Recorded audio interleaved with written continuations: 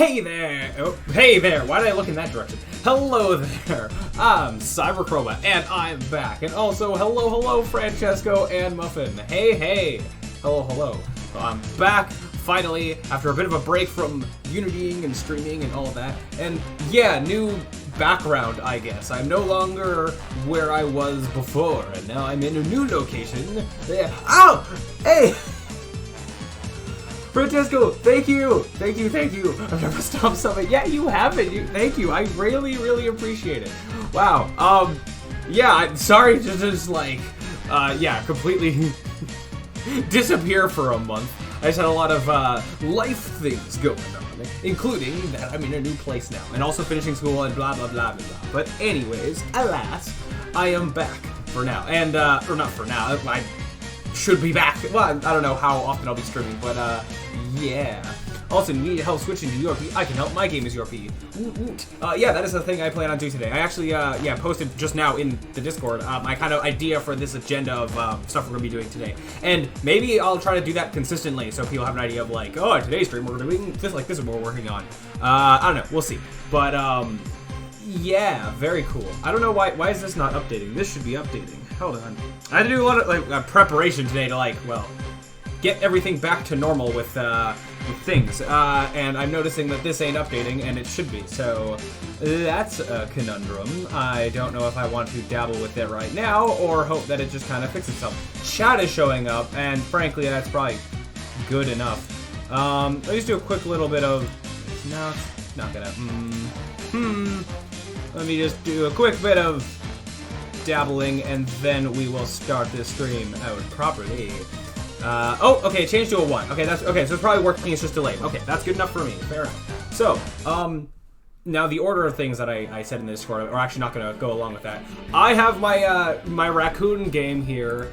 I'm gonna show it off later, I think. I wanna start just doing a Unity thing real quick, and also let more people, I guess, get into the stream if more people arrive, so I can just show off this once and not every 5 minutes. Sound cool? Yeah. But, well, in short, here is the game. Woo! Mostly, this environment's pretty darn cool, if I do say so myself. And then we also got Raz, and a bunch of other stuff that I will explain in time. But, the game is available now, so you guys can play it. It's not like... because it's just a school project, it's not a proper game. It's not like completely polished and all that, but it was first all it needed to be for the school project. That's all good and done and turned out very well. So yeah, now we are finally getting back to over on my other screen here, the Handyman with the Unicycle game that I had abandoned for a while. Because I had to, because I was super busy with other things. Also, starting this game was a school project, but now that that's done, I finished the demo that I needed to finish. I mean, I did that a while back, but then I got busy with a million other things. And now, I'm gonna finally be working on it again. Yeah, that is the plan. Oh, hold on, I'm just gonna turn down the music. I can't tell how loud it is for you guys compared to my voice, but hopefully it's fine. BRB. Alrighty, Francesco. Yeah, so I guess without further ado, let's get started. So, yeah, it has been a long time since I've worked on this game. As a quick little refresher, both to you guys and myself, of what this game's currently looking like. Let's...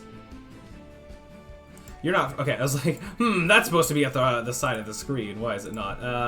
I upgraded the project to the most recent version of Unity. That's a thing I did off screen, off camera, whatever. So that was a minor thing. Nothing seems to have broken in doing so that's good. Or, sorry, not most recent version, just... I think I was working on this before in version 2021 or 2019. Now I'm working on it in 2021. I think. I might be wrong in that, but anyways. Yeah, so this is the game in its current state. I'll leave the audio muted for now. It's just random royalty-free music that's like, okay, sure. It exists. So we have this Unicycle guy, which will eventually have a human on there. I don't know if we will get to that today, but it'd be cool if we could. Just to get a person on there instead of this duck-looking thing. Yeah, I did say that in my last few streams, I've been doing like so much Blender stuff, or like some Unity things that were like setting up models and all that. I want to get back to actually programming things, at least a little bit. So if I do this, putting in a placeholder person, I don't want to spend too long on that. I might do something just extremely bare bones just to be temporary. I mean, this is already temporary, but even less temporary, but more temporary, whatever. Anyways, so in this game, mainly, the movement is really cool. I do like it. Yeah, very cool procedural animation stuff going on here. The main gimmick of the game at the moment, for now, I'll just recap what this is currently looking like, but a lot of it's going to change, so yeah. We can fix rides, and that's the main thing of the game. You see all these health bars that are going down. They are meant to be circus rides that we got to repair before they completely break. We got hazards to slow us down. We got power-ups that do different things for us. Speed boosts. We got... Oh, I died. Can restart the day with a nice curtain transition thing. That's very cool. We can be going backwards and forwards. There's a weird quirk, though, that I still don't know why it's happening, and I'd like to maybe fix it at some point, in that it just seems like going backwards is kind of happening more than 50% of the time. And I would... even though it's a thing, it's like, yeah, we can be moving backwards, I'd like it to be kind of more defaulting to moving forwards. But that's a tiny little quirk that isn't entirely game-breaking, but something I'd like to address at some point. Yeah, we also got tight ropes. That's a thing that I actually do want to, at some point, kind of completely redo how input is handled on these tight ropes. Mainly in that it's meant to work when you're facing the tight ropes head on. As soon as you're facing it like this, the inputs don't really match up to what's visually happening. So I'd like to change that. Also, maybe having some UI, taking inspiration from a lot of skateboarding games that have grinding in them, having similar kind of UI of how far you are balancing. Yeah, all that kind of fun, funky stuff. We also have a pause screen. We have a hub world. That's very minimalistic right now. This is just very temporary. There's also very temporary code that just, if you fall off the level, you just kind of get plopped right back where you were. Eventually, I'd like to do a sort of Mario Kart Lakitu style. You get picked up and dropped where you were. It doesn't need to be that fancy, just more so you respawn around where you fell off. Even if it's just a simple teleport like what just happened, but with like a particle effect. That might be easier. We'll see. We also have this tutorial level. Yes. However, this was just done for my school project. I don't expect any of this to be in the final game. Yeah, to a degree, I guess. But in terms of what I envision in a proper tutorial, not going to be like this. For the sake of, because this was a school project and I just wanted to show off all the different things that I had programmed for it, I decided that I wanted this tutorial to basically be like, here's this thing, here's how it works. Here's this thing, here's how it works. Very meticulously, for the sake of showing off all the things that I built. Whereas for like a proper game, you wouldn't necessarily do that. So I planned for an actual tutorial to be way more, less feeling like a tutorial and more just kind of ingrained into normal gameplay and whatnot. So yeah. But anyways, I won't go through all of this. Those who have been here before have probably seen this before. Anyways, that's a quick recap. Let's get to actually doing stuff. So what are we doing? So first of all, I actually was under a misconception. For some reason, I thought that when I was working on this project that I was doing it in the Universal Render Pipeline. I think I've said before, they're like, oh yeah, I made this in the Universal Render Pipeline. But no, I did not. This is currently in the default render pipeline. I was like, oh, really? Oops. Yeah, I actually want it to be in the Universal Render Pipeline for stuff that I plan to do. Mainly to be able to do shader graph stuff and VFX graph stuff. So I'm back. What did I miss? Hey, Francesco. Not much. Actually, you just caught the tail end of... I just recapped all of what this game is, just because I could. Both for you guys and for me, to remind myself of what we've been doing. Kind of missed a few things, but that's all right.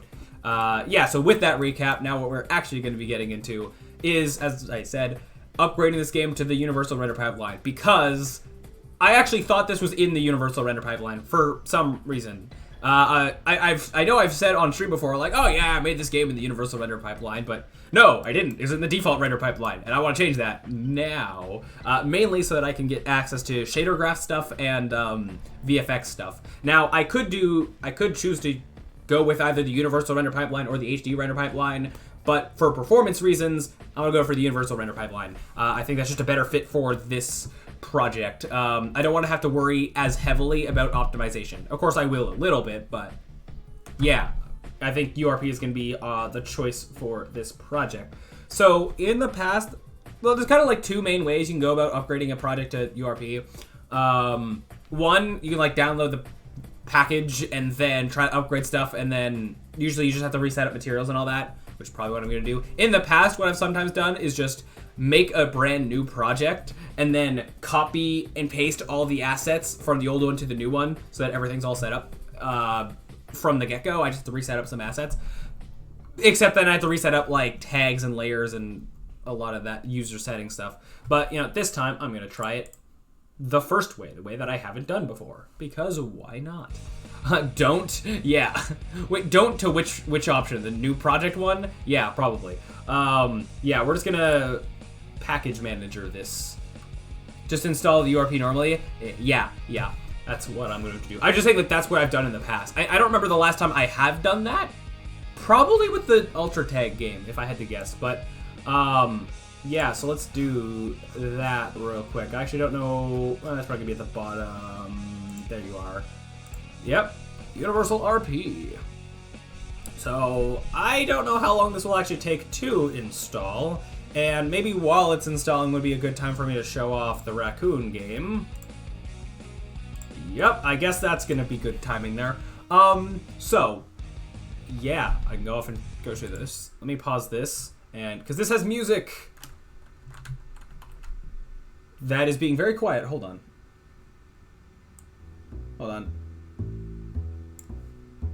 Why is it... Oh, wait, sorry. I have my headphones turned down a lot. That would be why it's quiet for me. Yeah. So it has two music tracks. They aren't that long, but yeah. So, as I maybe have said before, there's two versions of this game. A VR version and a desktop version. They're the exact same except for user input stuff, basically. In fact, literally the only difference, all we change is we have this first-person controller. We just turn that off and then turn the VR controller on, and that's the only difference between the two versions. So... that's cool. Yeah, we got a ball, and you throw it at... you throw it... That's our menuing. We're just throwing a ball at the different menu items. So, for those unaware, this is a trash sorting game. We gotta pick up garbage and sort it in the right things. We get score. Oh yeah, this is paper. Yes, of course. Wait, no. That's not paper. It's like... Or, okay. I don't know. Whatever. Anyways, it's fine. It's fine. No, yeah, anyways. Yeah, so sorting garbage and all that. That be things that we be doing. You get a combo, you get score, that I was in the negatives, now back to positives. Time, lots of fancy background stuff, like Raz, who was originally going to say voice lines and stuff. We didn't get time to finish that, so he's kind of just staying there idly, but that's okay. We also got that. I think it's installing stuff in the background, so it's going to be lagging a bit, so oops, oh well. And long story short, that's what the game is. Now, in a second, I do want to show off. You can, like, there's like a thing we were in the middle setting up for like people that pour out water bottles as more of a conceptual thing. It doesn't really do anything for the game at the moment. You can also drop things. And then we also have one of my favorite things, the trash compactor. That does that. That's meant to be for these. You're supposed to, like, compress cardboard. And yeah, it's a little funky, but it works. It does the job. And yeah, and then we have the things of kind of like what you're supposed to sort things into. These pictures come from real life, by the way. Ran out of time. Didn't attempt to have a score, so yeah. Gotta throw the ball. Woo! It functions. It works. It does the job. Also, yeah, it's not. It's fine. It's good enough for what it needed to be. Yeah, the idea is that, as I said, my school might be using this, but not in this state. The idea is that they're going to continue to have people work on it and and I don't know, whatever their plans are for doing that. But anyways, that's this. This was a group project. I didn't mention that, or maybe I have before. I didn't just now in this explanation. I did a lot of this environmental stuff. Actually, most of it as my handiwork with most of this, and I quite like how a lot of this turned out. Yeah, this is quite a venture to make all of this. It was very much took a lot of work. And taught me a lot in terms of like kind of how I want to approach some art things with Handyman with the Unicycle. I think I find it interesting that I have some things textured, some things not. That's just how this kind of turned out with individual things in terms of what I thought looked coolest. But I'm stalling for time as I'm waiting for this to get into play mode so I can show off something. Again, it's installing the URP stuff in the other scene, or in the other Unity project, so I imagine that's making this be slower. It's hopefully fine. Okay. I just wanted to show off that some of my favorite models in this are this crane that isn't even textured, but it looks just fine with not being textured. I also brought in these antennas that I made in the other game, in Handyman with the Unicycle, just to have things be waving around, because random little moving things be cool. And then also, I think my favorite thing in this, that was one of the last things I made. Whoop. Okay, if it could stop stuttering. This is a forklift that I made. I think that turned out really well. And actually, if I pause it, I think I can just see it idly over here. Yeah. I think this thing turned out great. And it's not textured at all. And I think that's fascinating. That aesthetically it's cool. Yeah, very cool. I don't know if you're referring to the whole thing, whole environment, or just this. But I quite like how this turned out. And the fact that it's not textured, I don't know, is interesting to me. Because we also ran into a lot of problems with texturing just in terms of finding textures. Because I didn't make any of them. I just tried to find what I could on Google Images. And as I've said before, I don't necessarily like being limited to that, because then I am like, I could have an idea in my head of what I want for a wall texture, but if I can't find it on Google Images, then like that's a problem to a degree, right? But I think it's interesting that anyways, this turned out well. Blah blah blah. Also, just thing to mention is that you all remember how long this took to make. I was working on this for like a week or two straight, just to make what isn't like that much environment, given like how much space it is. I mean, I like it. It turned out well for this VR thing, for being entirely just a background aesthetic thing. But for Handyman with a Unicycle, there's gonna be a lot more environment that needs to be made. So I think, it might be better to kind of tone down how much, make the like individual things a bit simpler, so that we can have a lot more environment, or I don't know, we'll figure it out. But anyways, okay, this already it's installed, except that's not all I have to do. I believe I've never actually done like this way before. The fact that my materials aren't all pink, I mean, I'm pretty sure that something still needs to be done. I could Google it, probably will in a second, but I just sent a progress update for my game in the server. Have you seen it? I saw the notification. I have not seen it yet, but it'd be cool to do so. So I can to do that. It's in edit URP. Gotcha. Yeah. I thought it was something that would like prompt up automatically, but I guess not. Edit. It would just edit URP. Edit. Oh yeah, there's like an upgrade to URP. Selected, I'd like a build all option, preferably. Because I don't think anything else is, just edit URP. I imagine there's some rendering URP. That's weird. Yeah. I mean, it says selected, so I imagine if I selected my materials, that would pop up. But the fact that, I feel like that's going to cause problems because something else needs to be done first, would be my guess. I can just Google it. Let me just... Yeah, probably be faster to just Google it. Sorry. Okay. There we go. Yeah, okay, let me just, Unity, upgrade to URP. see what we can find. Not just materials, but like the whole project. I think there's like... Yeah, configuring. Blah, blah, blah.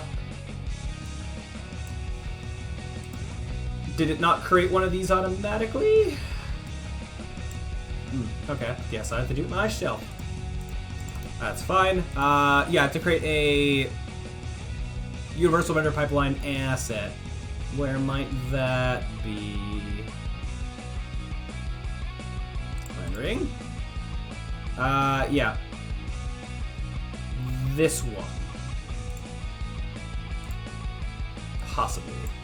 Oh, it made two of them. Unless that other one was already there, which is the duplicate. I don't know which was the one that I just made and the one that was kind of there. Oh, wait, no, it made both. No, sorry, these are two different things. Right. My bad. Yes. Okay, so made those. I'll name them later. It needs both. Yeah. You need to create the UR asset and setting graphics. Yep. Getting there. Alternatively, navigate to the assets, create, blah, blah, blah. Add the asset to your graphics settings, edit, project settings, graphics. Yep. Over here, graphics. Yep. And then just got this. I'll name it in a second. There we go. That's the result I expect. Cool. I mean, I don't know really what to name this at the moment. We're just gonna, I'll just leave it kind of at the default, but like without getting rid of the new, oops. Universal render pipeline, asset render, and I'm sure it's fine. Oh, you made, why are there three things? I am skeptical. Oh, they're just global settings. Okay, sure. You know what, I'm just gonna also put these in a folder. URP settings. I guess if I can spell things right, that would be good. Okay. Cool. And then gotta upgrade all the materials, which should be fine. Start here, I guess. I know there was, Trying to think of how I can just easily select everything. I can do this and then select those just to start. I know there are more, but I'll start here.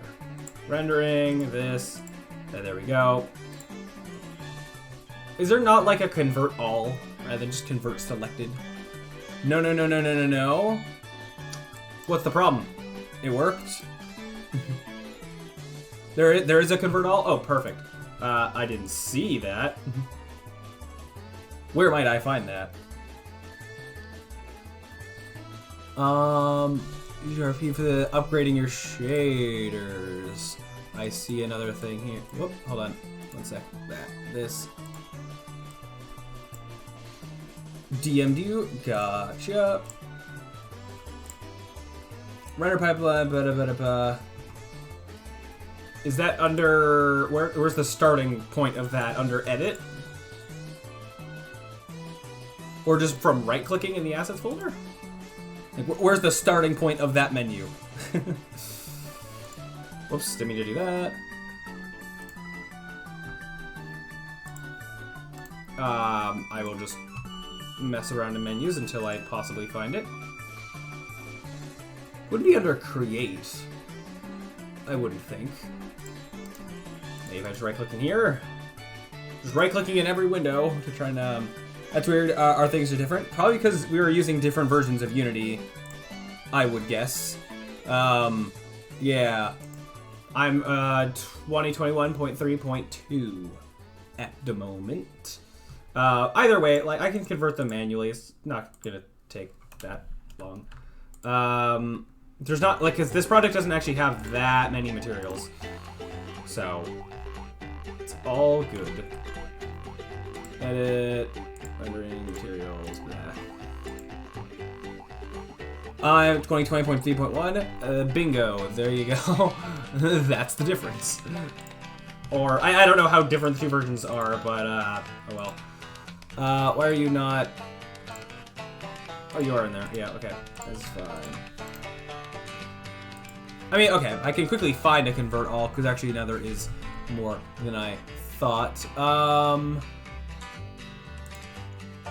Edit, render pipeline. Hold on. Edit. I don't have a render pipeline option. To upgrade built-in shaders, open your project in Unity. Go to Edit, Render Pipeline, Universal Pipeline. Which isn't there. So I know sometimes when you install packages, restarting Unity can be a thing you need to do. So I'm going to try that real quick. Maybe there's a shot that'll refresh all the things with re-importing packages and all that. In a minute. Yeah.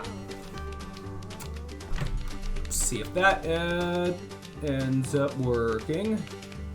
Apparently, yeah. Edit, render pipeline, Universal render pipeline, blah blah. Upgrade project materials, URP materials. Yeah. And we shall see if this works. Probably should have backed this up beforehand, but oh well. Or I do have it backed up on GitHub, but I don't think I pushed in a while. Hopefully, it'll be fine. Any differences? Nope. Okay. I mean, I can Google it for specifically this version of Unity. There's one thing a programmer is, it's a professional Googler. Unity, let's go 2021. Upgrade materials to URP. There we go. Not upgrade project, I want upgrade specifically materials. I meant library. Or that's just, no, never mind. Okay, yep. Did this. I don't have that as an option.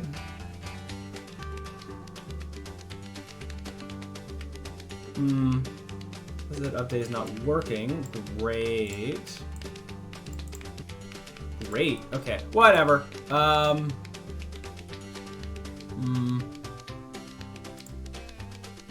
Unless, okay, so something is potentially not working with upgrading every material. Okay, might be faster at this point to just, like, I could either keep looking for a solution, or I can continue doing them manually. At this point, just finishing doing the rest of them manually might be faster. It's not being impatient, it's just being efficient. Okay. And also, like, this isn't that bad to do. Again, this project isn't massive. There's not that many materials. Especially a lot of things that might not be sticking around. Hold on here. Yeah, let's just actually do this more efficiently. That train is just the train, not... Yeah, okay. Over here. Blah, blah, blah. Alright. I don't know if that's everything. I'm gonna guess that I've forgotten something. Let me do a quick hop into play mode and just see. If I notice anything out of the ordinary immediately. Oh, that's great. Ah! Okay, what's up with the camera now? That's not what I was expecting to see. You are using default render, sure. I know probably get to, re-enable post-processing. Yeah, probably get to reset up some funky camera stuff. Why is it just... I recognize this color as being like the default clear flags color, whatever thing. Don't know why it's happening. Let me just put that over there for right now so I can just see both. I can see stuff in the scene just fine. I could, as a test, if I just make a new empty camera real quick, does it have the same problems? And if not, then I can look at the differences between them. No, so new camera doesn't have the same issues. Fascinating. Nope, hold on. Okay. So, what's the difference? What are the differences? Other than, so field of view is not an issue, culling mask, and priority. the tag of main camera. So is it just...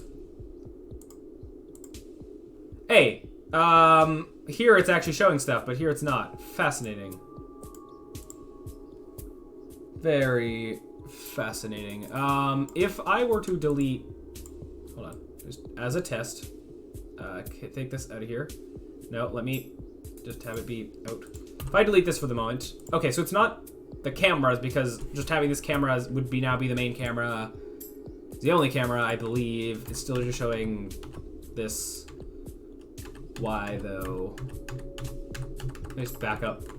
There's deleting that. Should be fine. Okay, of all the problems I was expecting to see, this was not one of them. Why?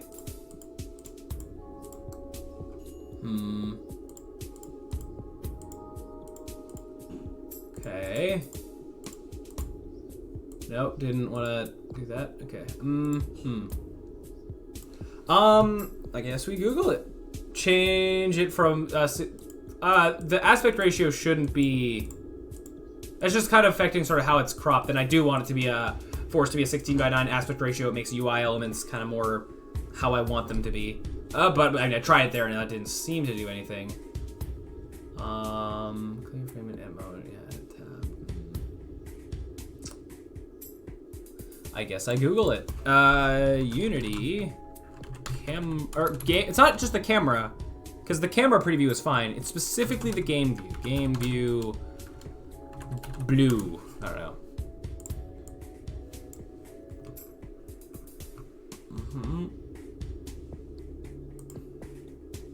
Game view just shows up the screen.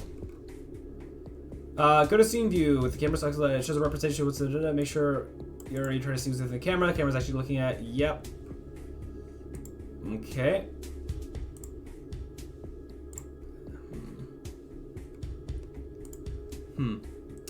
To full HD won't change your current issue, I don't think. Yeah, like which thing this is at isn't affecting this current problem, but yeah, I can do that. Culling mask. So the thing was, like, I can change the culling mask. I have it set up to be rendering certain things for a reason, but I set it to nothing or everything. Again, the mini... Hold on, let me actually undo that, because it's set to certain things for a reason. This preview here is showing, like, what I expect to be seeing. Hold on. I thought that I put that at half. Okay, so that's interesting. Can I put that... Oh, no. Can I put this back being anchored at the bottom, please? Fine, good enough. Or is it? Is it actually gonna... Ah, yeah, okay, that's fine. Oh, interesting. I do see gizmos. Ooh, interesting. There's also the whole thing of, I actually have multiple cameras. So, let me actually manage something. It might be something with this. Let me double check, just so that I know something isn't being overridden weirdly somewhere. Interesting. Let me double check where all my cameras are. Are all of them child objects of this? Let's see. So I have the minimap. I'm actually going to be set the priority of the camera to 1. Can do. Still didn't do anything. Although the priority of the camera affects what ones are rendered on top of what, and I need certain ones to render on top of other ones. But here, let me just... If I get rid of that... Why am I not seeing a note? Huh. Interesting. Okay. Informative. I disabled these cameras, and I'm not getting this. I'm not getting a no cameras rendering, which I think means that there's another camera doing things that I'm not expecting it to. My guess is like the mini-map cam. This one should be going to render texture, but maybe it's not. No, you are set to do that, but let me disable you anyways. That's the canvas, but why is... If I disable everything... There we go. So there's something that's still rendering. What is it? I'm just gonna disable objects until something... Until I see that say no cameras rendering, because yeah. We're just gonna... Okay, something in here. Is it under this canvas? No? Under here? Oh, you... No. What? Wait, the transition curtain... Why do you have a camera? It imported these empty game objects from Blender, but they're just empty game objects. Like, this isn't actually a camera. No, yeah, so it's not actually effect. Oh wait, transit. Oh, what was this about? Why did I have this? Oh, I get it. I understand. I see the problem. This should be at uninitialized, and then I can bring back everything else. Haha. Okay. I see you posted a thread. Yeah, I think that's... Oh, I forget that I'd not... You can't see my other screen. Oh, no, okay, I thought I had that thing open, but no. I figured out the problem. It was just that, when up... How do I word this? Okay, so, the problem's still there, but I know how to fix it. Because I have multiple cameras, and it's supposed to be like... A lot of UI cameras where it's supposed to be just like render the UI things and then have a clear background. They're not doing that right now because I guess the camera settings were different going between the different pipelines, and I got to reset up some information. So I just have to go to every camera that I have and make sure that they're all set up properly. That stuff wasn't done automatically, which is fine. So let me double check how many cameras do I have, which I think we might be finding ways to reduce the number of cameras, but we'll see. Okay, so it's just these three, right?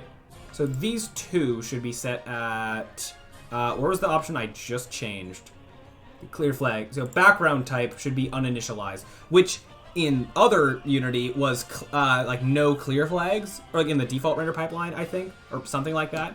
And that there be part of the problem. So now it's just black.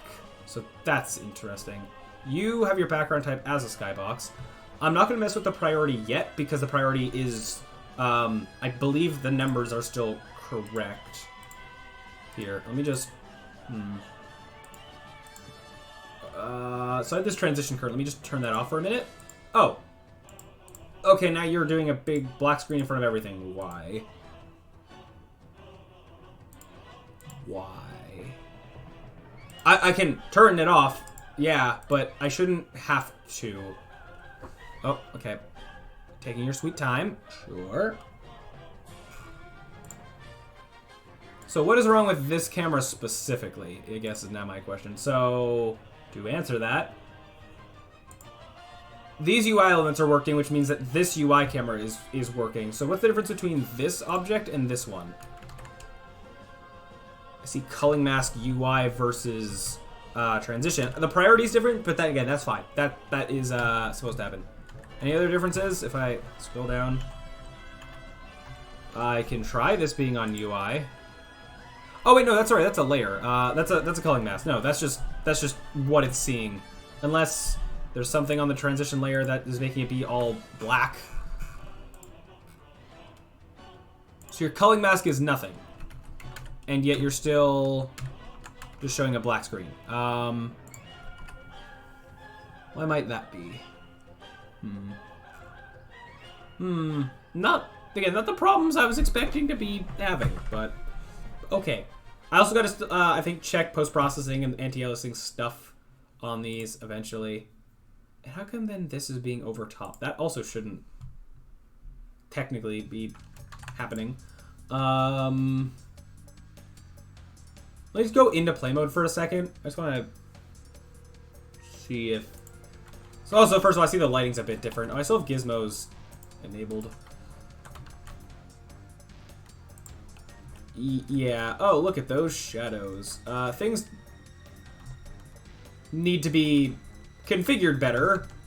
Oh, very much so. Oh, yeah, no. We'll, slowly sort all of that out, hopefully. I mean, I get that this is probably way better on performance, but it's not ideally what I want. That's a thing with cascading shadows that I think I had to set up. We'll get there. One thing at a time. First thing, why is this camera being weird? Oh. Hey, okay. These ones automatically knew they were... Okay, so these ones have to... No, that's... Okay. I saw overlay being a thing, and technically... I don't actually know what that does.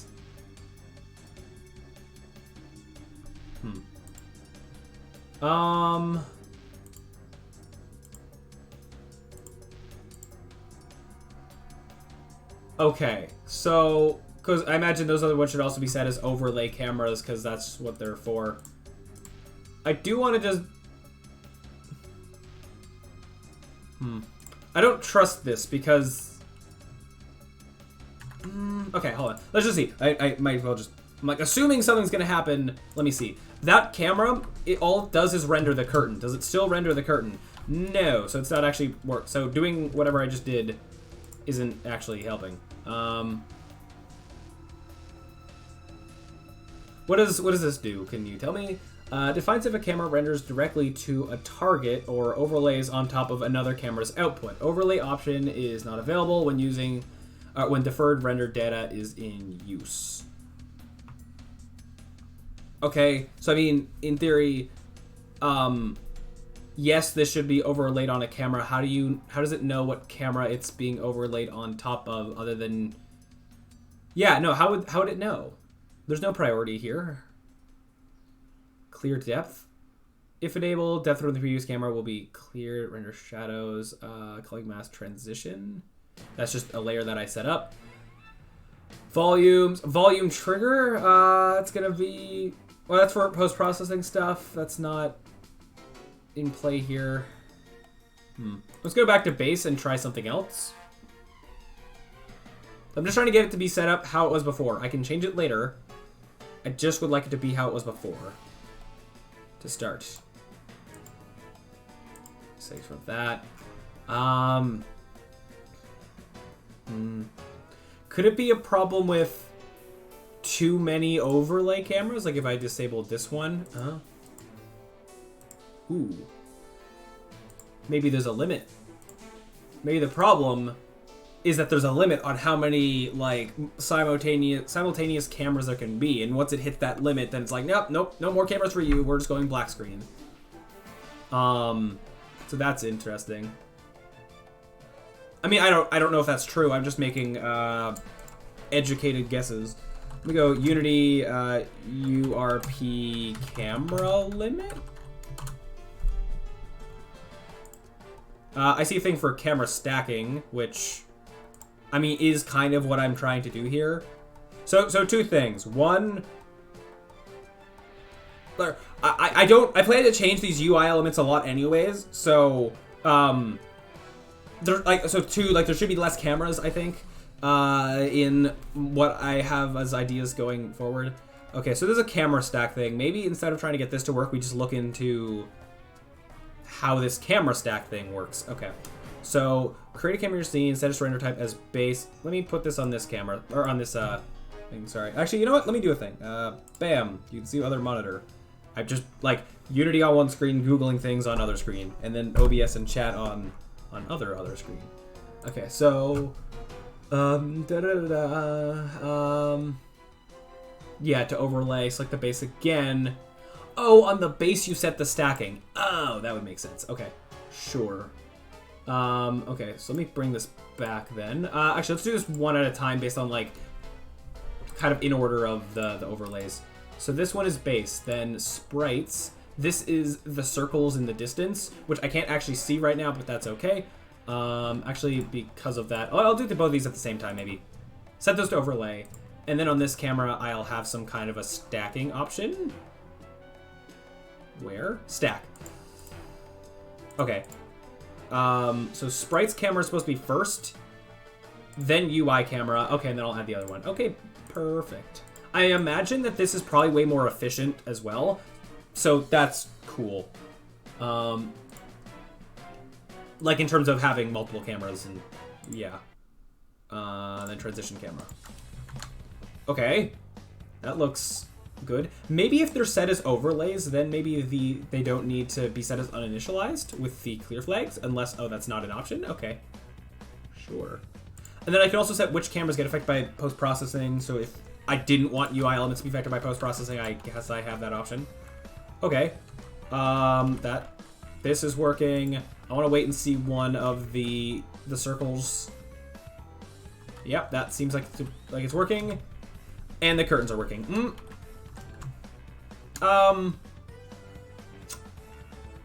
Make your one camera overlay no longer exists and will be removed from the camera stack. Oh no. Oh no. I see an issue. I forgot that. Wait, no, okay, it might be fine. I think the transition camera should be a base camera because it doesn't, it needs to go on top of everything and also stay existing. The transition curtain goes between scenes. The main camera does not. Actually, because of changes I was going to be making, it might anyways, but for now it doesn't. Because I might actually be doing stuff with having the player game object also persist for between scenes for reasons that we'll be getting into later. So let me just try this to start.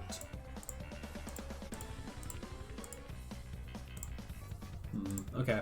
So uninitialized just means a black screen. Why?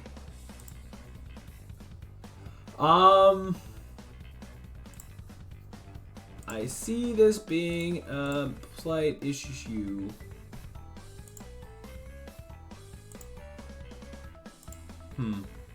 So, okay. So, I mean, I could have code that, like, solves this by, like, swapping them out, making this a base camera. Oh, wait a minute. Weird idea. Oh, okay. Crazy weird idea is that what if this was the transition camera was the base camera and everything else was an overlay? Then the curtains wouldn't be on top of it. Of course, never mind. That doesn't work that way. What about? Trying to think of how else I could go about this. So I, in theory, need these two cameras to be independent of each other. They don't reference each other because one's gonna get deleted. But this one to, when the time comes, I just need it to render those curtains. That's all this does. It just renders those curtains on top. In theory, that could be on a different, no, because it needs to stay. It needs to stick around. So how best to do that? This, like, uninitialize is just painting everything black as opposed to what I would prefer it to be doing, which is being, on top. But the other UI things were able to do that. I don't know why this one's not able to. Let me just look into Unity URP render base camera on top of base camera. That's basically what I'm trying to do here. Just see if I can do that. To skirt around the overlay thing. Okay, Unity plus deferred plus camera stack. Not problem. Oh, it did say that it would have problems if I switched to deferred rendering, which I guess I can try to not do. Unity renders only the base camera on the deferred rendering path, which Unity renders all overlay using the forward rendering path. Got it. As expected,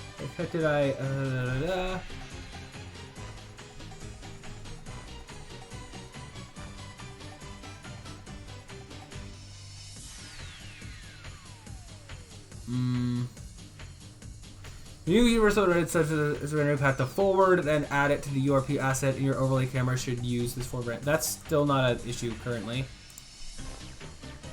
Rendering from multiple cameras to the same render target.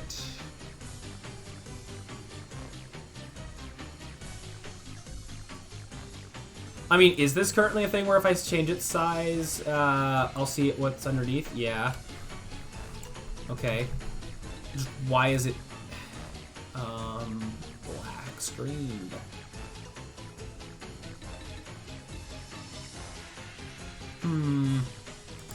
What else can I Google that?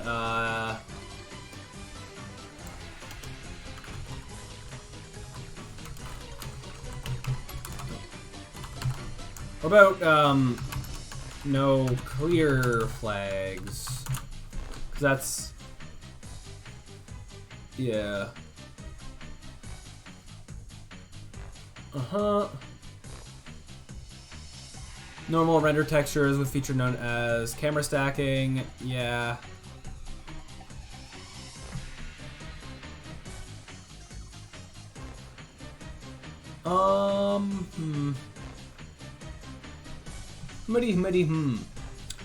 Very perplexing. I didn't think that this would take this long, but oh well. Okay, ancient changes. This for the render texture. I'm not. I don't think render textures are what I would want to use here.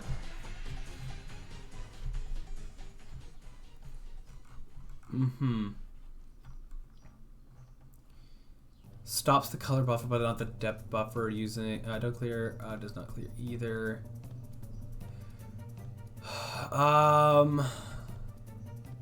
Okay. Custom note. It has a built-in. No, I don't need another. Let us second. Hammer out. Make a blah blah blah. So again, another workaround could just be that I try to have the player camera not get deleted. That feels a little like unnecessary though.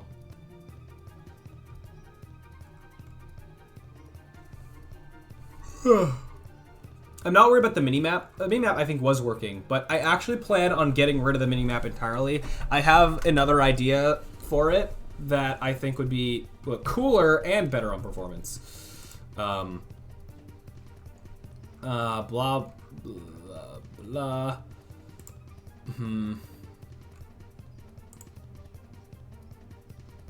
Camera have a background color. Yeah, but camera stacking, I can't use.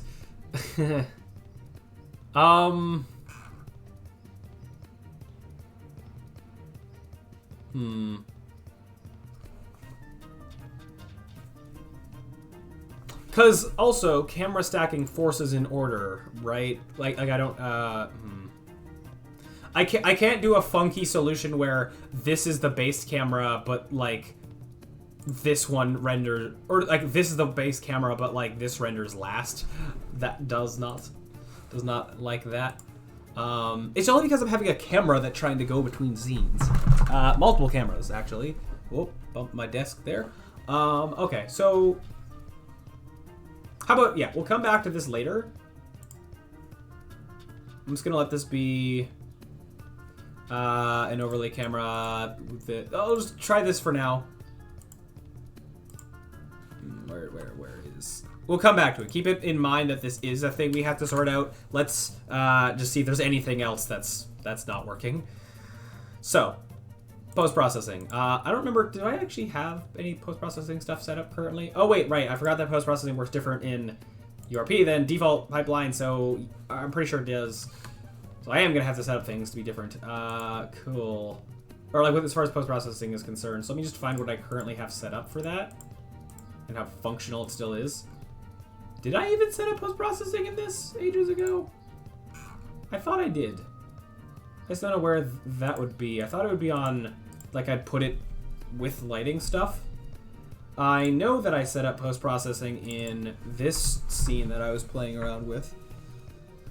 So let's check there. Oh, that's interesting how that's looking. That is because post-processing isn't doing anything at the moment, I believe. This, well, looked effectively the same, but, yeah, different. Scalable ambient obscurance doesn't work with scriptable render pipelines. Cool. I didn't need you anyway. Actually, wait, no, I probably do, yeah. I'll have to, yeah, finagle all of this, but I'm pretty sure this just isn't doing anything at the moment because I have to... is just checking this going to be enough? No. Okay. One thing I often do that's very, like, obvious to see is a vignette. To see that anything is happening. Currently that would be a no. What else am I missing on what I'm having to set up to get this to work? Check post-processing. Do you still have the post-processing layer? Let me just double check. Yeah, just Unity URP post-processing. I always forget, like, what you do in each pipeline specifically. You're telling me how this exists and not how to actually set it up. Okay. You have a volume. You check that. You make a new thing.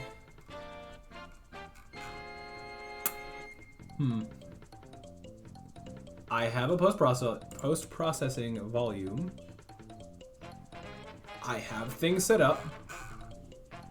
The layer of the volume doesn't seem like it matters. I'm just gonna go with exactly what I'm seeing, where it's just set to default. But then this would have to match this.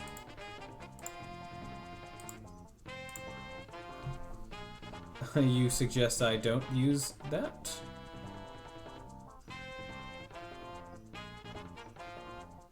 Oh, you have a script it's just called volume? Hold on here. If I get rid of that and hold on here.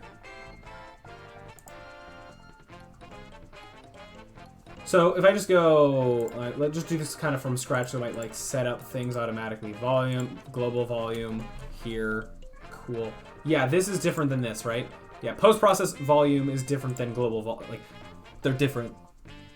Effectively the same, but I imagine just because pipeline. I can't select the other one. Interesting. You are that different. Okay. Sure.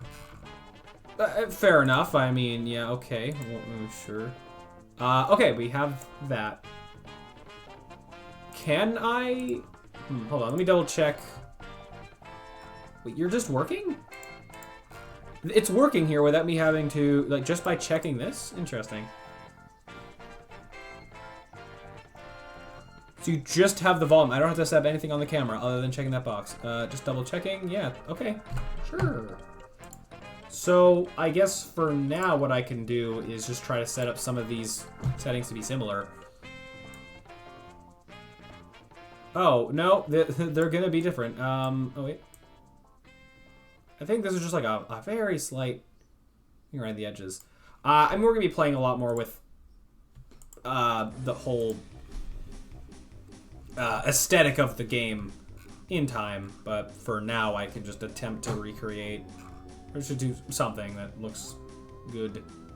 So ambient occlusion I think is done differently. Yeah, so let's just go bloom. What did I have these? Hold on. Let me just try to make this easier on myself. How much do I have? What did I change here? I don't think much. I don't think I changed anything. Or sorry, I didn't. I changed very little.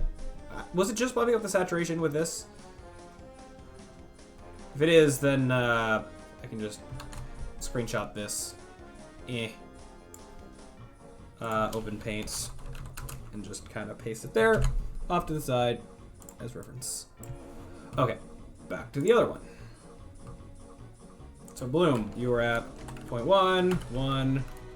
Ooh. Scatter is different, unless it's just the same thing as soft neat, but like just different terminology, but maybe it's the same thing. I don't know.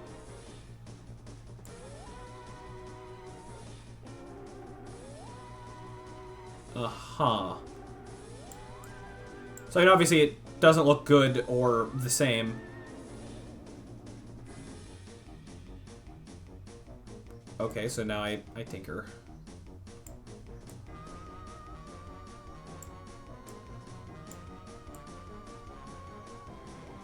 Don't know what I'm after specifically, but just messing around with what results I can get.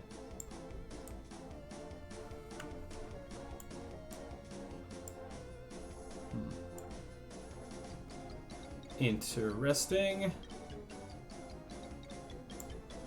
That kind of makes like a subtle fog over everything. I don't know how much I like this, but again, we're just messing around. Whatever. Anyways, okay, so good enough. We come back to it. And then I just had a bump up in saturation, was it? That's gonna be under color grading isn't an option specifically, or because it's like more separated. Well, I did have the color grading mode as low definition range or whatever. Yeah. Either way. So then I had. Oh, that's very. Oh, that's starting to bring back kind of how it used to look. Okay. Mode. What would that be under? Tone mapping, I think? Yeah.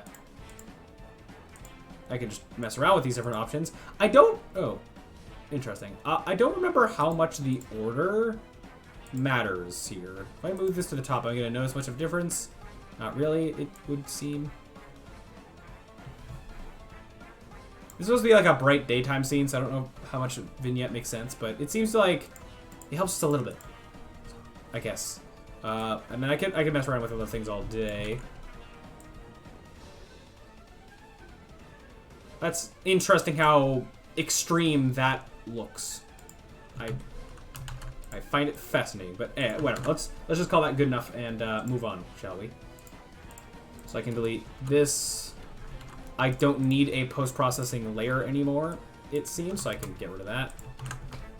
Won't even need that minimap layer, or that minimap only layer eventually either. I should also be fine on just copying this. Yeah.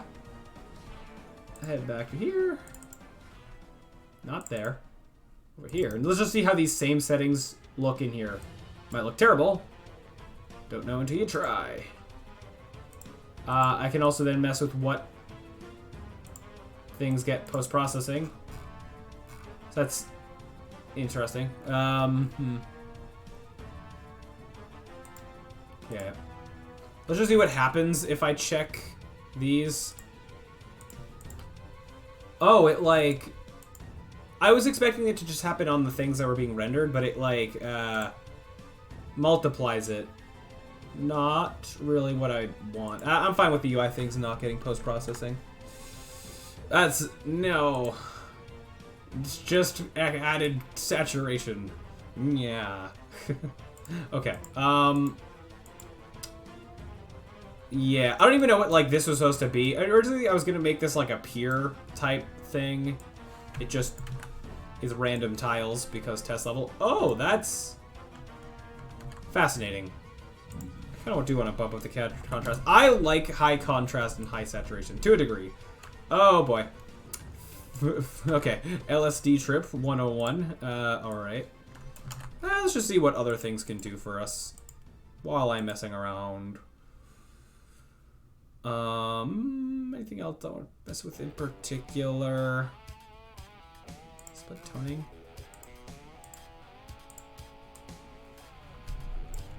Darken shadows and do stuff like with that. For tints as well.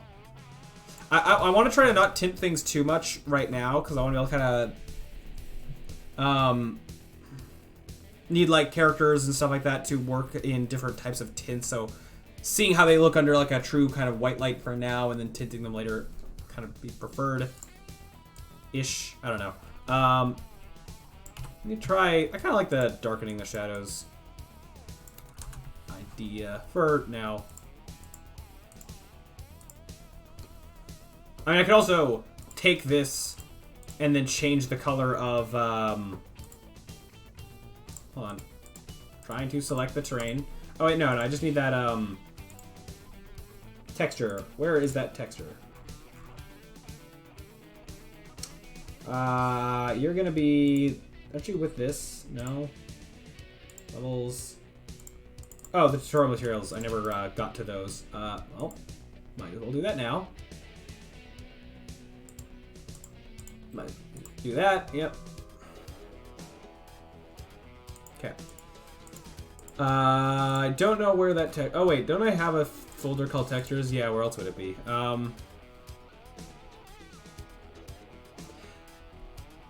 Like I could change the tint of this, but you know what, whatever, it's fine, it's fine. I'm just gonna, as I said, I don't want to be doing too much art things right now. I want to be focusing more on the programming. Let's just say it's fine. Actually, I'm gonna do one more thing. I can affect the percentage. How much does that? Let's just put this at like a 0.5. No, it doesn't need to be too strong. Okay, next thing. The shadows are weird. Let's see if I can figure that out. Two things. One, the shadows are just. Wait, is there? There's a lack of anti-aliasing going on, I think.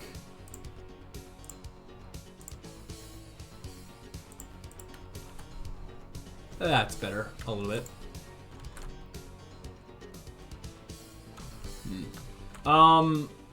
Yeah, so two things. One, shadow quality. Two, this fade thing that's happening. I'd prefer if that, like, I get why it happens for performance reasons, but if I could just kind of push it further back for when it happens.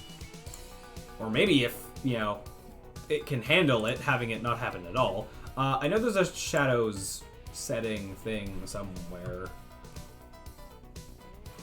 Oh, you're not using this, and you probably should be. Okay. Shadow mask. That be it, probably. Oh, hold on. The fact that I'm still seeing this in the inspector means I think that's still happening. I actually don't know what, on their own, that doesn't, like, that doesn't do anything. I need to find the settings to change stuff about that shadow mask. Is that going to be coming from the URP asset itself? Yes, it is. Oh, yeah. Okay. Oh, yeah, the cascade thing. Yeah, that's a thing. Okay. Oh, yeah, I can also switch to soft shadows, which can help the jaggedness a bit.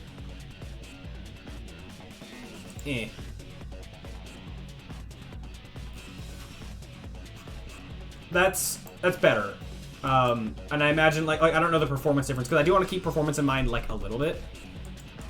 Okay, then I can switch how much, you know, what these things that happen, like, how these fade at different distances. Oh, wait, hold on. How do I change? Oh, max distance. Perfect. I imagine, yeah. I don't want. Oh, what the? Why would that affect the near shadows? I mean, I can let that be happening. Probably don't want to, though. Oh, you know what? Oh, I think I get why. I think I know why that's happening. The larger the max distance is, the shadow mask is like, it gets like less resolution for individual area because the overall size of the shadow mask is larger, which leads to it being blurrier in certain, like, the areas. Yeah. Okay. I also don't know if I need the multiple cascades. Just mess with that real quick.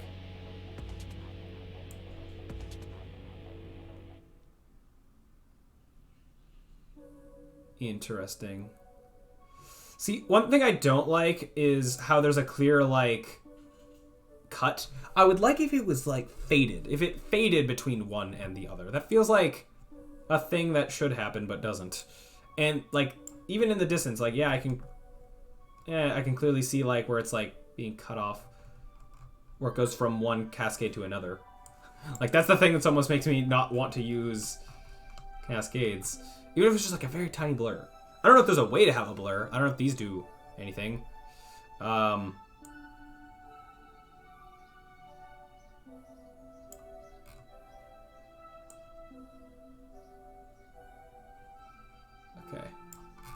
I mean, if I do that, then it's just going to be no shadows or shadows. Now, to be fair, like, I'm looking around in the scene view or whatever, if I'm, you know, looking close with, you know, player camera and all that. Because also, I can make this super large if I really wanted to. Oops. But then you know, that has its own issues with performance and whatnot. Can I actually control how much? Oh, shadow resolution. Oh, you get a... Oh, okay. So I can affect you. Additional lights per object limit. I'm gonna bump these up for now.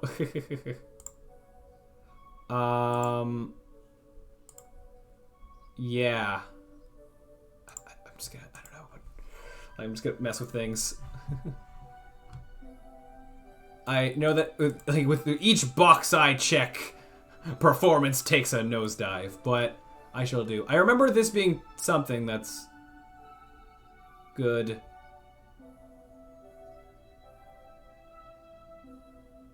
Yeah, I don't know. Stuff I can mess with later. Train holes. Interesting. This decreases build time. I mean, okay, so I don't plan on using Unity's terrain system for anything in this game. I did use it to make this, but I hate how clearly jagged the edges are. By just making it a Blender model, I can avoid that problem, so I don't plan on using Unity's terrain system for this. Yeah. Okay. Okay. I mean, even frankly, yeah, even like blurry shadows like this can be a look guy. Like, can be, you know, an on-purpose thing. Doesn't need to be super crisp. In fact, that can sometimes look better to a degree. I mean, it's definitely better than that. Now, what does this do? Oh. Interesting. Interesting. Kind of like them being thinner. Let's try that. And I could maybe change this on a level-by-level basis to a degree. So, yeah. Okay. I don't know if I probably should, to some degree, have this this cascade thing, because it probably just helps with the performance in the distance.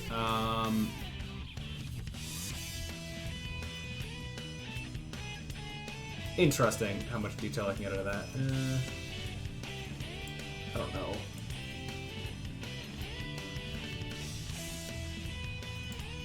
I don't know if any of that has helped, but looks basically the same. You got a decent amount of detail.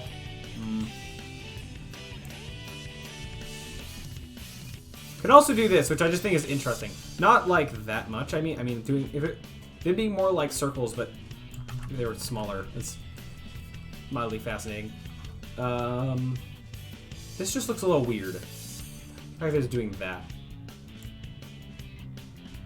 Well, that's because of the little, like, circles. Now, a lot of this stuff will be actually, like, moving.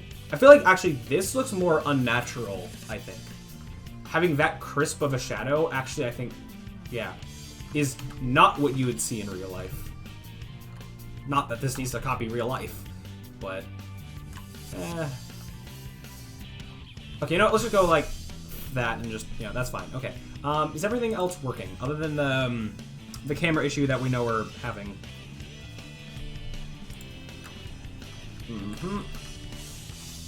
Oh, why am I moving faster?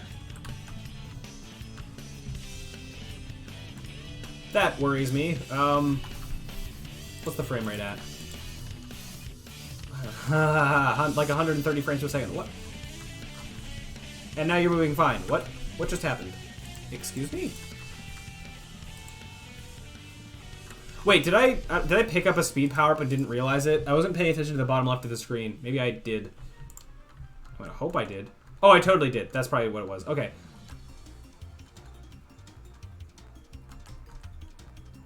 Okay. Whew. Yeah. Okay. Sure. Whew. Glad that's not actually an issue. I was like, I'm pretty sure my movement is frame rate independent.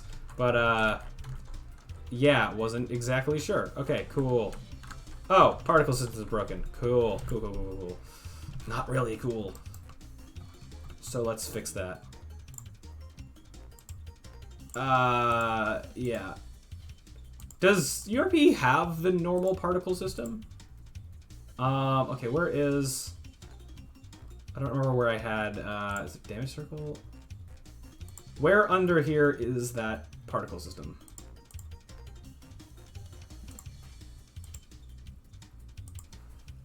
Why can't I find you? Why am I not seeing you? Wait, what? Okay, hold on. Let me just... Do I go into play mode and click on the Steam? Then I might see it.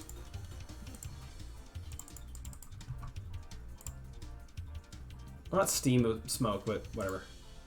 Smoke. You were under... Oh, blue card model. Yeah, okay. The problem is your renderer. And your problem is this, I think. No? I know that I'm not really supposed to use... I think Unity's like particle system here, because that's what they have the VFX graph thing that's kind of the replacement for it. But for now, I would like if I could just get this to be just working good enough.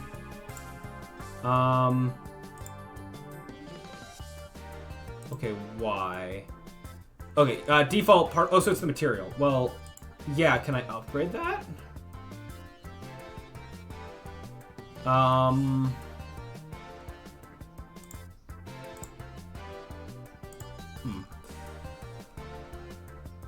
You're using that. So if I just give you a different material, then you might be fine. I mean, I like...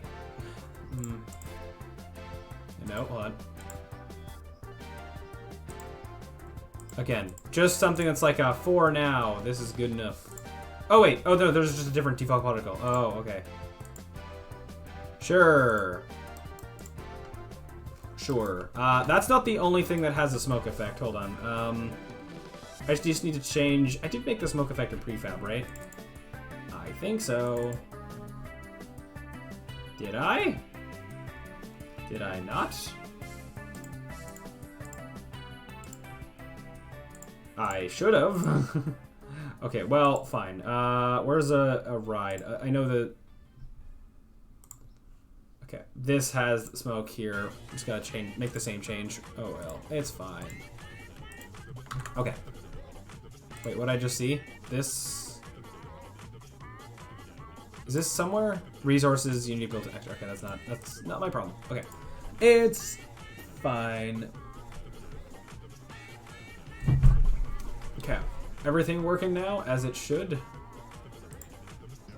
Let me just wait a second. Well, I could wait for a ride to fail, but I can... Smoke's probably fine. The one thing smoke is fine, so... Guess what I can check real quick is... Actually, I can't go to the hub because that's broken, right?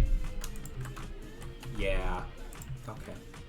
Actually, well, one thing I can do is... Trying to think of a good temporary fix. Why is that up there? Okay, sure. Wait, I thought I put on anti-aliasing, or did I do that when I was in play mode? Oops.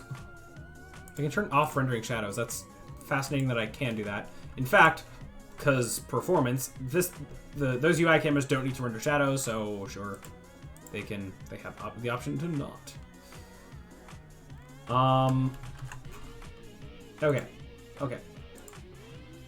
So, what am I looking for? What am I looking for here? First of all, I'm gonna put the global volume underneath. I like to group it with lighting, just because it's lighting related. Just to kind of tidy things up a tiny bit. What am I looking for? Okay, the transition curtain, yes. So I just turn off the camera and make it non-overlay camera anymore. Well, it can stay an overlay camera. Whatever, it's off. It doesn't matter. It just needs to then not be on here. So we temporarily don't get the curtain, but things shouldn't error. Oh wait, I was also going to apply prefabs.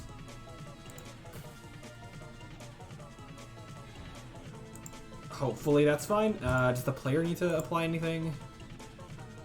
Apparently there's something.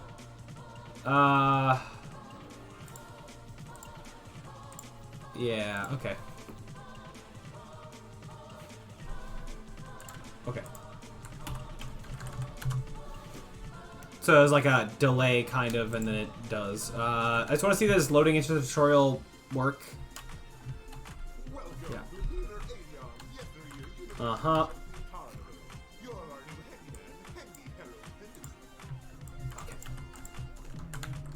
Everything seems functional. Cool. Okay. Woo! That's an item off the list. I should have... Well, I wrote these down, but wrote these down in a way that I can cross things off. 1 second. Let me go gather that list again. That was over here. So that was that initial setup stuff done. Cool. Let me just paste that in a notepad document. Close you. Yep. Okay, show off Raku game. Did that.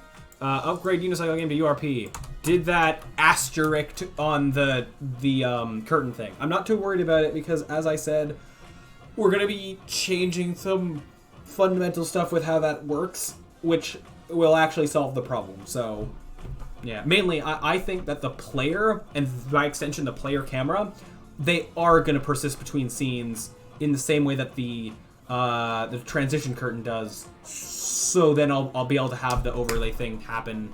So that should be okay. Okay, so now... I didn't spell that right. Oh, no. Okay, so now... Actually, I'm just going to fix that in the other place because I can. Now I wanted to mess with the programming thing, and now we're going to finally get into doing some programming stuff. So this isn't... this is kind of for the game, but kind of like a thing I want to do, like a mini project on the side that, if it works, I'm then going to potentially use it in this game. And this is mainly, almost entirely, for a performance thing that I wanted to play around with. I basically wanted to try seeing if I could, given an object that moves, maybe it rotates and scales. Actually, for now we're just going to focus on movement. But let's say we have like a cube that like falls under rigid body physics, or does the rigid body physics things, or even if I just drag it around the inspector, maybe, moves around in some capacity. I want to record its movement, save it in a file, and then be able to play it back. So then, like, I could take the rigid body off, put some other script on it, hit play, and then it'll copy that movement. And the reason I want to do that is, as I said, for entirely to see if I can do make things better on performance. Also kind of for fun to see if I can do this in general.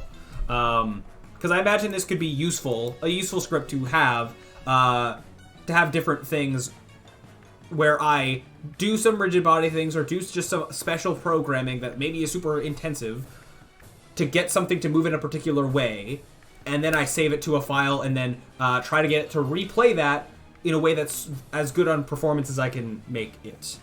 Yeah. And one application of this is on these antennas. It can also help on some things that move a bit randomly. It can help remove that randomness to avoid potential issues. So, like, we're going to start getting this to just work, I think, with just moving transform positions, and then we might take that onto rotations and scales.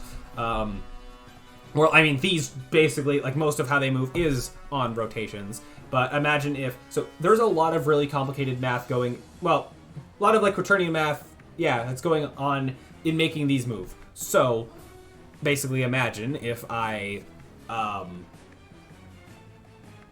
Why are those shadows so blurry in the background? Uh-oh. Hold on.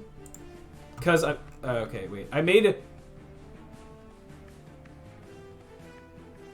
Hold on. Let me just sidebar into why is this not happening. I mean, I don't have anti-aliasing on, but it shouldn't have been the problem. Why is this not doing anything? Because this isn't the scene view.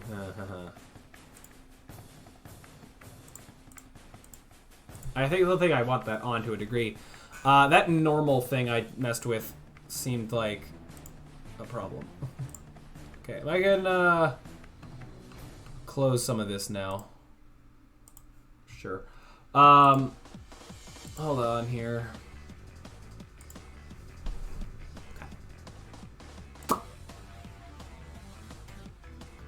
Where were the shadow settings again? Oh no, it's directly in the asset. Yeah, got it. Huh, interesting how that is. Okay, did that, da. Was it because of this? No.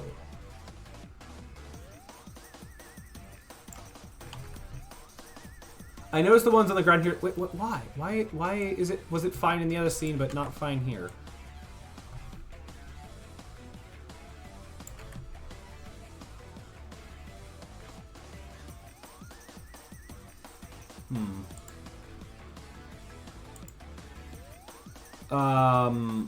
Okay. I mean, I guess I'll up the amount of cascades. It seems to like it. Also, yeah, these are still having some quirks with them, but that's okay. I don't know how much we're actually going to use those in the game, or I might, I don't know, readdress that at some point, but yeah. I have a bit of the fallback, I guess. Sure. This saves even when I go out of play mode, I'm pretty sure. Okay, whatever. It's probably fine. I will just set that back to that. I don't know if that should be done on the overlay cameras. Probably. Okay. Let me just test. Let's just see what happens. Oh. Doesn't have an option on an overlay camera. Sure. Vision culling. Yeah, okay. Sure, okay, sure, fair enough. Yep. Okay, so with that out of the way, back to the thing that I was testing. I could do this in a new scene. Probably should, just kind of the same way I was with this. Just to kind of keep things isolated and just easy to test with. When I'm doing more player-centric stuff, I think I'll do that kind of in one scene where my idea is to have kind of just like a long strip of like hazards and you know, different stuff like that we're going to be building. But for now, this is more just different isolated things that we can build on their own and not have to worry about player things at the same time. So this is going to be, trying to figure out what to actually call this. It's like animation recorder testing. It's like, I don't know if you call it like animation or rigid body stuff, or I mean, it'd be a combination of any of that. It's ideally anything that gets a transform to move. It just records that. And also, so that the file sizes aren't too huge, my idea was I can set a frame rate, so I could say like every 10 frames, take that snapshot, and then record all of that, and then play it back and like interpolate all the rest. Maybe I was gonna maybe look into that. I don't know how successful this is gonna be. For the record, it's just an idea of like, oh, this would be cool if it could actually work. Yeah, let's see if it works. So let's start with just call it the same thing, animation recorder. Now, I imagine I'll probably have two scripts, the recorder and the playback. I mean, I could have them on the same script. I just think they should be separate, probably.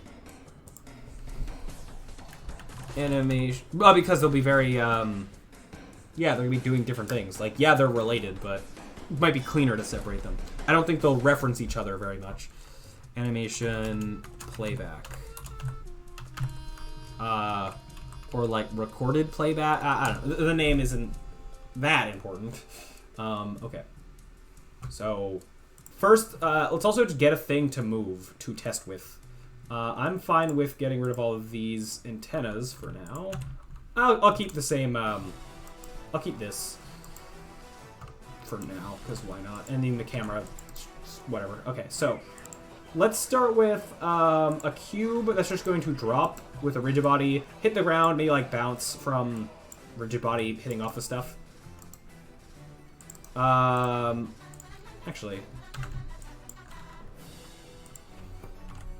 make this really small. I maybe shouldn't have deleted that block. I have an idea. I'll get to like slide off of, like hit something that's not just the ground, hit something that can kind of like hit off of.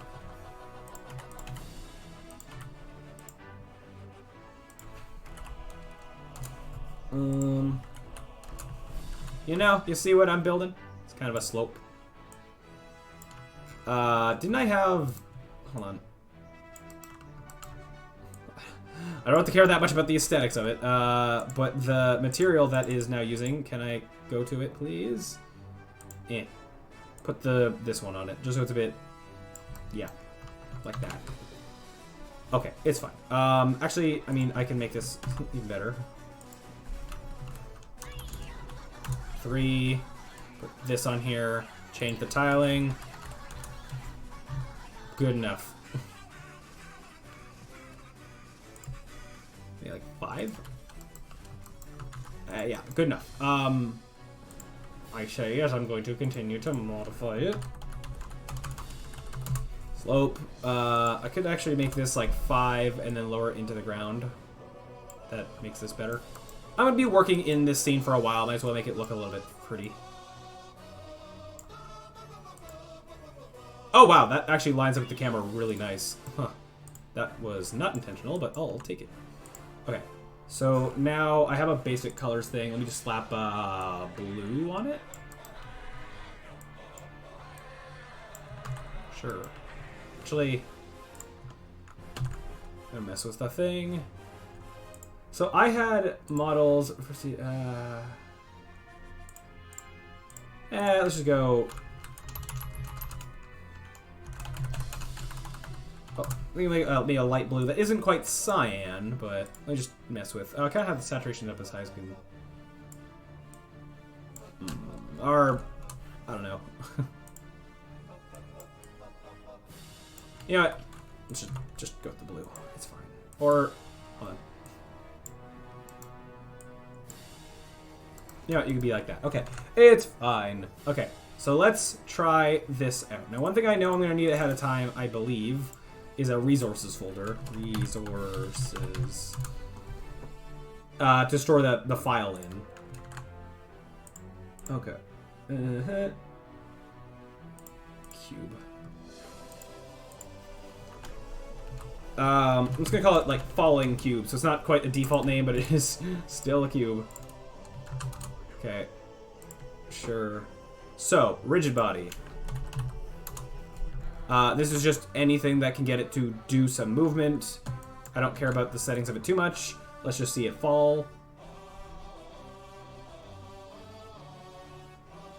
I mean, yeah, it works. I kind of wanted more of like a bounce.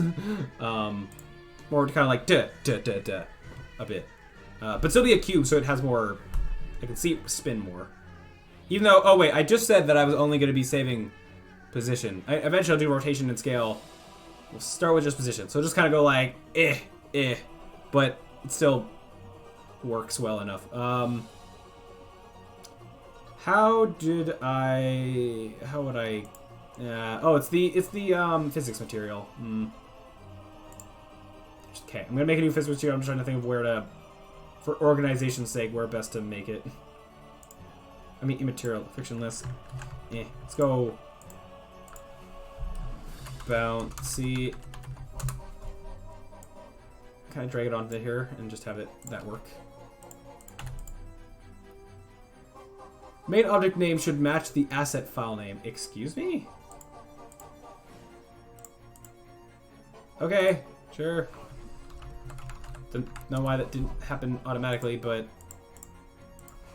not that. If it's 1, then it'll maximum.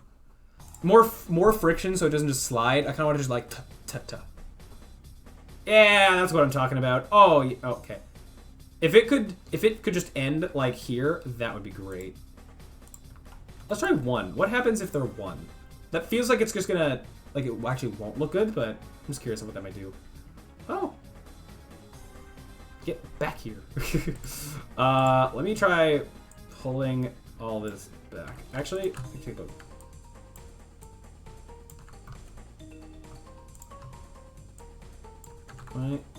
Right. Just so I can... Not that it really matters that much, but I'd like to just stop moving in frame of the camera. And yes, I could move the camera, but... Yeah, so that's the weirdness of high friction. Go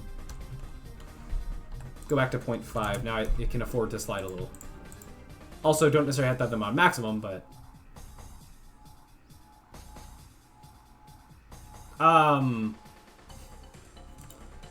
Okay. Let me try this. Have all ones, but then have them on average. I mean, the others are 0, so actually this will just average to 0.5. So actually this isn't changing anything. It should behave exactly the same because that's just how the math works. Okay, I think I just moved these too far. If I let it, like, it hits higher on the slope, it'll be faster. Oh, hi! Hello, Samilam06. What are you doing? Hello. I am, I don't know how to describe what I'm doing. I'm experimenting with a thing, just because I can. That might be cool. Where, I want to have an object in Unity that's moving, and then I want to record its movement, save it to a file, and then be able to play back that movement, just from the file alone. That's what I'm experimenting with right now. And this could allow me to do some cool background environmental things, but really good on optimization. So I could use like things having rigid bodies or whatever complicated programming to do complicated movement, save that to a file, and then have it just be played back from the file so that as far as gameplay is concerned, it'd just be a lot better on performance across a lot of the potential background things and whatever other applications I can think of. It also can remove some randomness if I have something fall a certain way, I want to fall that same way and not have weirdness in physics cause things to be a bit random. Stuff like that I can have better control over. But also just for fun. I'm just doing this because like this was a thing like, I wonder if I can do this. So I just want to try. Just because. Sounds hard? It probably will be, but I have an idea of how to maybe go about it. And we'll see how it goes. Who knows? But, yeah, that's what I'm doing. And a lot of this is for this game that I'm working on. If I go back over here. The Handyman with a Unicycle. This is actually my first time streaming in a while where I'm finally getting back to working on this game after a long time of not touching it because I've just been super busy. But basically, you're a guy on a unicycle, and eventually there'll be an actual human on here, eventually.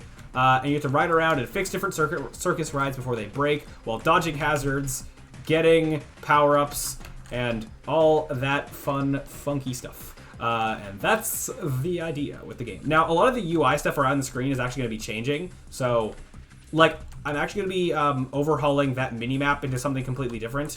So that's a thing. A lot of what you see here will be changing, I imagine. There's also a pause menu and all that sort of stuff.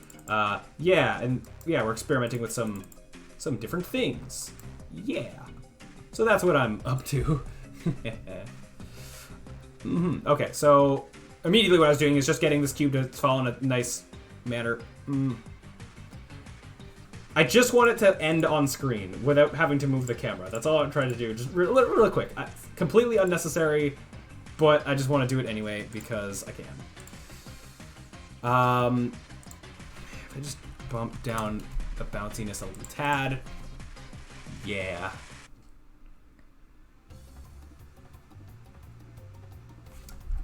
Stop faster, you. 0.5? Oops.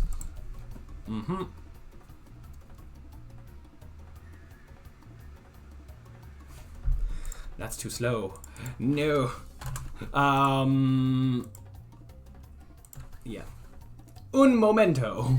Just having to find the right value that makes this do what I want. I just don't want it to stop so abruptly. It's like a fine balance between stopping abruptly and bouncing so much it goes off camera. I would just like it to end right about here would be perfect. That's so close. A 0.7 might be what I want. I could also be modifying the friction rather than the bounciness, but perfect. Okay. Not only that, but I think I'm actually going to move it this way, just slightly more towards the camera, for the spectacle. Okay. Yep. I am happy with that. Okay, that is a perfect cube. Okay, so, and actually I'm just curious, if I go into another play mode a few times, does it stop in the exact same position? Or does physics randomness make it behave slightly differently? Oh, it seems about the same. Interesting. Interesting. Okay. Alright, let's do this coding then. So, I have scripts here and here. Over here. So, the two scripts that we're going to be having, I haven't written yet, I'm just about to start actually doing them. So, not that one. This is going to be the playback one, and this is going to be the recording one. We'll see how they turn out if they could actually just be one massive script, but, why can't you just add invisible border? Because I want it to be more natural in how it was moving. Yeah, I could have just had it, like, hit off a wall, but it's fine. How it is now, it's fine. Okay. So, into code. 1 second. Let me just close some of these I don't need. Move this as primary thing. Okay, so how are we going to do this? So as I said, every like amount of frames. So first thing I'll need a frame rate. Public flow. No, it should be an int because I imagine I want to be an int frame or record frame rate. And let's have. Do I want it to generate a file name? Or do I want to make one myself? I'll, for now, I'll just do it myself, especially for testing's sake.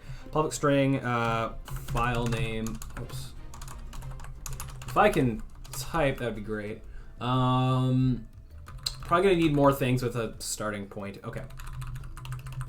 So on start, I need to make the file. I haven't actually done file programming in a long time.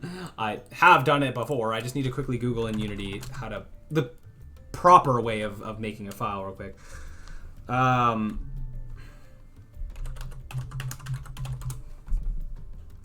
Just real quickly. I don't know how much security I'm gonna put on like these files, if I'm gonna properly like encode and decode them, or if I'm just gonna let them be text files. I mean, for now, I'm going to let them just be text files because it's just going to be easier to see and to test. Oh, yeah, system.io. Yeah, okay. Unity engine. No, actually, it's not a Unity engine thing. It's just a system.io thing. IO. Yep. Ba-da-ba-da-ba. String, get the path. Oh, yeah. Oh, right. Using the resources folder is an obsolete thing. I forgot about that. Yeah, that's not a thing that people do anymore. It's just you go application dot. For a second, in my head, I thought that was just for like save data, but not just this, not just that. Plus, yeah, file name. .txt. Why do you use light mode? Because I prefer a light mode. I don't know, because I do. Because I like using light mode. That's your answer. Yeah. String path, you could blah, blah, blah, blah, make the file, which is just, yeah. I jump back, or in the past with like my school, I like jump back and forth between programming languages a lot. And so I had to keep remembering how to do things in different programming languages, but yeah, if I can press the buttons I wish to press, that would be great. I'm missing a bracket. Have you heard it attracts bugs? Oh no. Good one. Ha ha ha. Well, I can't come up with a retaliation joke. Fair enough. Okay. Yeah, okay. That. Write all text. And then this is the content. So I need to make the string. Oh yeah, I can just okay, yeah, I can make before I make the file. I was gonna be continually writing to it as the game goes on. Add a file, add some text to it. Okay, that is.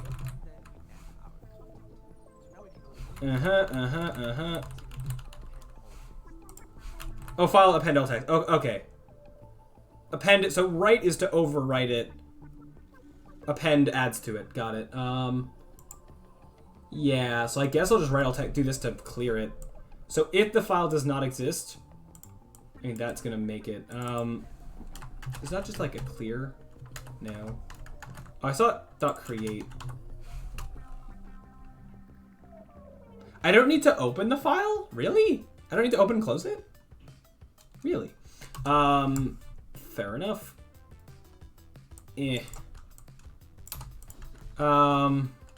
I guess even if it doesn't exist, then I want to clear it. So if it doesn't exist, create it. Otherwise, I'm going to assume that I want to overwrite it. So I don't need to delete. Is there a more intended way of how you just overwrite a file? Just open. So you can open and close it. Got it. I guess file.append all text is like a quick, like, opens it, does the thing, and closes it all in one nice thing. Okay. Fair enough. Read, yeah, da. Write all text. And is this an array of lines? Yeah, okay. I don't know. It's probably a better way to do this. I can, like, I just want to get the functionality there. I can go back and make it more functional later. Oh, yeah, of course I need to pass the path. Ooh. No, that's not even that. Okay. Yep. Okay, so then I can generate the contents and then write to it at the end. Do I want to do it that way? I almost think that, like, so that I can go out of play mode easier, I think I kind of want to, each time I have new data, write it to the file immediately. So if I go out of play mode, it just stays having what it had at that point in time. How long have you been coding for? 8 years-ish. However, I keep taking like long breaks of not doing coding. Like right now, I'm gonna be a bit rusty because I haven't done any coding in like a month and a half-ish. So yeah. But yeah, 8 years I've been doing the Unity stuff. And how old are you? 21. So yeah, just actually about to graduate from university, which is very, very cool. And yeah. Anyways, so just trying to think of more like the good way to go about this. So make the file, sure. And you know what? I'm gonna do this clean and make it into a function. Set up file, I guess. Probably want to keep the path as a private variable. String path. Did I also just write file name? Wow, okay. Wow, okay. I don't need to put the .txt there. I'll just, yeah, that's fine with that. Blah, blah, blah, blah. Write text there. This. Set up file. Sets up the path. Which then you don't need this. And then just call this. Blah, blah, blah. Okay, so then update. So now I have to figure out how I want to handle this. I said I want to do it by a frame wait, which means I need to wait for a certain number of frames to pass. Would I want to do that in a coroutine? I also kind of need a contingency for what happens if the frame rate is like lower, or do I want to do it based on frame rate or seconds? Actually, now that I think about it, because if I do it based on frame rate, then different frame rates are going to cause problems. So it might actually be better to do it based on time, regardless of the frame rate. Okay. Yeah, sure. And if the speed of how long I want to wait is like lower than the number, or if I'm like record every 0.0001 seconds, but that's like shorter than a frame, then I'll just default to, I guess, the frame rate, or I'll figure that out. Yeah. But okay, so that should work. So rather than frame rate, record seconds rate. I don't know. Frame rate's a word, but or do I? Because I'm thinking, so normally when you have animations and keyframes, you do that by an amount of frames. So you like have an animation at like 30 frames per second. So by, like, I could record at this, like, at 30 frames per second and interpolate in between. And then on playback, playing an animation at 30 frames per second. But then depending on the frame rate, that's going to change. And I probably don't want that, right? I would want it to be on... I'm trying to think of the best way to do this. Before I code it, I'm trying to think of the best way to actually go about doing this. I think by... You know, we're just going to do it by seconds. Record... Like, how many timestamps per second? Let's go timestamps. If I could spell, yeah, that'd be great. Per second. Let's call it that, I guess, so it's nice and descriptive. And then if we're doing it by seconds, then this is going to a coroutine. Oops. Okay, iron routine.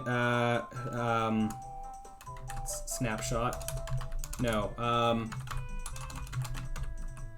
Yes. Wait for snapshot. Wait for snapshot. And then this is just going to be while true.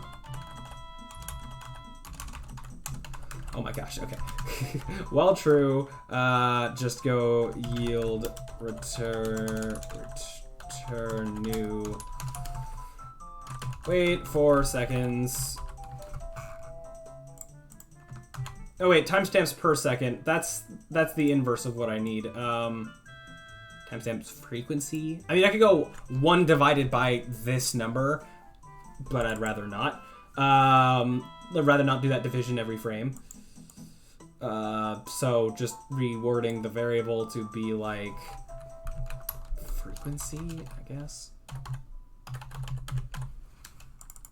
Well, it's still like 2 times. No, it's still like the same thing. So wavelength. No. Time stamp. Wait time. That's not as elegant of a name as I would have liked, but whatever. The name doesn't matter that much. Okay. So wait that amount of time and then do a snapshot, which I'm saying is, I guess I need to know. How do I want the file to be formatted? What do I want it to look like? Oh, my camera's shaking. Okay. What do I want it to look like to then read it? So I imagine that, like, let's start with just the transform values, just the position, right? So just the position, we know that that's a vector 3, right? So imagine having a bunch of lines of just a bunch of, like, numbers. Well, I mean, okay, so I'm going to actually put some example data in here. 0, 0, 0. They can be comma separated, and then line separated. So, I mean, okay, I'm not going to fill in a bunch of numbers here, I don't need to, but just each frame we have, not each frame, each snapshot, we have what the position value was at that moment in time. We also then need some of this beginning data, mainly the playback time. So that's going to be some starting data at the top. So then this would be like 30. Now, let's say per second, 0.5.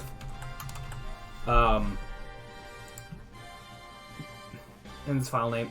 Maybe some other data. So as usual with some of these types of files, first line being all the data that's necessary, like kind of like options.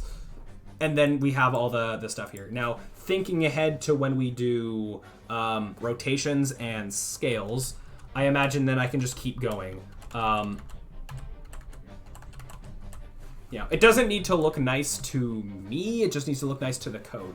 So I can just know that the first 3 numbers, if it's all comma separated, the first 3 numbers are the positions, the next 4 numbers are the quaternions values for the rotation. I mean, for the rotations, actually I do have a choice. I can either get the quaternion values or I can just get the, why am I forgetting their name? The Euler values directly. Which is less likely to cause problems. In theory, modifying the quaternions directly would be less likely to have issues with weird, like, 360 issues, like going 360 degrees. But I mean, if I care about the file size, having 1 less number, ooh, matter. You know, I'll go with the quaternions. Yeah, so vector, quaternion, vector. I'm almost thinking, though, do I want to, like, I could separate these with, like, a dash or something, because I guess that doesn't really matter that much. It might actually easier to split in the code, or just any other symbol. I guess a dash is fine. Sure. So these are comma separated, these are dash separated, and then that's going to be the trend, like, going down. But for now, I'm going to just do it with the position data. All right, sounds good. We have a plan. Just gonna put this over here-ish. Don't need that open. Okay. Yeah, so that means that actually the first thing I need to do is write that wait time. I'm going to make the assumption that I'm not going to change this mid-gameplay. And I think that's a fair assumption to make. It's meant to be set before going into play mode, or before this script does anything. So then I can just go file. Yeah, regardless of making it or it already existing, then go just write all text. Get the path. No. And that be the contents. Now, I don't know. Oh, you don't. Oh, because you need to be a string. Yeah. To string. Yeah, not having the F should be fine. That's not necessary. I don't know what this is gonna. No, it should be fine. It should be fine like that. Yeah, that should do what I expect it to do. And then I can start the coroutine. Wait for snapshot. Might want to be consistent. Yeah, just to be consistent in the naming, I'm gonna call it all a snapshot of taking like this moment in time of what the transform looked like. Okay.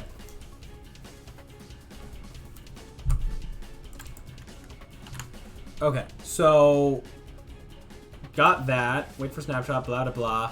Next, every amount of times, we've waited this amount of time. With the exception, actually, I'm going to do it before the yield, because on frame 1, we want to record a snapshot. So, yeah. Oh, hey there, Obias. Hello, hello. Hi. What are you working on today? We are experimenting with, kind of just because I can.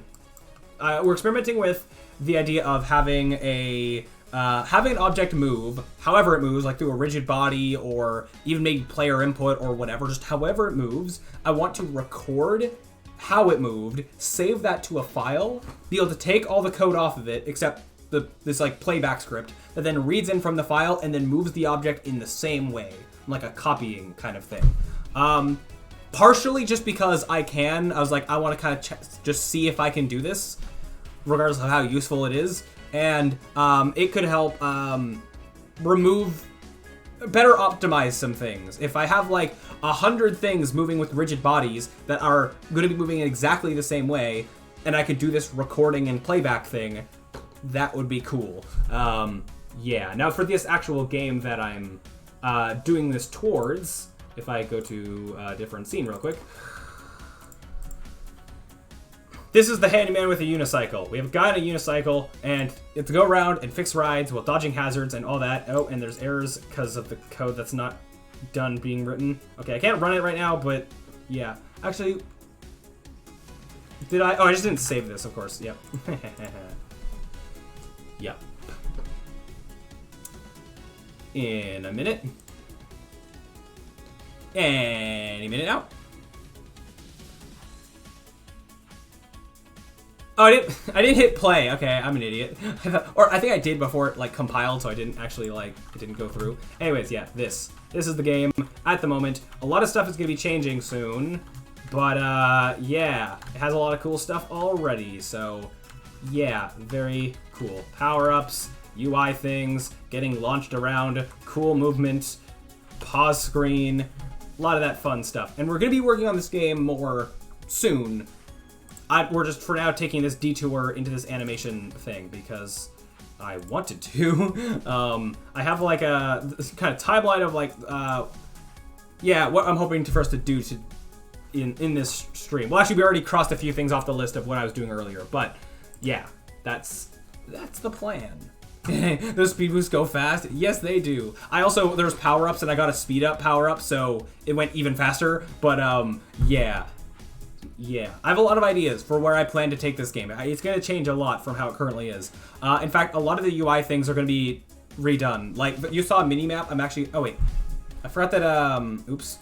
That was blocking the lower right corner, so you didn't see a mini-map. But, hold on, over here. Mini-map right here. Actually, this clock thing is going to be completely redone, so actually, like, because with some ideas that I've changed with the game, I actually don't need a clock there anymore. I'm kind of changing how I was going about the progression of like how you beat levels. The original idea was that it was like you're just in a sandbox kind of area and you just fix rides until the day is done, until like basically closing time. That was the idea. And to a degree, it's still going to be that, but I want to implement it differently in a way that's not going to have this clock. So that's probably not going to be there for much longer. And also, I'm not going to have a mini-map. I decided against doing that, and I'm going to be replacing it with something better. That'll be better on performance, and I think will look cooler if implemented well. But we'll get to that eventually. Thanks. Yeah, enough blabbering. Let's get back to this. The faster I finish this, the faster I can get to that other cool stuff. So, yeah. What was I just doing? Okay, so here we're actually saving the snapshot, which is going to look like this, kind of. It's just starting with these three pieces of information. So all this is, I'll make a string that is, I'm going to call it snapshot, or cur snapshot. I don't know, cur snapshot. That's going to be a string that is, can I just take the vector 3 and just string that, and will that have the commas? Let's find out. Transform, whatever transform we're on, dot position dot toString. I just want to see what this yeah, I just want to see what this is formatted like. So let me actually just print this. Just make sure that it's formatted how I think, because there might also be spaces. I'm not sure. If there is, I can just do it manually. But have you ever seen the game Does Not Commute? The recording movement thing kind of reminds me of that. I think I have, and I think I've played it actually. Let me double check by Googling, is this the game that I think it is? Does Not Commute. It is! It's the top-down driving thing. Oh yeah. This, I'm aware of this and thinking that it's very cool. Also, I'm pretty sure this may have been made in Unity. I'm always fascinated by what game engines things are made in. I might be wrong. I might be wrong. Oh, or maybe it's like the Unreal Engine. It might be Unreal. Or something completely different. I'm seeing stuff about car engines. That's not helpful.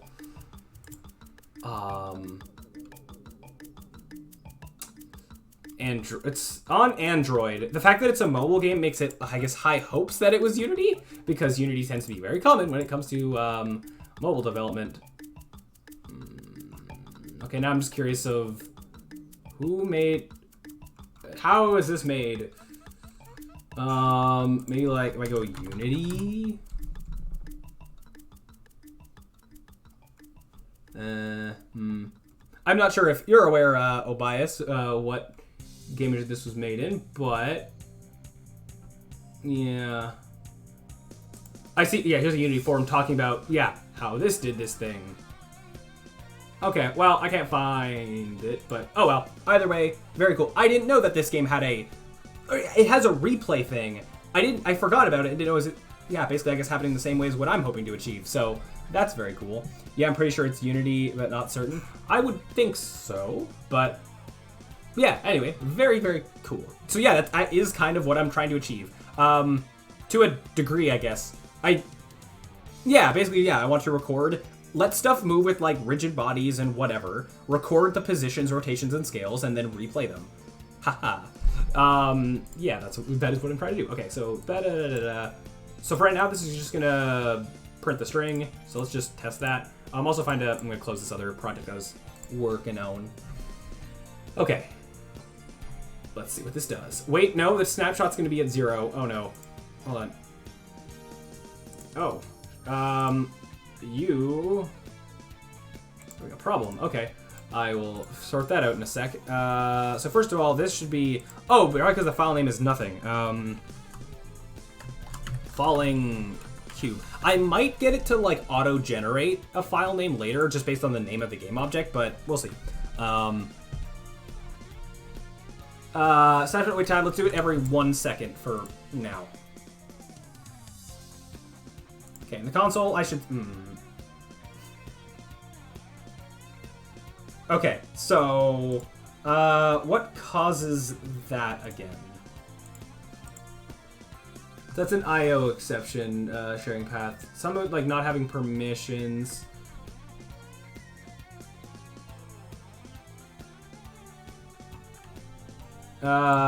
Just Google it and see if I can find an answer.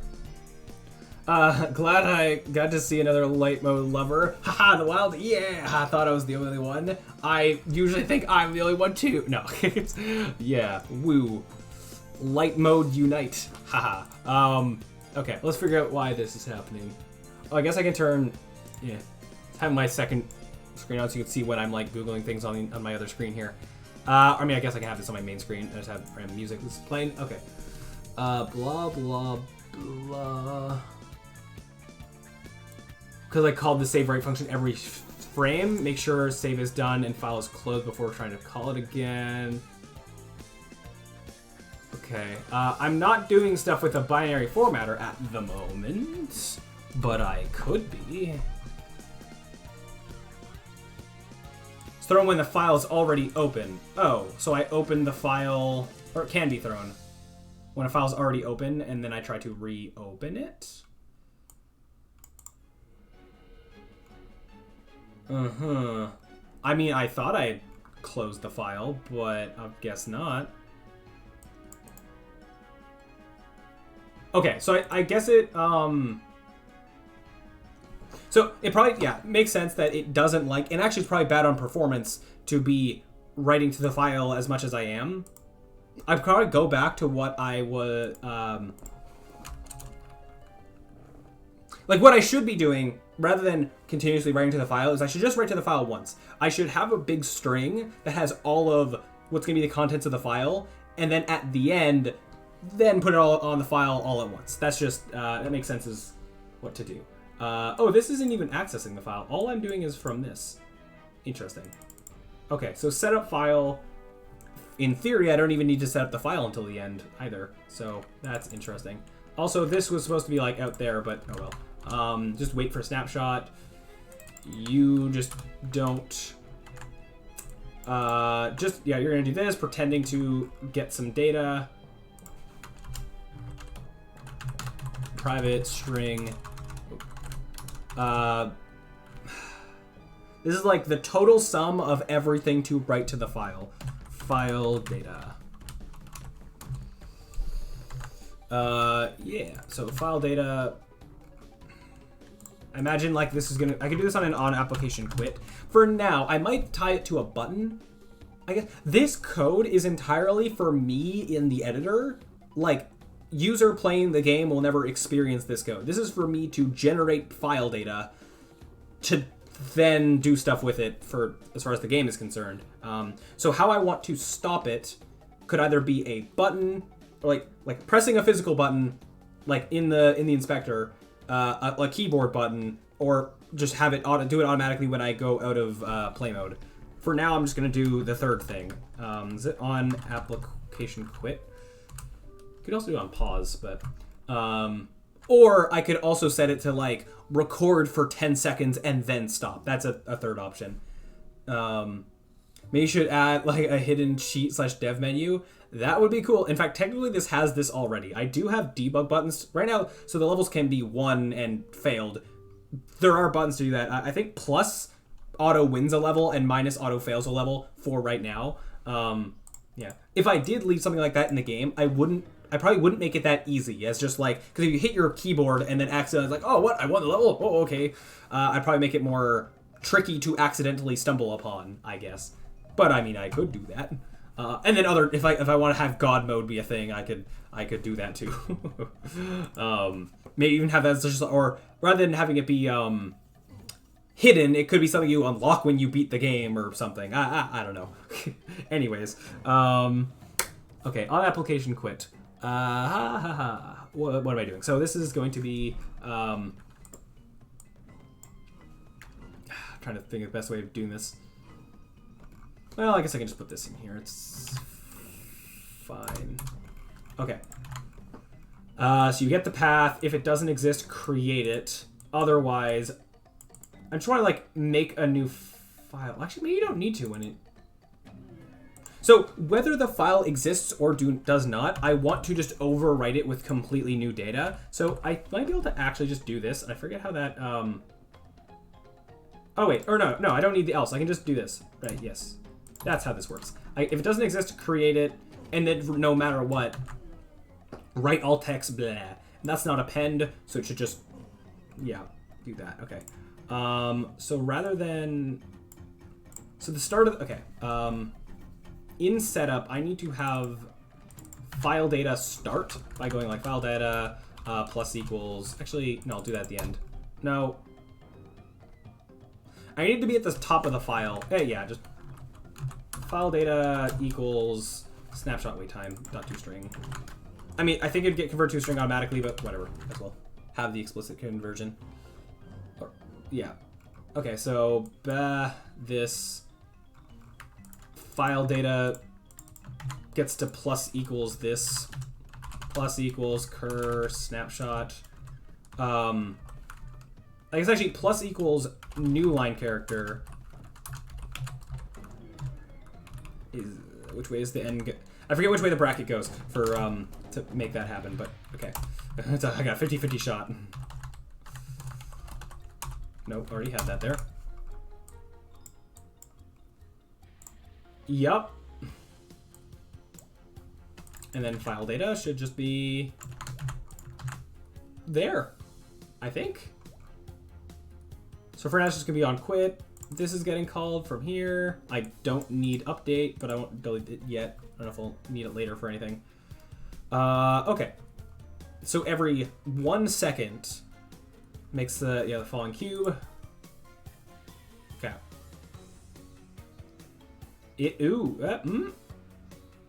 I'm gonna ignore that. That's fine. Probably. That's some camera things. Okay. So it seems to be doing it. Awesome. Very awesome. And I think the... Oh, wait, right. Oh, no. Well, okay, this is fine-ish. I would like to format the data differently. The data is formatted... It's formatted with the brackets and with spaces. I want to not do that. So I'll do it more manually. So position.x. I don't need the .toStrings, but... Okay. Just get the x plus a comma. No, that's not how you... I can do this with formatting. String.format. I forget the syntax of this. Isn't it like this?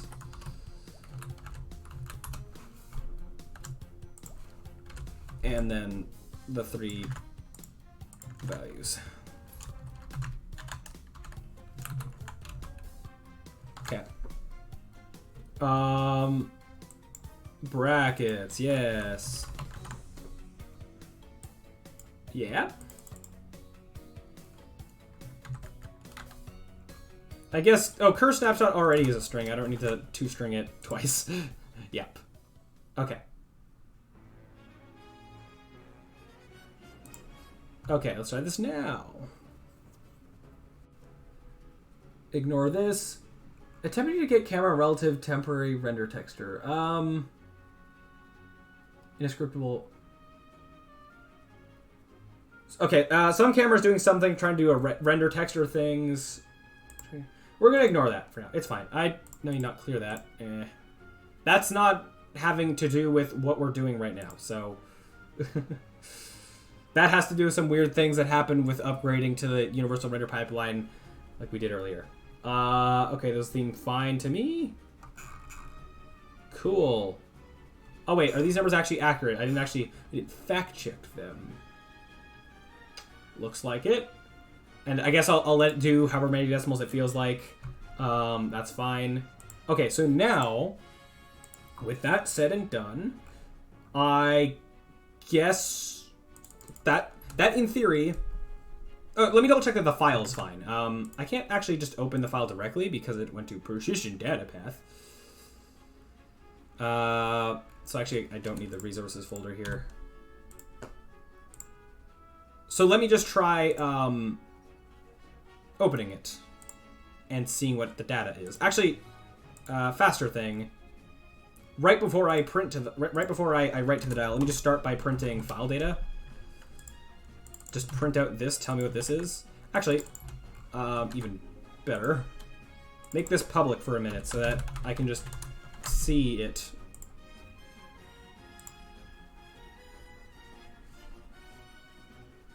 More directly.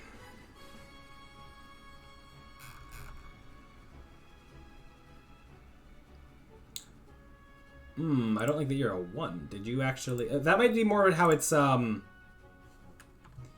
being shown. Okay, let me just go back to printing it. I did plus equals. Even if I didn't, it shouldn't be it shouldn't be a 1. Let's just try this again. Just look at the console.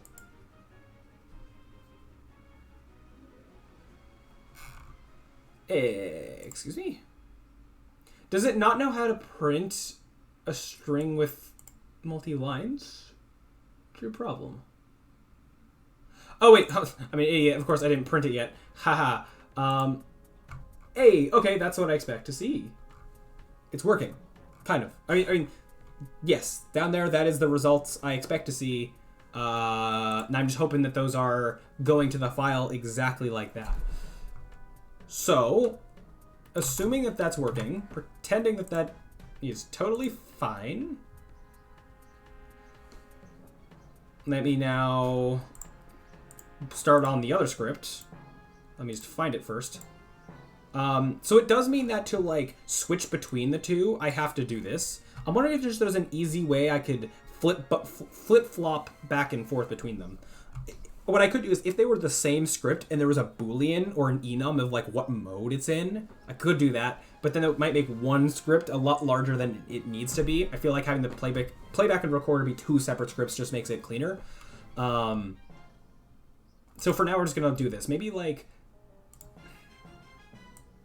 I don't know. We'll see. I'll see. But let's just get to work, and then I'll figure out, like, the what would be better from a user experience to swap between them.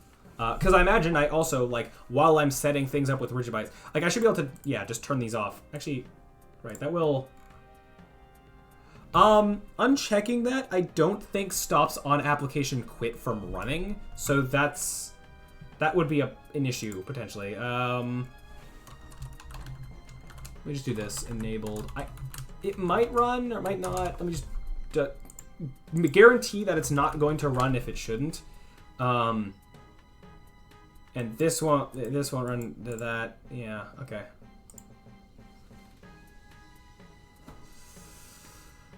Okay. So, snap wait time. So now the playback should take in actually the... Oh. It only needs the file path. I was about to say it would also need the wait time, but no, because that's in the file.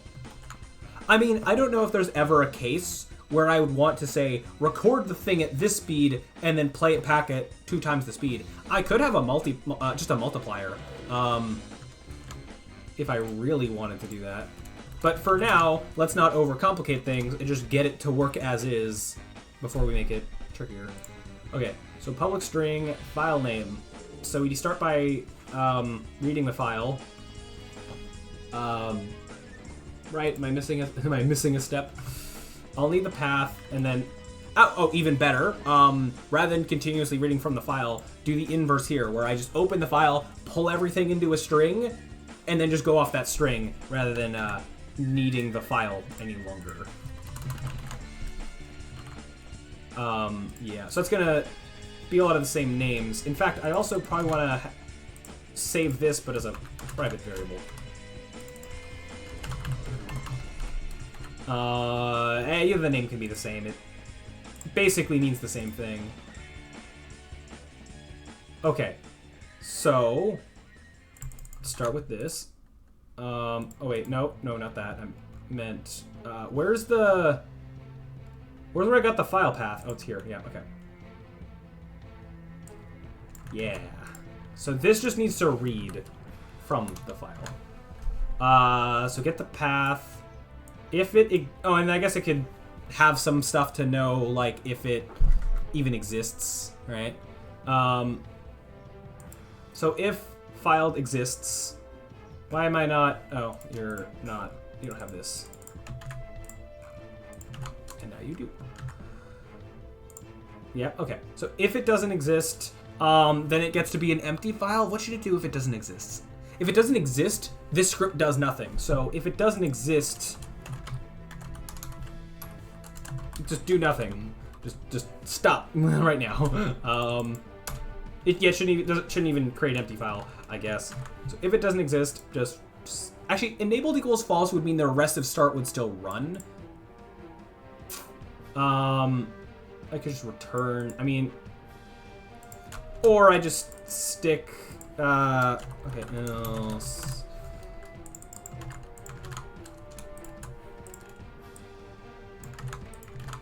Maybe I'll do a debug. Or I'll do a log here because this shouldn't happen in theory. Can't find file. Okay. Okay. Okay. File dot write all text. Okay.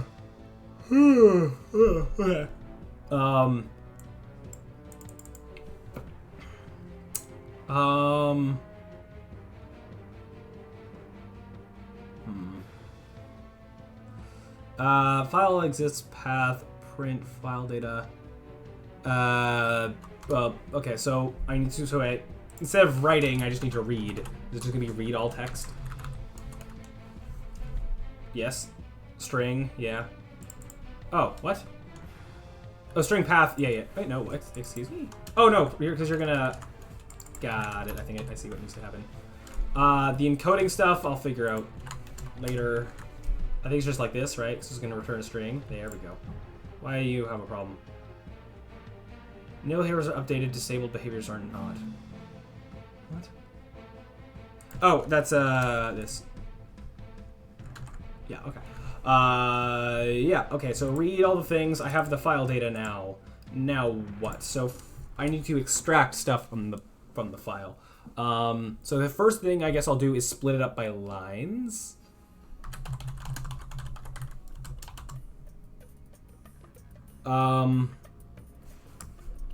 Or even better, to kind of slice it up better.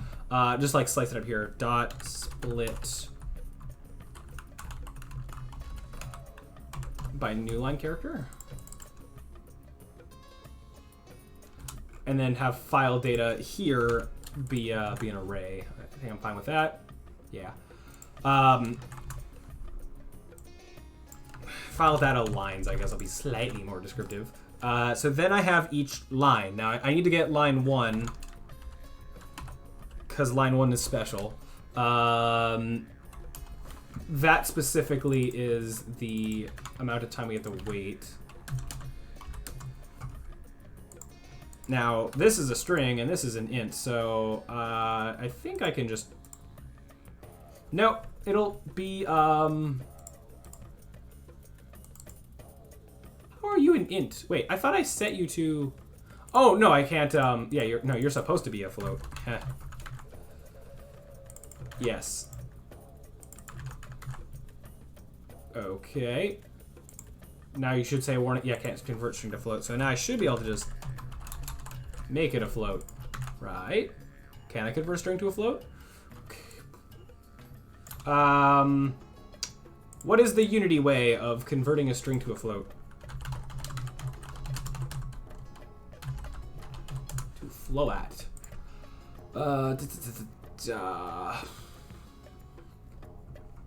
Float.parse. Okay.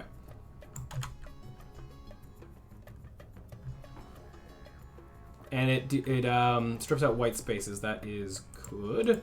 Not that there aren't, or there shouldn't be any right now. Yeah. Are the snapshots taken at a fixed interval, or are they taken each frame? Just wondering, because if it lags while recording, it might look a bit bonked when playing back. So that's actually something I've already tried to account for. It plays on... Actually, I was going to do it on a frame per second kind of thing. Or the initial idea was I would do it like 30 frames per second and then interpolate everything in between. But now, instead, I'm going to do it by time. So it's going to... Let's say it took a snapshot every 0.5 seconds, and then I want to interpolate everything in between. Hopefully. Probably with a bunch of lerps. And we're going to hope that that works and is smooth. Because then I can also control how much detail do I want, or how accurate do I want it to be. I can then control, like, for this important object, take a snapshot every, like, 0.1 seconds. And then this other thing that's, like, very predictable, or, like, if it's able to, like, I only take a snapshot every 1 second... or every second, and then interpolate everything between. If I can do that, like, it just reduces some file sizes, and yeah. So, I'm gonna try to, yeah, do that.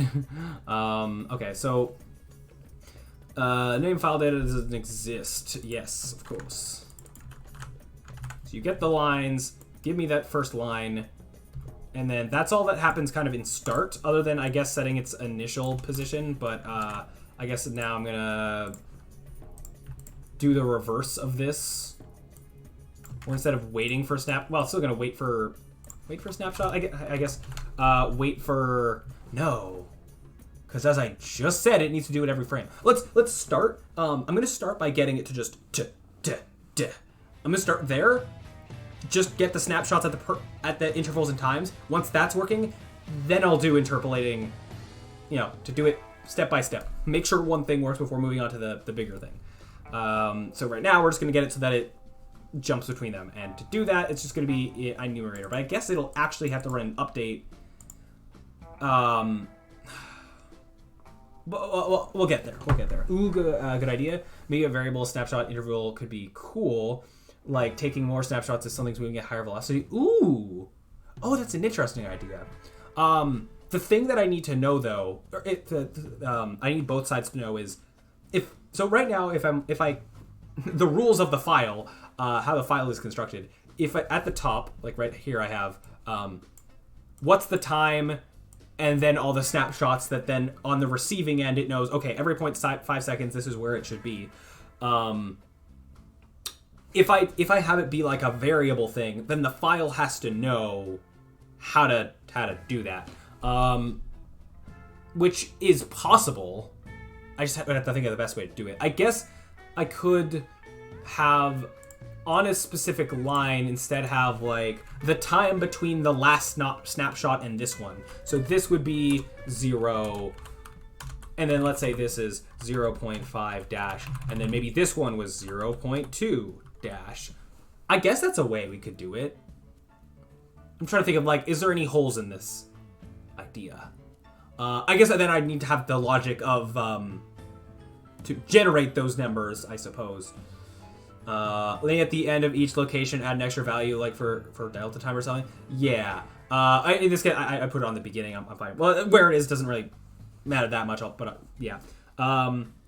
That's something we can experiment with. For now, though, I'm gonna stick with this fixed time step, just for consistency, or just for like to, as I just said, get the small thing working, then the big thing. Which also these would look like, well, okay, because we haven't even got the quaternion stuff or the scale stuff working yet. Right now we are just saving and then reading from the position, and then I gotta get it to work for having the rotations and scales be here as well. Until I'm finishing anything, always my ideas get ahead of me, huh? I'm the same way. I have so many ideas for this game that are so like far in the future when I might actually get to implement them, if even. But yeah, it's what we programmers do. Okay, so let's start with just this. Get the positions to just so while true, and it, to be consistent with the other one, I'm having this be before the waiting, so that like at the first frame, it does. It does what it ought to do. So instead of taking a snapshot, it needs to get the current snapshot and then relay that data. So it's effectively going to go. Oops,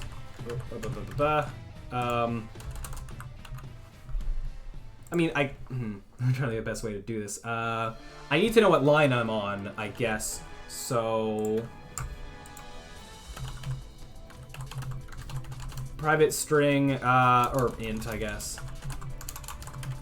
Cur line, which is gonna forcefully be starting at 1 because line 0 is the configurations line, I guess. So I read from that already. And then blah, blah, blah, cur. So string cur snapshot equals, let me just get that out of there for a second.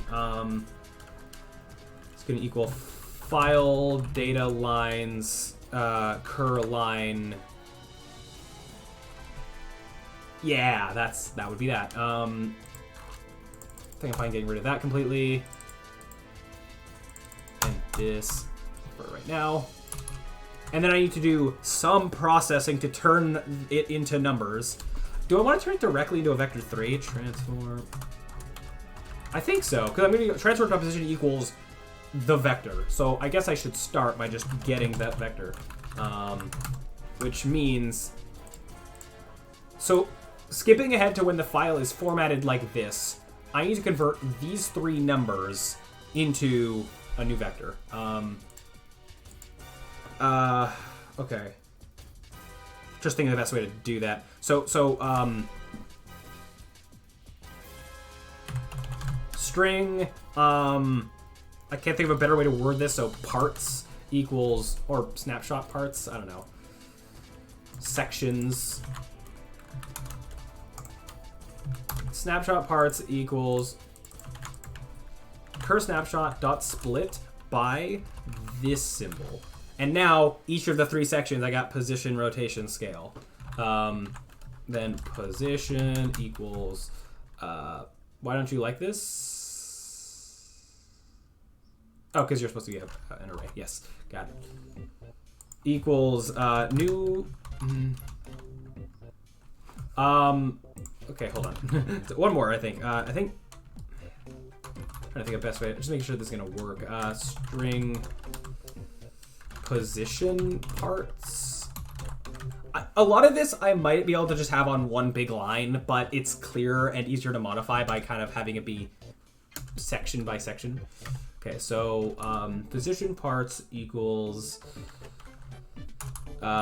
snapshot parts dot 0 dot split by comma. Although I do wonder. I wonder if there's like a one-line Unity way to convert this into a vector. There might be some fancy one-line thing that it just knows, but I'll do it manually. It's not that hard to do so. So now this is gonna be a 3 strings. Yeah, and then position is gonna be new vector 3 based on position parts 0. Oops. Except converting this to a float. This is gonna be float dot parse.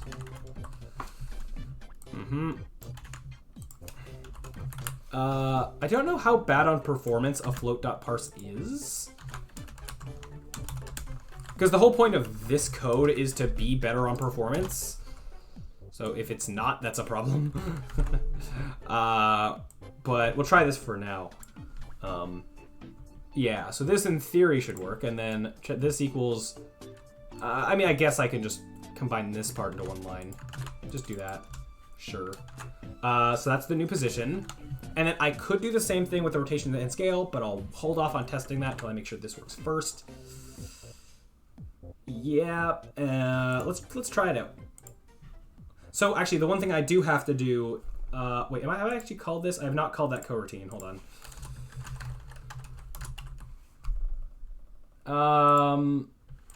Yeah.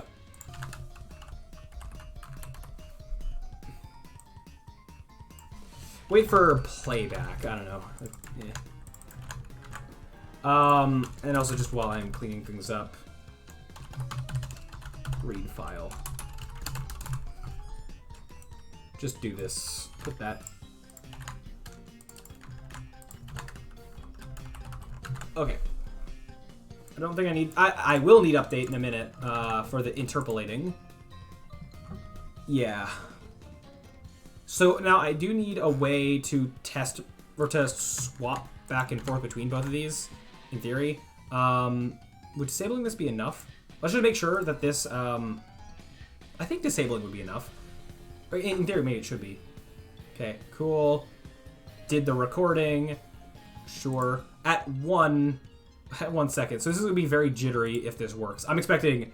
Let's see if it works. First try. Oh, I didn't... I didn't take off the rigid body.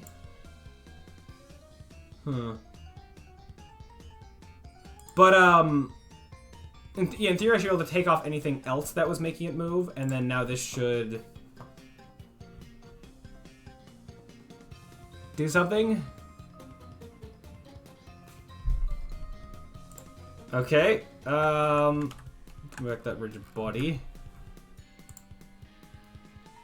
Okay, where do I start with the debugging process?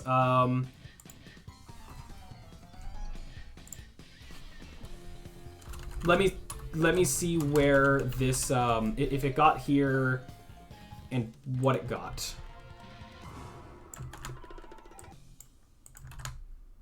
Oh. So print out this vector that you created. Start there. Brackets okay. So either, let's see if the code didn't get here. Is it getting the wrong value? Let's just start with a print statement there just as a jumping off point. Oh, and the rigid body is there, but that's fine. Errors. Format exception. Input string was not in the correct format. Great. What line? 41. That's in the print line. I know printing a vector should be fine. Oh, so is your problem just in how I did all that extraction? Did I actually change it to .y and .z? Oh no, I didn't need to, because... Right, never mind.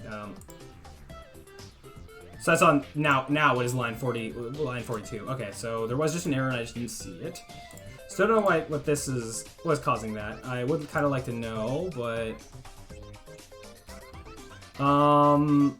Attempting to get camera relative temporary camera render texture via a command buffer in a scripted pipeline. And that's apparently not a good thing. What does that... Let's do a quick detour to see if this is some easy fix.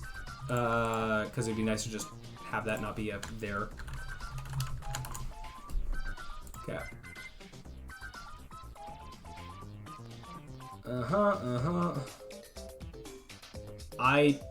Do I have any code that's modifying those directly? I don't think I do in this scene. Getting the screen resolution data in the functions. However, this is not by having to write via read only. Delete 2D render pipeline create again. Yeah.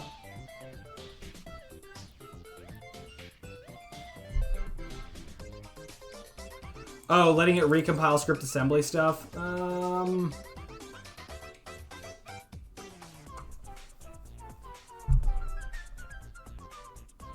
I fear doing that, but you know what? I'll give it a shot.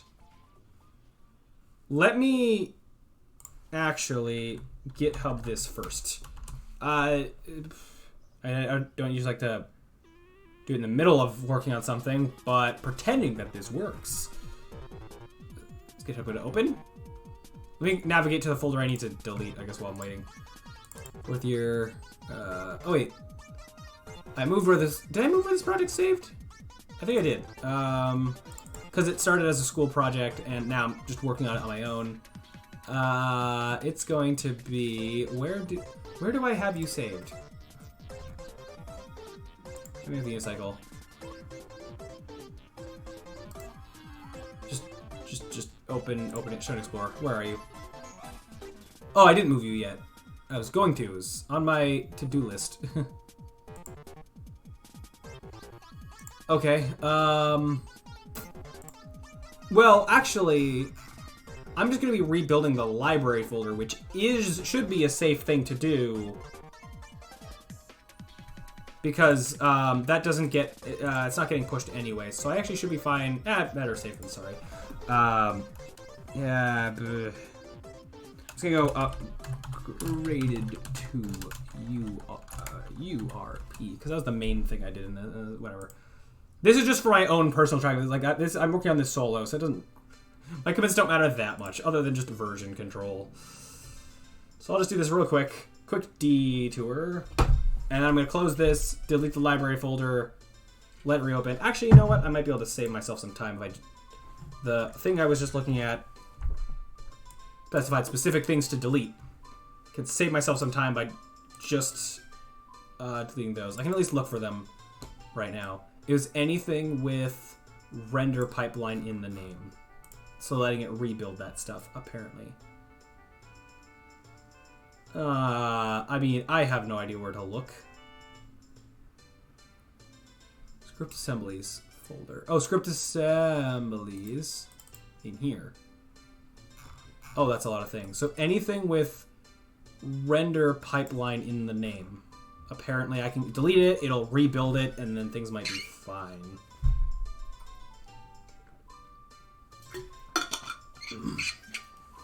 I'm not seeing... Oh, render pipeline. So, okay, there we are. All this. I'm waiting on this first. Are you gonna finish sometime today? I was about to say I didn't change that much, but thinking that I upgraded to URP, that's probably doing a bunch of back-end stuff. There we go. Okay, I closed this first because it's probably a good thing to do. Or probably what should be done. Okay, Unity render pipeline, universal, blah, blah, blah, blah, blah.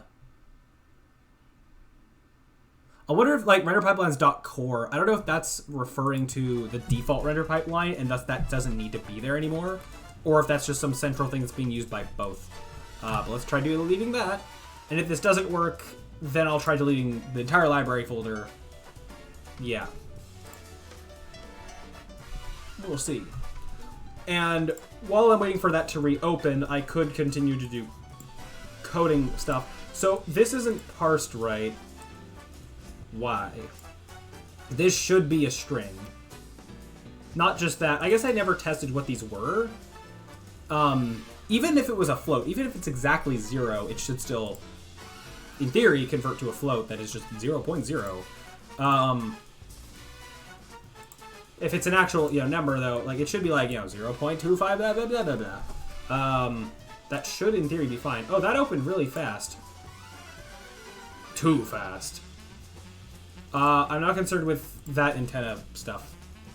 Let me go into play mode and just see if those other things are gone. Is that fast? That's great. Okay. Booyah. So now we just all have the same error, which is fine. Okay, so you say this isn't in correct format, so let's find out what your format is. Hey! OIS! Thanks for the follow! Thank you! I really appreciate it. Thank you, thank you. It's always suspicious when Unity doesn't take 2 decades to open the project. I know. I did hear that, I think in a more recent version of Unity, that they've actually worked on reducing the amount of time to at least go into play mode or something. So that's something. Let's see. At the very least. I mean, I'm not using the most recent version of Unity at the moment, but yeah, I will switch to that someday. I usually go a few versions back so that if newest version of Unity has some unexpected problem, yeah, it's less likely to have issues that people haven't encountered before. To some degree. Anyways, you didn't even print. Because of course you're not going to print if I just do it like that. I also don't know, the problem could be in all 3 of the numbers or just from, the last one. I don't know. let's find out. You're blank. You're blank. You're blank. Oh, so I realized I didn't do something. This cur line, I never actually increased it. That was supposed to be something I was supposed to do, but oh no, it doesn't have any. It doesn't have a thing from when it gets to the end.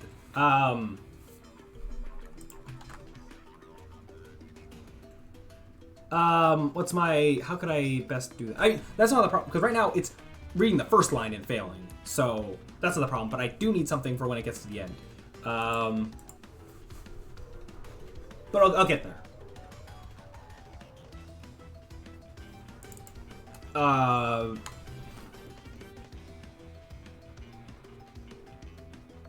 mean, I can go like if this dot length is less than cur line, or I forgot if these be less than equals to, but whatever. Then do. Would I just break? I guess I could just break and be like, yeah, we're done. We're done the playback. Would I want to keep it in that spot? Nah. If it wants to, if something hits it and it moves after that, then sure, I guess that can happen. Okay. So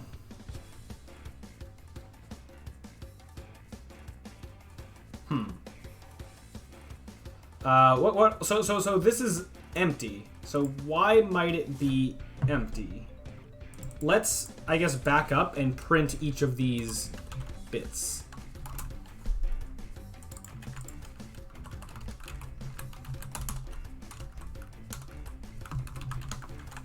Print out the whole snapshot and tell me what that is. I came back to Unity after like 2 years and it definitely feels more snappy now. Ooh, nice. Can't tell if that's just my PC or Unity itself though, lol. Could be a mixture of both. Okay, so the current snapshot has that. Okay, that's good. So it seems that the current snapshot is correct. So the file by extension seems right. Then I guess I'm gonna find out what this is. My guess is that somewhere it's losing bits. So I should be getting 3 numbers: a negative 8.7 bleh, a 9 point bleh, and then whatever that third number was. I mean, yeah, not what I wanted. Just print 0. So I split it by this. That should mean the first element is like, because this doesn't exist in the string. So I don't know if split then returns nothing or if it would just return the whole string. I would like to think it returns one element that is the whole string. But that's what my theory was. No, you have nothing. Okay, so that's the issue. Let me do a quick double check on how snapshot, how split works. Unity string split. Because I would like it to, if it doesn't find it, just return what it was, preferably.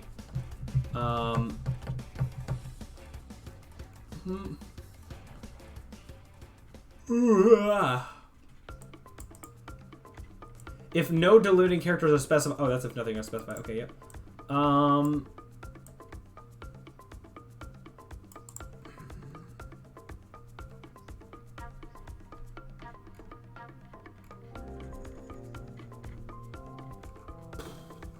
Can I just...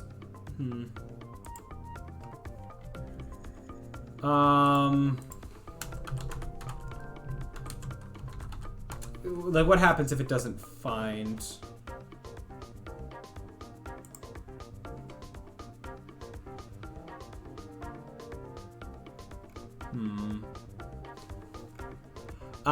Okay, so this isn't really a problem as long as the file is formatted correctly, which after I implement the position stuff, or the rotation and scale stuff, it always should be. So I guess I can quickly just put in placeholder data. I guess that's fine. I guess it's fine. Okay, so wait for snapshot. File data equals this. Plus. Wait, hold on. I'll just add onto here. No, put it here. So it did blah. Then cur snapshot plus equals the rotation stuff. I mean, you know what? While I'm here, I guess I can just get the data as it's supposed to be. Transform dot. I just don't need to use it yet. As long as it's just numbers of some kind, then we're good. So actually, now I need to make the decision of, do I want to work off of these values, or do I want to work off of, or sorry, these are the Euler angles, or do I want to work off the quaternions directly? In my experience, changing quaternions directly can be better and smoother and less likely for a weird, wonky weirdness. Especially when I get to interpolating. So, okay, I've answered my own question. I will get just the Euler, or sorry, not the Euler angles. The quaternion values, which is going x, y, z, w. I forget the order of this.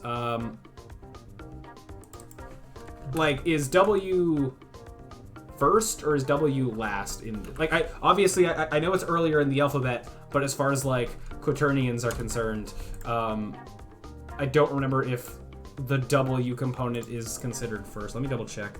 I think it is. Unity quaternion.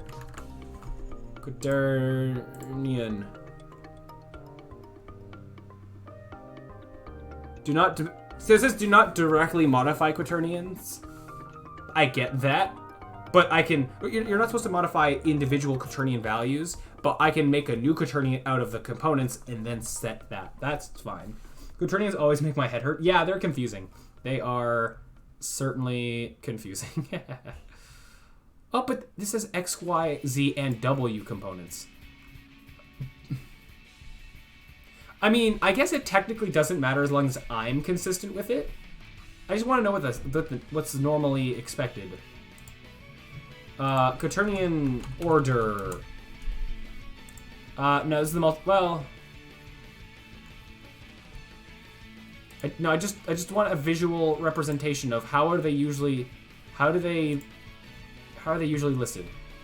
Or okay, better idea. If I go, here's how I can know what I need. If I go new quaternion, what is the order I have to supply things into that? Okay, the W's after. So that's not the thing that I thought. So it doesn't go by the alphabet.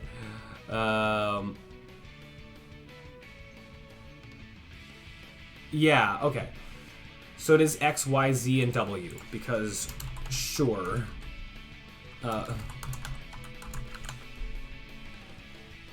Yep, okay. So ba-da-da-da-da. Got it.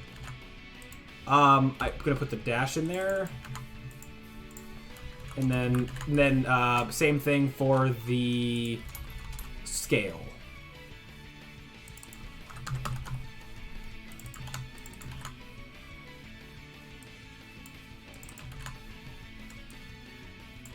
Oh, right, it doesn't have scale. It has, you have to get, like, local scale. Yeah. I don't know. That's fine. I guess it's not. It should be fine in this case. We'll see how it... Oh! Oh! I didn't think about that. Do I want to make everything local? Because then I could have object offsets easily. Huh. If I had all these numbers be local, and then I'm always setting local position, local rotation, then I can have it be under a parent game object, and then I can move the parent one however I want. And that could be useful for things. Trying to decide, like, yes, no, maybe so. Yeah, I think I will do that. I'm trying to think, am I gonna have issues with this? Am I gonna have problems if I attempt to do this? Hopefully not. Yeah, I think this is better. As long as I'm consistent with it. That's... I'm going to run into problems if I'm not consistent with it.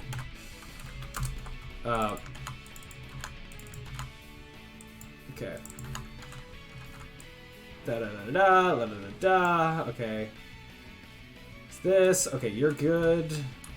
So now this should get the new data as we want it, which means this shouldn't be empty in theory. It does mean that then I'm going to want to go .local position. Local coordinates is probably a better idea for artistic control later on. Exactly. Like, I could, for example, this is not a good example for this, but I could record the movement how this is right now, and then put it under a parent game object that I moved a little bit that way. And then it would, in theory, still work just fine. I wouldn't have to re-record it. So I think that's a big benefit I'd get is potentially less re-recording if I want to nudge something to the left or whatever. But also, I'm sure that we can think of more applications of this down the line. It doesn't seem like a bad thing to do. Oh, this is still doing this. Oh, well. So I didn't solve that. Oh, well.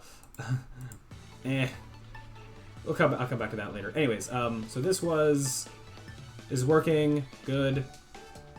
Cool. Yup. Let's see if it plays. Oh, wait.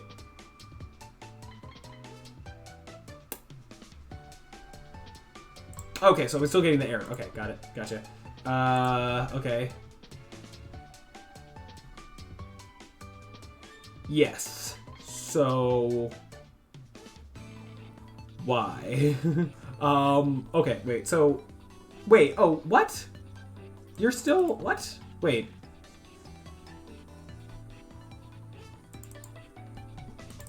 Hold on.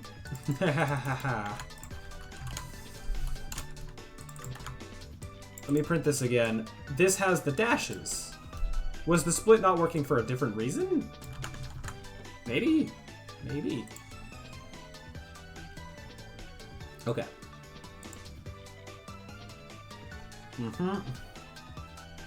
Ignore the following right now. Just looking at the console. There's errors.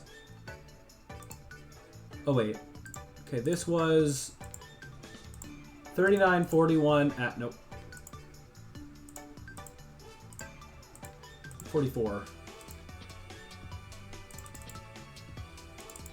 Okay. So, why?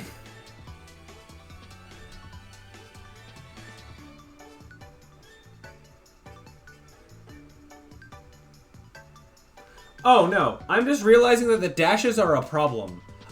Well, maybe. The dashes might make these be interpreted as like a -1. And I didn't consider that. No, I don't think they... I think with the way I have it implemented, it might be fine. But just in case, let me make it sure it's something that's not going to be like a symbol that is going to cause me issues. What's another... What else can I use? I could use a colon. I don't know. Or a semicolon. Just think of a better symbol. I could use spaces. That just feels... Like, do it with white space. White spaces feels like it would be a not recommended. Whatever. Okay, I'll come back to that. That's not the issue right now. I don't think that's causing the issue. So what is? So taking this and saying dot split at dashes is being empty. Why? Even with the dashes, it's... Did I mistype something? Is there something I'm just not seeing? Oh, or slash seems sensible? Yeah, I could see that. But, hey, Paffin, what's up, my man? Hello. We are experimenting with some file stuff, and things aren't working for some reason, and I'm not exactly sure why.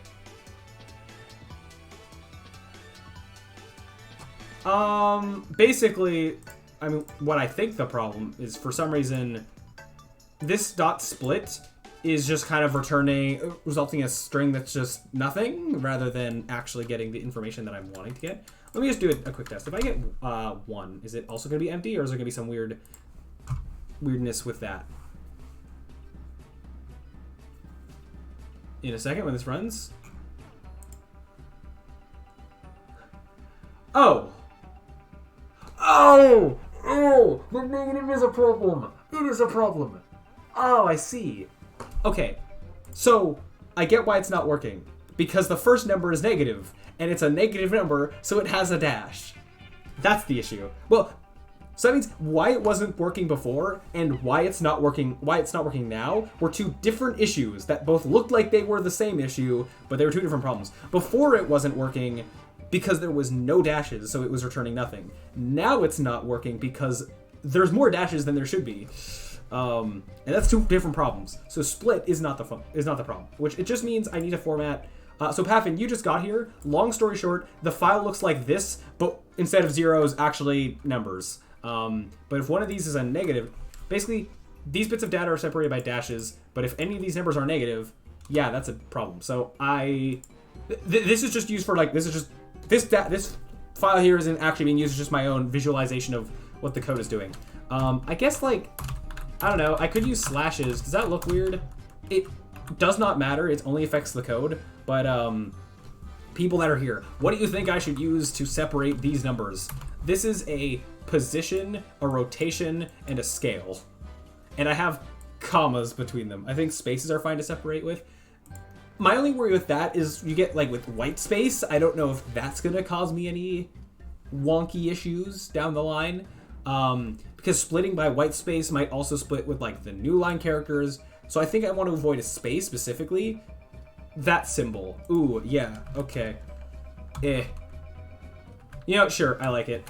This doesn't matter that much, other than certain things like I could see a space having an issue, and I could see a dash having an issue, and any like math symbol, like a plus or like the asterisk that's multiplying, or actually even a slash could have an issue because of dividing. Probably not, but things that I'm just taking less chances with. Yeah, we'll go with this symbol that I don't remember the name of, but yeah, we'll go with that. Sure, I like it. Okay, got the dash there. Wait, no, I need to actually go, that symbol there. All right, and the commas, they make sense. I'm fine with those. It's like, yeah, let's use a left bracket every time. Yeah, that's fine. 2-bit space won't have issue. Won't have problem unless you use plus / where you guys to separate with. Yeah. Fair enough. Oh well, either way, we got our potential solution. Okay, is this going to... Oh wait, I have to re-record the things. Yeah, no, you're gonna have... I have to re-record it. And then I have to disable the rigid body. For the playback to actually happen. Okay, ignoring these errors, that's some weird camera thing going on. Not important right now. So if I activate this... Oh, this is printing... So this is what went to the file. That looks good. Yeah. Oh, hold on. Let me just increase the weight, increase the playback time, just so it's actually like we're getting more out of the file. Because otherwise it's gonna jitter. I mean, it's still gonna jitter because we haven't done interpolating yet.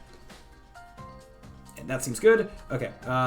This and remove this. I'd like to find a solution later on where I don't have to remove the rigid body necessarily, but we'll get there.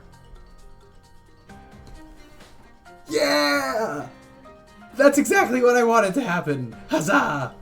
It worked. Obviously, there's stuff to be improved, but we're getting there. For what I expected it to do, it did that thing. Huzzah. And it is mildly interesting. I could actually have booleans to not record rotation and scale. If for some reason I had an object where it's like, only record... Actually, I mean, that could also be good for optimization if I'm like, I don't care about the scale of this object, just record the position and rotation. That actually would also... potentially be a good thing to look into. But for now, yeah. Woo, woo indeed. Okay, so with that, let's get the rotation and scale to work as well. Before I do anything though, let me just back up and get that rigid body back, because I... don't have to reset it up if I want to record again. Again, in theory, actually, even just saying this is kinematic for now might make it effectively not there, but yeah, we'll come with a better solution later. I should be fine not printing any of this stuff anymore. We got the snapshot parts. These are the position things. Okay, now we just got to do the same with the rotation scale. Okay, so this is rotation parts. equals this at 1 and this at 2. Yes. Or then this is scale parts. Variable names maybe could be more elegant, but oh well. Okay. Local rotation and local scale. Okay, so now this one should be fine. Oh, if I actually use the right things. The one thing I meant to change is the rotation one because it's working off quaternions and blah blah blah. Okay. So, okay.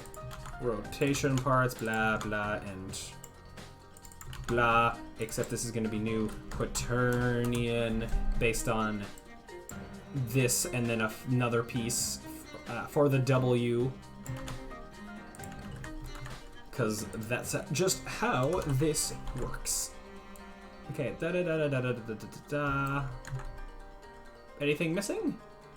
I did local. In theory, this should work. Again, we still don't have the interpolating, but we'll get there.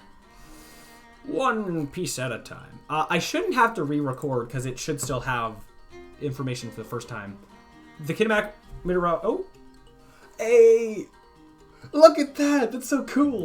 That's so cool. It is actually interesting seeing it. Like the fact that it's jittering is interesting if you wanted to go for like a comic book style where you animate on twos or like I'm thinking of like Into the Spider-Verse where it's done at like a slower frame rate, or some things are animated at different frame rates than other things, but it's on purpose. That's very cool. I like this, and I can control the frame rate to some degree. That's very cool. That's very cool. So I might add like a multiplier. That just seems like, you know, maybe it's something I want. I could be useful. Public float for the speed, I mean. And I should do a speed multiplier. Multiplier. I can spell. And then wait for. Oh wait, how would this? Would it just be this? I guess divide by multiplier. So if it's 2 times the speed, then yeah, the multiplier just can't be 0.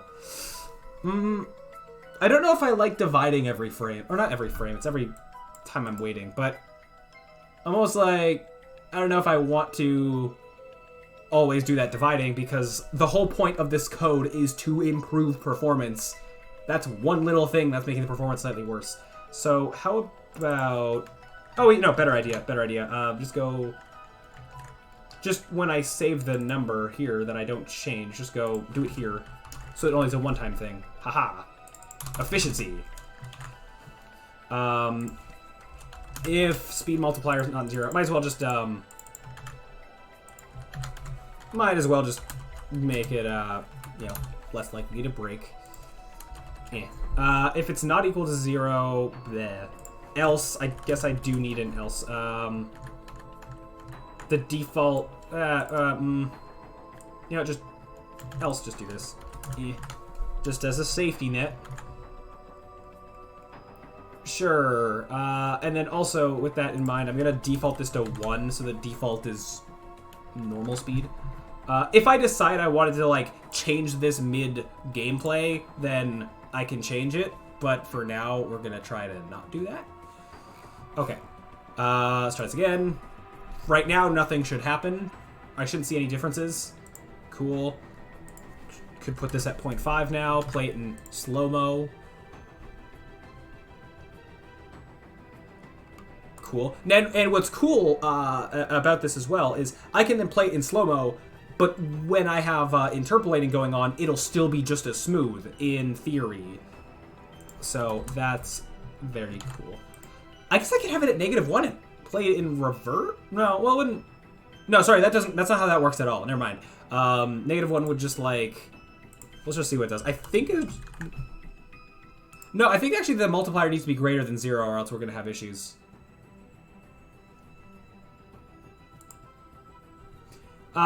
got errors. Oh wait, shoot.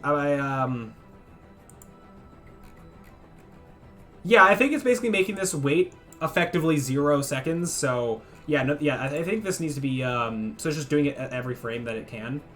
So it needs to be positive. So I might as well just speed multiplier is greater than 0. Yeah. Yeah. Okay. That's fine. Okay.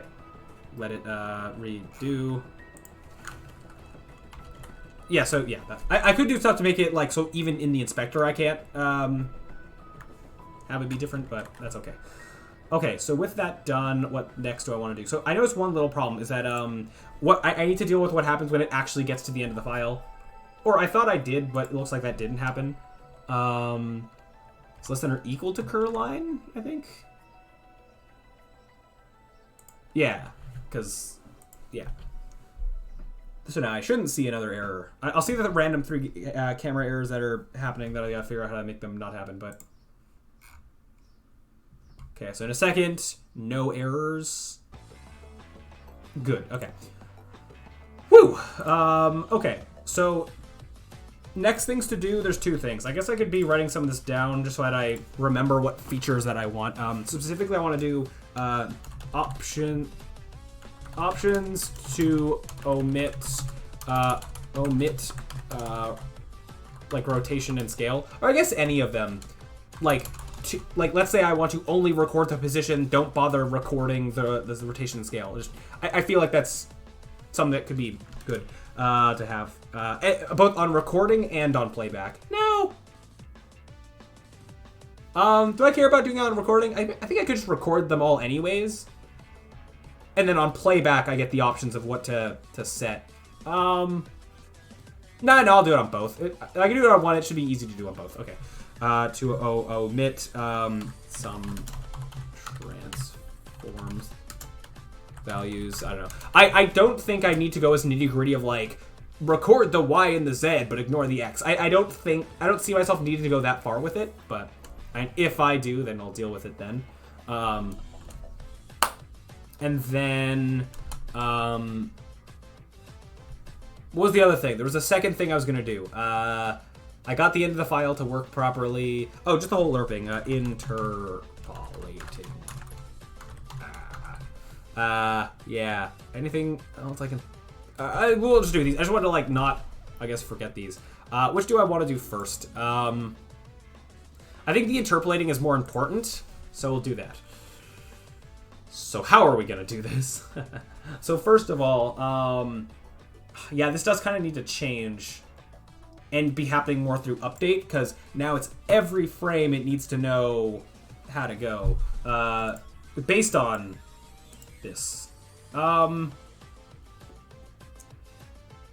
actually, the interpolating should be done through what, a move toward? Not a... No, it would be a lerp, but not in the way that you usually do lerp for smoothing, where things get like slower, doing it differently as a percentage, as it, I guess, is more meant to be used. Okay, so I need to. Also trying to think of a way to do this. It's not the most. That's not too bad on performance. So I need to know, based on what frame we're on, I need to know what was the snapshot we were just at, and what is the one we're trying to go to. So I need both of those. So let's actually make a string called, and then I need update to know that information. So let's go string cur snapshot, just have it be public so update can have it. Cur snapshot, and then string. No. So here's the thing. If I keep them as strings, then every frame I'm going to have to extract the floats out of them. I might as well only do it once. So what I should do is, I do all this extracting anyway, just save this, save the position, rotation, and scale. I think that's a better, going to be better on performance. So vector 3, cur pause, quaternion, cur rot, and a vector 3 cur scale. These will be set in code. I don't need to give these default values. And then I want last versions of all of these. So that, yeah, we know what we're going towards and what we're coming off of. I mean, I guess, actually, to have the names be a little bit more descriptive, it's next and last. What we're going towards and what we just came from is how I'd rather see it. Okay. Next. And then basically we need a percentage of time-wise, how close are we between the two? Which, yeah. But we'll get there. Okay. So now I need to calculate this information. Or I just need to have it be in these variables. Right. Okay, so next pause equals this. And then this setting will happen in update now. Or just to be safe, I guess I'll do this. Yeah. Okay. Just to guarantee that it's kind of how it should be. Okay. Next rot is going to be the same way. Yeah. Here's actually what I'm going to do. I'm just going to kind of just space this out better. Equals all this. Okay. We're getting there. This is coming along well. I'm happy with how this is turning out so far. It's actually working, so that's good. All right. Let's hope it continues to work. So then we got next scale equals. Okay, this, cool, those are set up. Then we need to set up the last ones, which is basically, in order to set up the previous ones, I think the way to go about it is, whatever one as we're setting the new one, we just take that value and put it in the old one. Yeah, and that should work. So, right before we set this to a new thing, go last equals whatever next just was, because we're about to then change it. Does that make sense? Okay. Yeah. All right. This equals next rot. Okay. In theory, this should work. And yeah, I'm trying to explain what I'm doing as I'm doing it, so people can follow along and all that stuff. Yeah. So that should set up next and last. Good. So now in update, I need to go off of that information. So transform.locate. Let's start with just position is going to equal.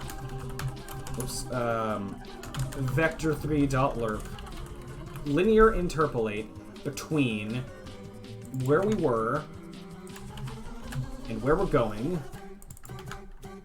by the percentage of how close we should be to there.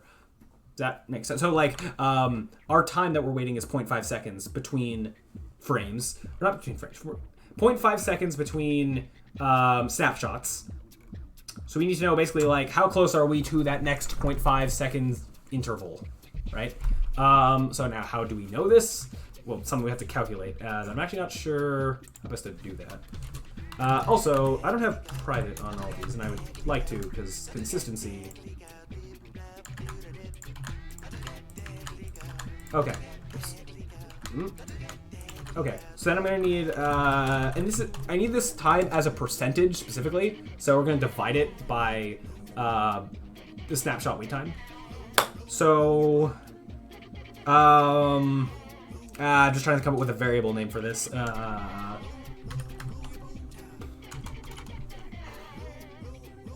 How far are we between point A and point B? It's our progression. I don't know, snapshot progression, I guess. Not a great name, but whatever. Do the job. This is going to be a float, because it's going to be a percentage. So now calculating this needs to happen every frame.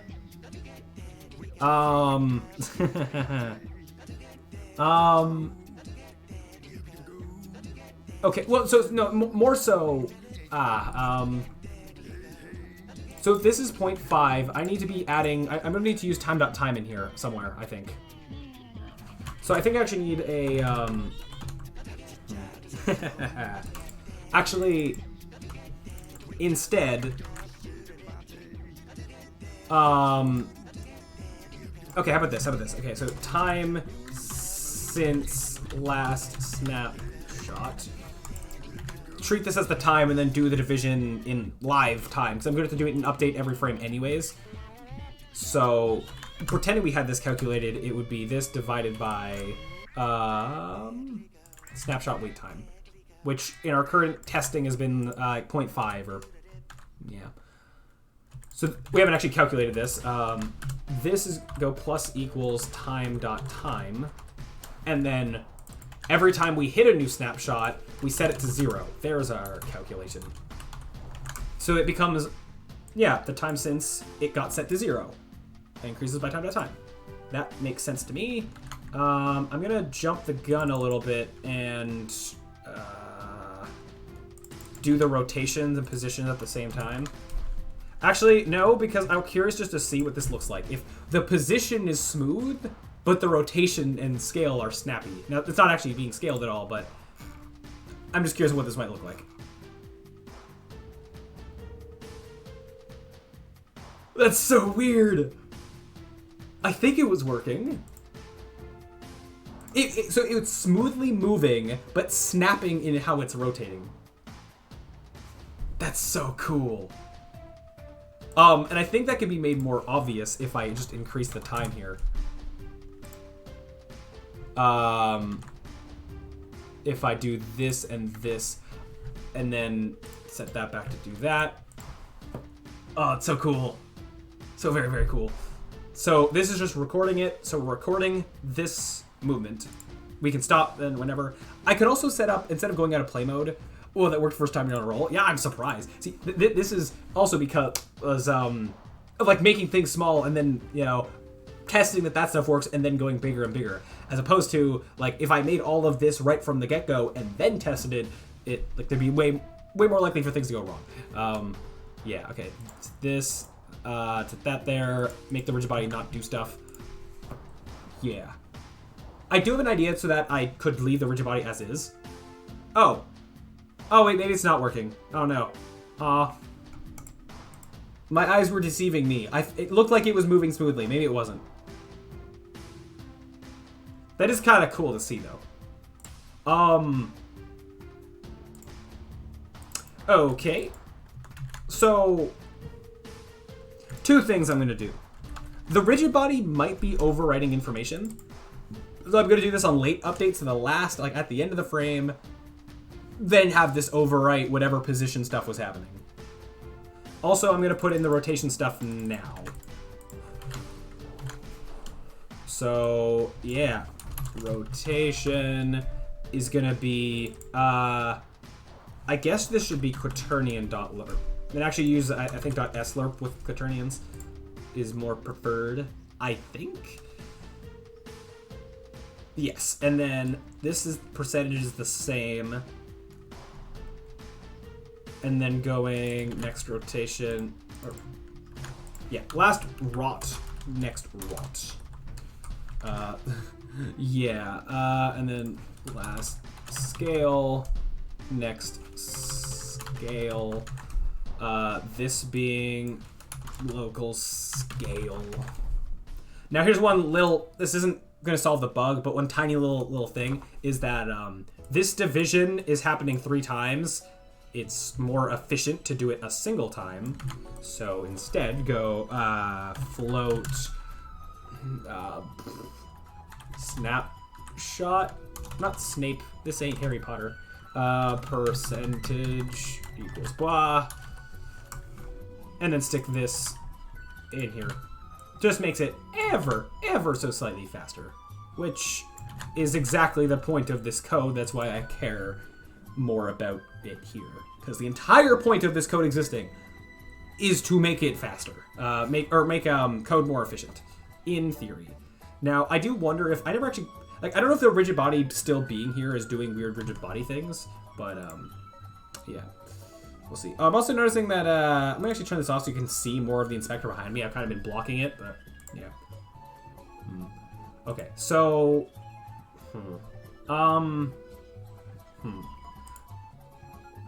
So let me get rid of the rigid body for right now. Maybe I might have to remove the rigid body when I wanted to have it do the playback. Nope. So it's almost like... Oops. Okay, let me try something else. In theory... oh, wait. These aren't supposed to be next pause. Oh.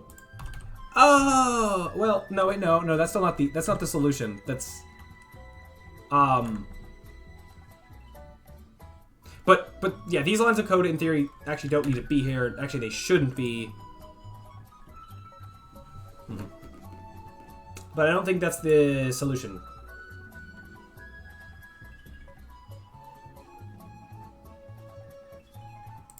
Nope. I do need to probably do some kind of setting on start. Oh, right. Last pause rotation scale should start being whatever the first thing is.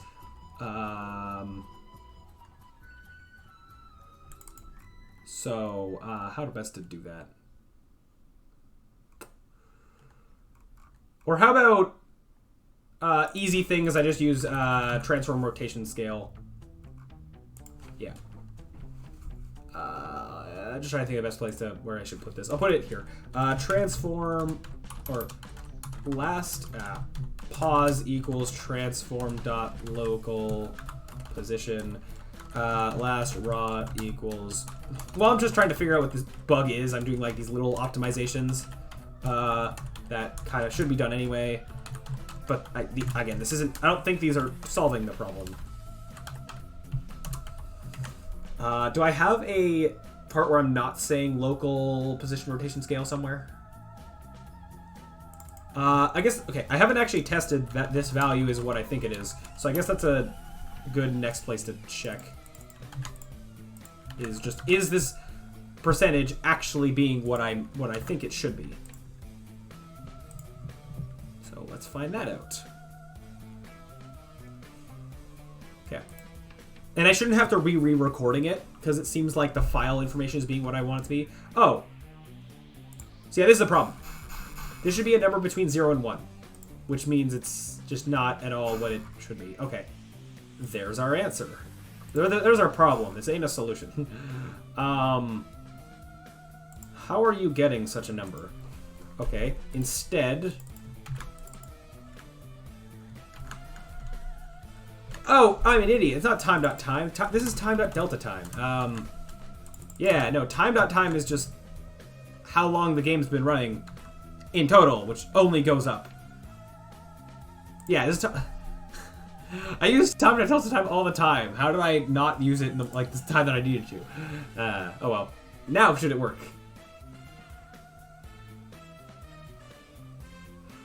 So,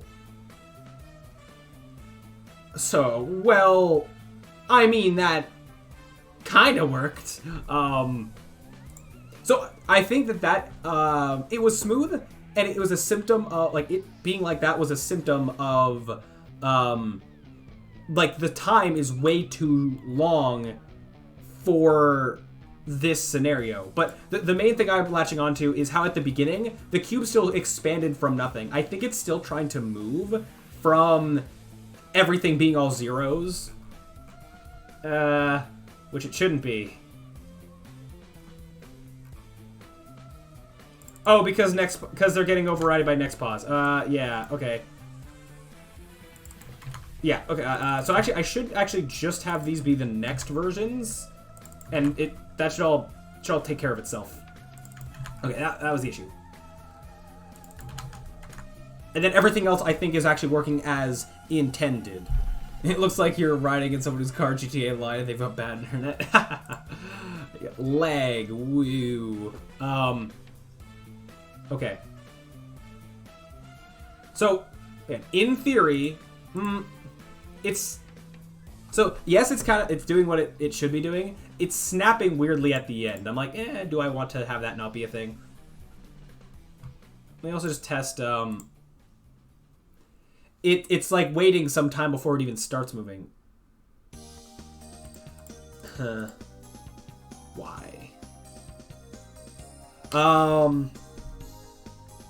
Because it's waiting 0.5 seconds to move to the first point. The first snapshot is not how it should be, it's not how it should be handling it.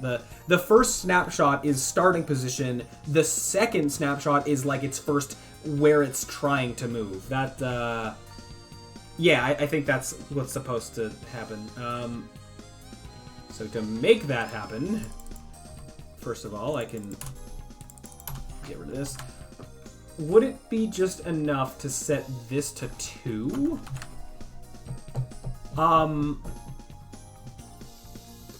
Just thinking of like, is this going to cause other issues with how it starts out? Because, so if this is this,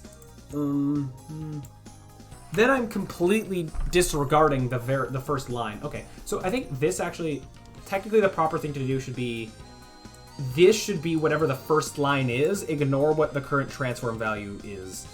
Just, yeah, okay, I think that's probably better.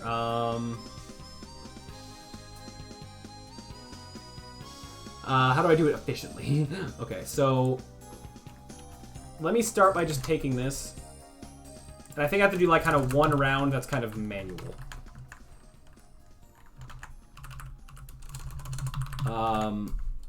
Cur snapshot is this at specifically line 1. Split that up, split that up. Don't do this because this,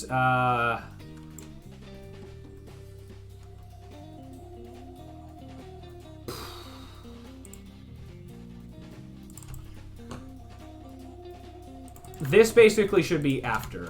Like, first frame... No. Hold on. I just set these. I just set last on all these, I think.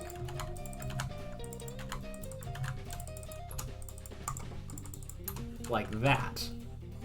Last, last, last. These are unnecessary if I call this afterwards. Okay. Is this correct? Possibly. The one... I could technically make this slightly looking nicer if I did this, though. Have the cur line there, and then this gets to use cur line, have cur line on 1. Or, even more efficient, have cur line increase here. No, but then that breaks this, weirdly. Unless I put a -1 there, but then I'm doing subtraction every frame. I just leave it like how it was. Do it there. Let that be 2. And then I think it's... Oh, no, I could... Yeah, whatever. Yeah, just do it like that. It's fine. Okay, I think that works. Unless I just broke something in my undoing. We'll see what this does.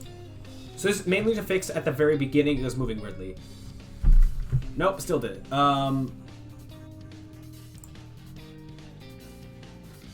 Okay. Why? So it's next and last not being set properly. I thought I did set them properly. Because here I just need the last rotation, position rotation scale to be whatever the first line was, which is cur line, which is I didn't set that to back to a 1. That's the problem. Okay. Or that's maybe the problem. Please be the problem. Nope. Still growing out of nothing. Mainly the scale is the main thing that's tipping me off that it's not proper.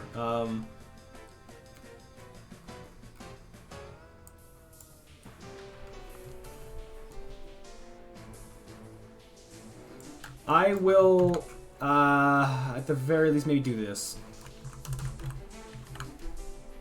These equal what you just calculated. I don't know if that's going to help at all. It might help, like, the first frame, but it's not going to be helping afterwards, I don't think. But maybe it should be done anyways, just to make sure it's starting in the right place. I shouldn't have to set next here, because it should be immediately going here. Oh, and it's... I'm an idiot. Of course, it's going to be overwriting it. These just need to be the next versions. I just need them both to be set to the same thing on frame 1, but they're going to be set there anyway. Yeah, this is the... Yeah. It should be these ones, I think.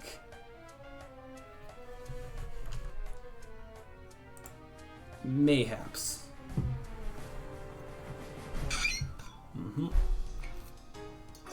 I wasn't actually looking. Hold on. That may have worked at the beginning.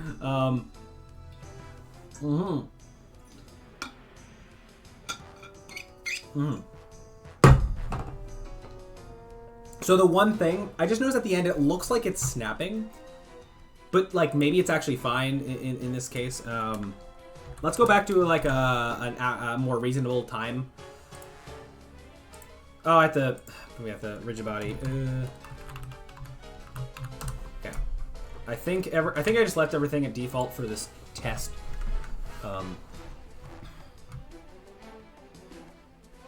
Maybe I could have the playback just delete the rigid body on start. So then I don't have to keep doing it manually, and then it's easy to kind of flip-flop back. Okay, so that should have done the recording thing. This do playback.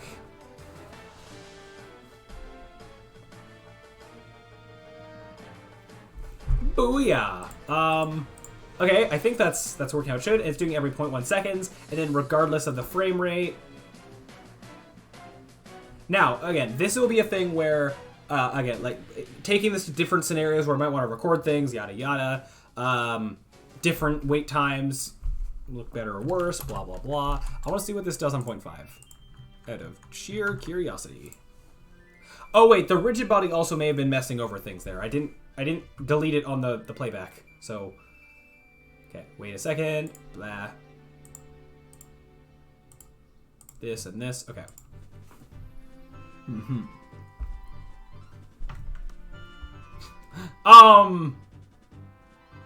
That's concerning. Oh no.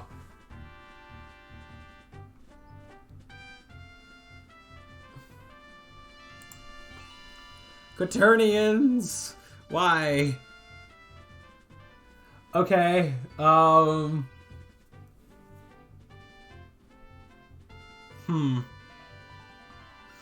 So that's a problem, I think, only with rotations. And I think that's only going to happen on something that's spinning really fast. Trying to think of how I could go about that better. I mean, I could try just using the Euler angles. I was expecting that to have more issues. Here, I'll just try it real quick and see if it helps or makes it worse. In this exact scenario.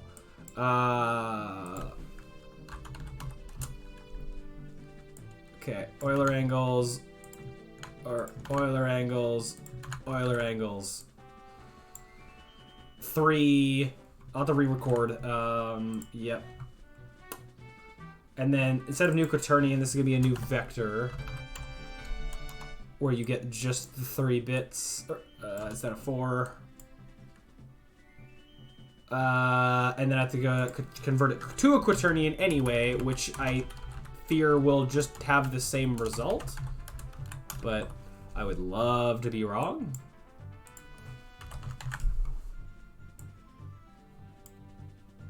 I feel like that's going to do the same thing.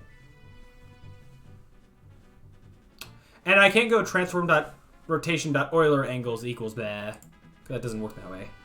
Oh wait, no, I have to re-record it. Hold on.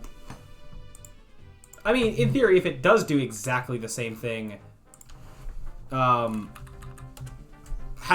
3 numbers instead of 4 in the file is better, I guess. But then how do you do the conversion on playback? I don't know. Okay, that's the same. cool. Whoop. Take this. And...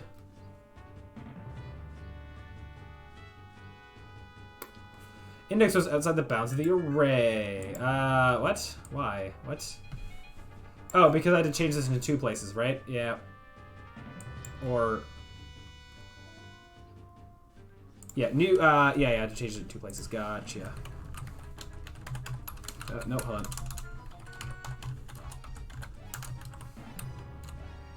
on. No, just new vector. If I can press the buttons I want to, that would be great. Okay. That should work. Well, no. One more or one less? There we go. Yeah, okay. I shouldn't have to re-record for that. Let's see what happens. Same. That was exactly the same. Okay. So, rotations might be trickier, and I understand kind of why. I'm going to go back to when it was quaternions. Or do I? Actually, there's one... I'll make it decide. It's like, which is slightly more efficient. So this is very, very, very slightly a trade-off. Oh, I didn't want to back up too far. Uh-oh. Hold on. This is a very minor trade-off between time complexity and space complexity, and I'm going to choose towards time complexity because that's the entire point of this code. And by that I mean going back to quaternions. Okay. Okay. So I guess just when I want to code when I want to have complicated rotations, I'm just gonna have to have a higher frame rate.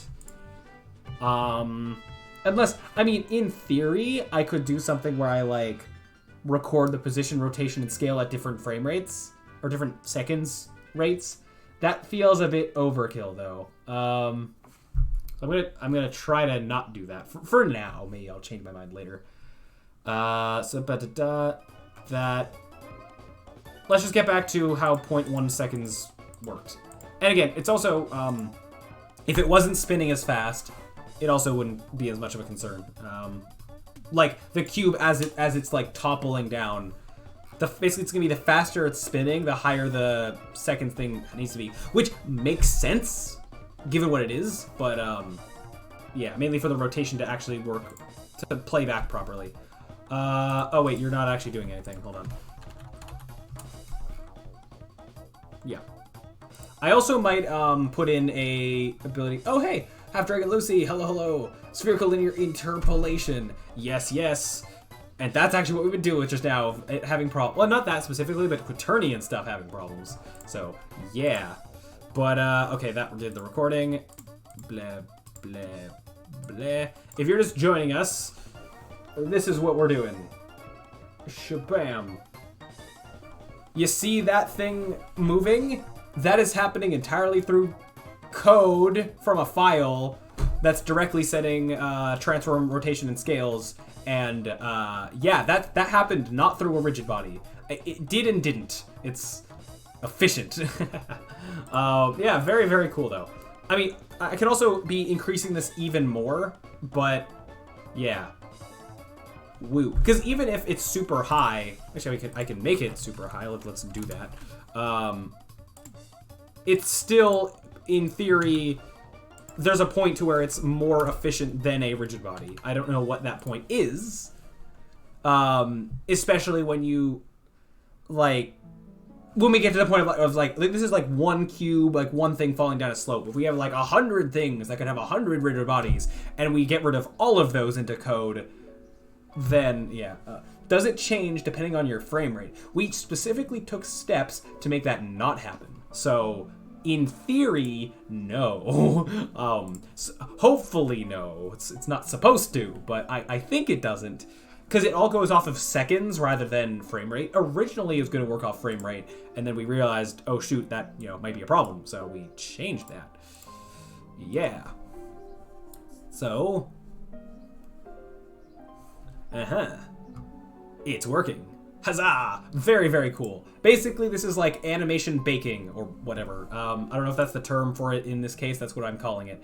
I can, it doesn't have to be through a rigid body. Basically, I can now have this code on any object, and however it moves, it could even be player movement. If I wanted to, I could record the player. Whoa, that'd be interesting. Actually, you know what? Considering music playing right now, you all play Mario Galaxy and, or either of them. Oh, this is for Mario Galaxy too, but, or any game where you're like racing what is essentially like a clone of yourself or whatever. I imagine this is probably more the case with older games. This is that might be something similar to how that's done, where it just records person playing the game and then is kind of like playing that back to a degree. I'm thinking of like the Cosmic Mario races that you do in Super Mario Galaxy 1. Are there any in 2? Maybe. I could be completely wrong, but I'm just saying that of like how that was programmed. I'm just saying that could be a way to go about it, maybe. How can you bake the movement? Through the magic of files. Basically, I made a file that looks like this. Except, hold on. Let's just... Yeah. Except not all zeros, with this being like placeholder data. I'm pretty sure Blender has built-in tools for baking simulations too. It does. Which... it then turns them all into keyframes, which, actually, I mean, this is kind of what a keyframe is. Maybe it's stored better, but actually, this is basically what a keyframe is, except, that, it puts the the keyframes end up being with a frame rate. This, the frame rate doesn't matter, which, or I don't know, it might be the same with when you import Blender stuff into Unity, because animations, the frame rate doesn't matter. I don't know the back end of how that stuff is made. But yeah, essentially it's the same idea. Maybe it's done in a similar way, but with probably a lot more that actually goes into it. To be super optimized and efficient and whatever. Reading files kind of expensive though. Is reading a file on start more, and only on start, because on start we grab the file, which isn't that long necessarily. We grab the file on start, and then it's just a string, and then we just go off of that string for the game going forward. And basically, that's the question: is the trade-off of reading a file on start and then going off of string information, is that more efficient than a rigid body? Or I'm using a rigid body as an example. This is any movement, so this could be something that has a super complicated script. I guess that's the thing. It becomes more of a payoff the more complicated the original movement was. If we had some code that's like, takes a day to run in order to figure out this, I don't know, pathfinding or something or whatever, and then I bake that movement and then play it back, then yes, that would be more efficient, I guess. So I guess it depends on what I'm baking, I guess, of whether or not it's more efficient. So what I've tried to do, though, is make this as efficient as can be to a degree. Like, for example, I'm not reading from a file every frame. I read from the file on start, and then I'm going off of that. So, yeah. And a major, like, I guess use of this is having, like, less rigid bodies on background stuff. This would, I imagine, a lot of this would be used on background things, like environmental stuff or whatever. And whatever else we can think of to do with it. Even if this isn't that useful, I just wanted to set myself the challenge of trying to make this because I could. It was fun to make. And interesting, like, how we could potentially use this, and I could add features to it and whatever. Weird idea, but I wonder if you could store the position rotation values in a 2D texture could help work around the slowness of working with strings. Oh, wow. Yeah, see, that right there is like, ways to make this more efficient is just, how I store the data. Like, I do know right now that it is just a simple text file, which means it's very easily editable, as opposed to, like, if I, like, did, like, binary formatting stuff or did stuff with a texture or whatever, yeah, I could see that being more efficient or whatever. If you're really worried about it, you can also make it a fixed file format and get rid of strings altogether. I'm not familiar with fixed file format. I'm not familiar with what that is, but sure, I imagine that maybe that's better. Are you using StreamReader? No, just using system.io. I think it's like some Unity built-in. Well, system is not a Unity built-in thing, but other way. Just simple, like, where are you? file.bleh type stuff. And I only do one write. Other than making sure the file exists, then I just one time write all the data.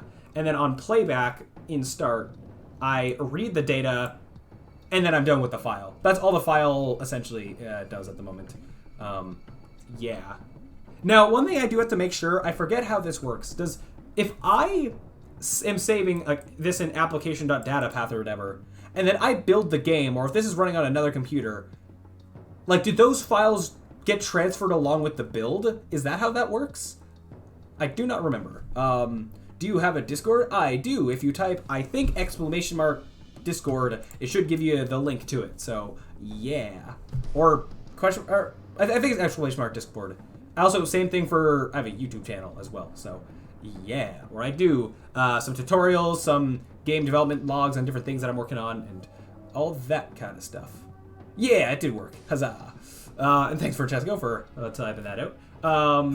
Yeah. But anyways, yeah, there's a lot of things I could potentially do. If I really cared that much, like to try and make this super duper efficient or whatever, I can definitely look into doing that. Especially, so more so I might like do this if I start to see performance issues with it.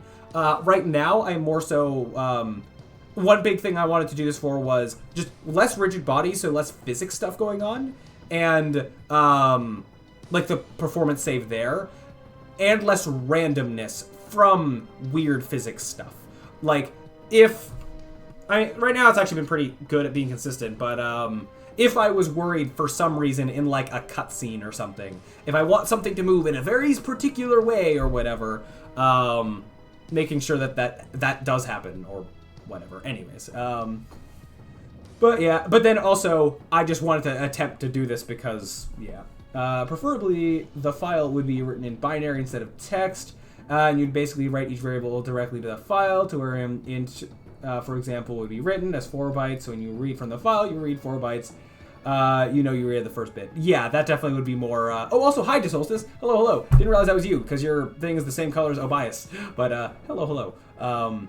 Yeah, I could do that for sure. I think I might wait on some of that until I actually use this code more like in game, but definitely would be cool things to look into. Now, right now I'm using a bunch of floats because these are transform values for position, rotation, and scale. So I'm just using the floats from those. I mean, if I wanted to, I could round them to ints, but then I'm losing precious data that way. But yeah, I'm not going to concern myself too much with the storing of the file yet. But we'll get there, maybe, eventually. The next thing that I think I wanted to do was, we got interpolating working to some degree. Well, pretty much as good as I wanted. It would be nice if the rotation thing worked a little bit better, but I think it's okay that's fine for now. Next thing I want to do to save on some performance is, performance stuff, is I want the ability to be able to omit some values. To, as I said, for example, just record the position and just play back the position and ignore the rotation and scale. I wanted, I guess, that to be an option. Oh, float is also 4 bytes. Can write it the same way. Yeah, so yes, that do be a thing. So, in fact, if I wanted to be even more, I guess, like, with that, I wouldn't even need to have, like, if I know that I'm saving them with 4 bits, if I know that I'm saving them each 4 bytes, they could be right beside each other, and then, yeah, I read them in a way that, that I know what I'm getting, rather than having the commas in the whatever this thing's called. But, yeah. I've just popped a link to an article in the Discord, in general, on Discord. It's pretty much what you're doing here. Ah, fair enough. Very cool. This looks cool. Shader graph, rigid body animation using vertex animation textures. Ooh, and do shader graph stuff. I want to learn more shader graph stuff at some point. Hold on, let me put this over here. Very cool. Definitely very cool. I know that I don't think I'm original in like what I'm attempting to do. I'm sure this has been done before. But yeah, again, that's something I just want to attempt to do. For learning and all that. Vertex, stuff. Oh, yeah, that's... Yeah. Oh, and this is, yeah, storing the information as textures. There you go. There it is. Cause, sure. Again, yeah, this is something we could look into at another point in time, but... Wow. A special shader that decodes textures, yeah. Fair enough. There it is.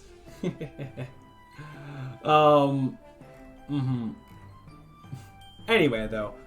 Oh, it actually can get really cool. Oh, I imagine so. Yeah, if you structure your file correctly, you can actually read directly into a struct. Well then, wow. Very cool, very complicated, very cool. Complicated for good reason. But anyways, I like not spend all day on this specific thing because I do have other cool Unity things that I'm hoping to get to. I think the one last thing I wanted to do with this before I'm gonna say that it's good enough for now is the options to omit some transform values. And I think for now I'm just gonna actually, with recording, I'm gonna record all three always, record position, rotation, scale for now. And on playback, I can choose to just be like, just play back the position, ignore the rest. And one case where that might be useful is, let's say I want, for some reason, something to, like, I don't know, have baked spinning, but still be able to move however it wants. I don't know. It just seemed like something I might want to do. Because then, for a lot of these, I haven't been animating the scale, so if I want to ignore the scale, that just seems slightly more optimized on the playback to not do that with the scale. Anyways. Yeah. Okay, so how I was going to do that was, yeah, just on the playback. There's going to be some booleans for this. So public, float.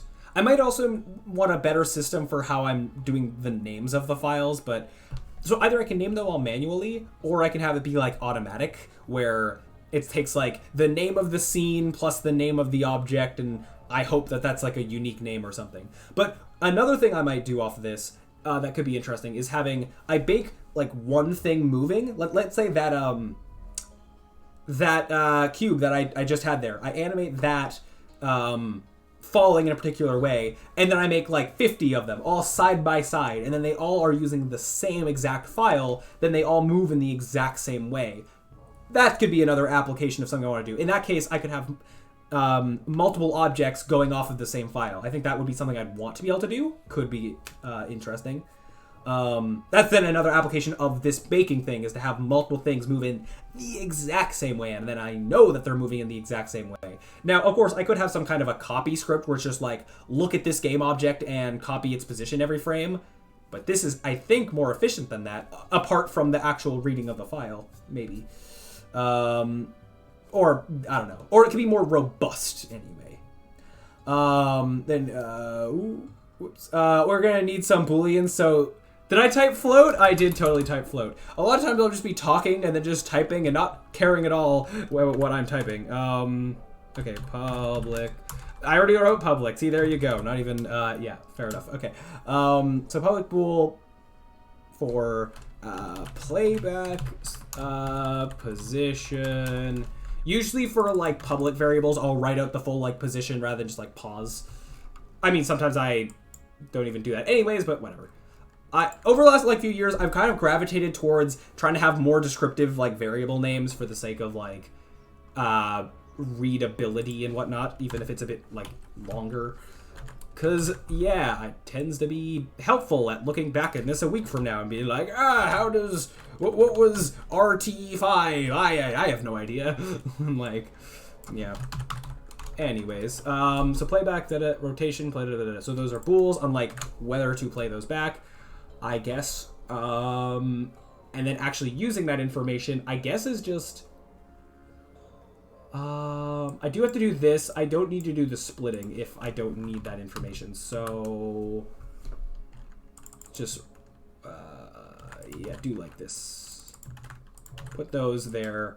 And then put these each in their own little if things.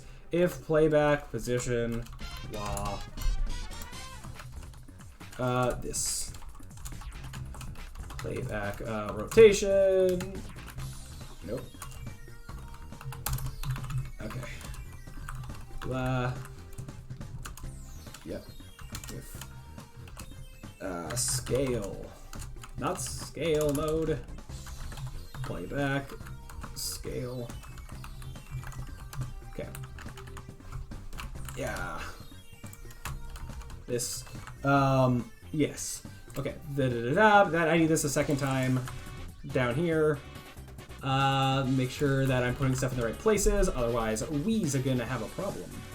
Now, technically, I only really need this here, because this is where I'm actually setting stuff. But oh, you don't like late update? Oh, because I didn't finish the brackets. I was like, what do you mean? Yeah, no, that's fine. But if I'm not going to be doing the playback, then I don't even want to be calculating the things, right? So, might as well, yeah. Put all of this stuff in if statements, because I don't want to calculate any of this if I don't want to play it back. Simple as that. Okay. Yeah, okay. And then one more set in the late update section. And I'm putting this in late update because I basically want this playback to like overwrite anything else if it can. Yeah, like any other movement, because like this is supposed to be the be all end all. Like this is what the movement should be. Yeah. Whoa. Yeah, playback scale. Okay. Yes. I'll do that. For clarity. Okay. Alright, in a second. Okay. What do I need to do now? So the what I recorded should be the same. Oh, one little thing just to save me some time later. The defaults for all these are gonna be true. So by default, it's playback everything. Just a, yeah. And then let me start by saying if everything is checked, does it work? Does it work as is? Oh, hey! Carthax08, that follow. Hey, thank you! Thank you for the follow! And also, hello. Thank you. I wasn't looking. You distracted me from, is my code actually functioning successfully? Let's see. Oh, okay. I thought I pressed that again. Apparently not. Hey. Yeah. Seems to be working. So now if I uncheck both of those, it should just rotate the position and not the rotation. Oh yeah. Yeah, it's working. Huzzah. And that's the weird worky stuff we can do with this. Beyond just the playback, we can do weird stuff like that. If we wanted to, for some reason, like, have something move like that. That's now how we can do it. Woo. Yeah. Woo indeed. So now also, because I'm curious, just doing the rotation is going to look like this. Yeah. I don't know. That's cool. It's neat. Very neat. What does rotation but not position look like? There you go. You just got to see. Yeah. And scale isn't doing anything right now, so yeah. Although, now's a good time to test. I'm curious what happens if I do... Oh wait, there's no rigid body. Hold on. I want to see what happens if I... Actually, you know what? Let's do this in here. Drag something around in the inspector. I want to see how it handles it. And see if I can record, like, inspector movement. Because that's also a very powerful thing. If I can do that. And I don't know, do that there. Might look a bit, janky and like jittery, but let's just see what happens. I'm not gonna be able to really see this in the game view. I'm gonna have to go to the scene view to. Did it work? It did. It did. Oh, that's cool. And now it should get scaled in a second. That's so cool. That's so cool. I don't know how that's practical, but, like, that seems very cool. Holy, yeah. Oh, that's awesome. And then, going back to how the frame rate can be less. Oh, it's so cool. If I say frame rate, again, it's not going off of frames, it's going off of just seconds, but, yeah. Whoop. Woo! Haha. And then this and this. There. Yeah. Progress! Yeah, progress indeed. So this should do that, apparently. There's the spitting, I guess. Okay, that's it, that's it interpolating between, like, way less frames. It looks weird because this is, like, not very intended. Like, having it be that low. It's more meant to be, like, 0.1 and or less. But still, very cool. Now, I think one last thing I want to do with this, and then might move on to other cool things, is I want to basically, if I move this with a rigid body, I want to, mainly for debugging's sake, keep the rigid body, but have the playback override the rigid body existing. In fact, more than that, I might have the playback, if the playback is active, remove the rigid body, if it's there, because it, you know, an object might not have a rigid body that I want to be doing this to. So let's just say, after doing all this, if it got here, then it's enabled, and it got the stuff from the file and all that. So I don't think I've ever really done removing components before. I know how to, I think I know how to do it. If there is a rigid body, get component rigid body. And we're just gonna go like on this object. If there's one on like a parent or child, we won't worry about that for right now. So if we find a rigid body, then how do you remove a component? Actually, I don't know. Unity remove component. There's probably just some like remove function. Oh, does destroy work? Oh, you can just, oh, because normally I'm familiar with destroying game objects, but I forgot you can just stick a component in there. Destroy. I mean, okay, rather than using get component twice, you usually put that in a variable. So rigid body RB equals, and also the point of doing this is that it comes back when I go to play mode. That's part of why I'm doing this. So I can, as you just saw, like when I kept having to delete the rigid body to test things, basically not having to do that anymore. This is more, makes it easier for me in the editor rather than being completely necessary, I guess. If RB, oh, no, hold on. If an RB exists, then destroy it. And we're assuming that there's only one rigid body on here. I don't think you can have multiple rigid bodies on the same game object. I don't think it lets you do that.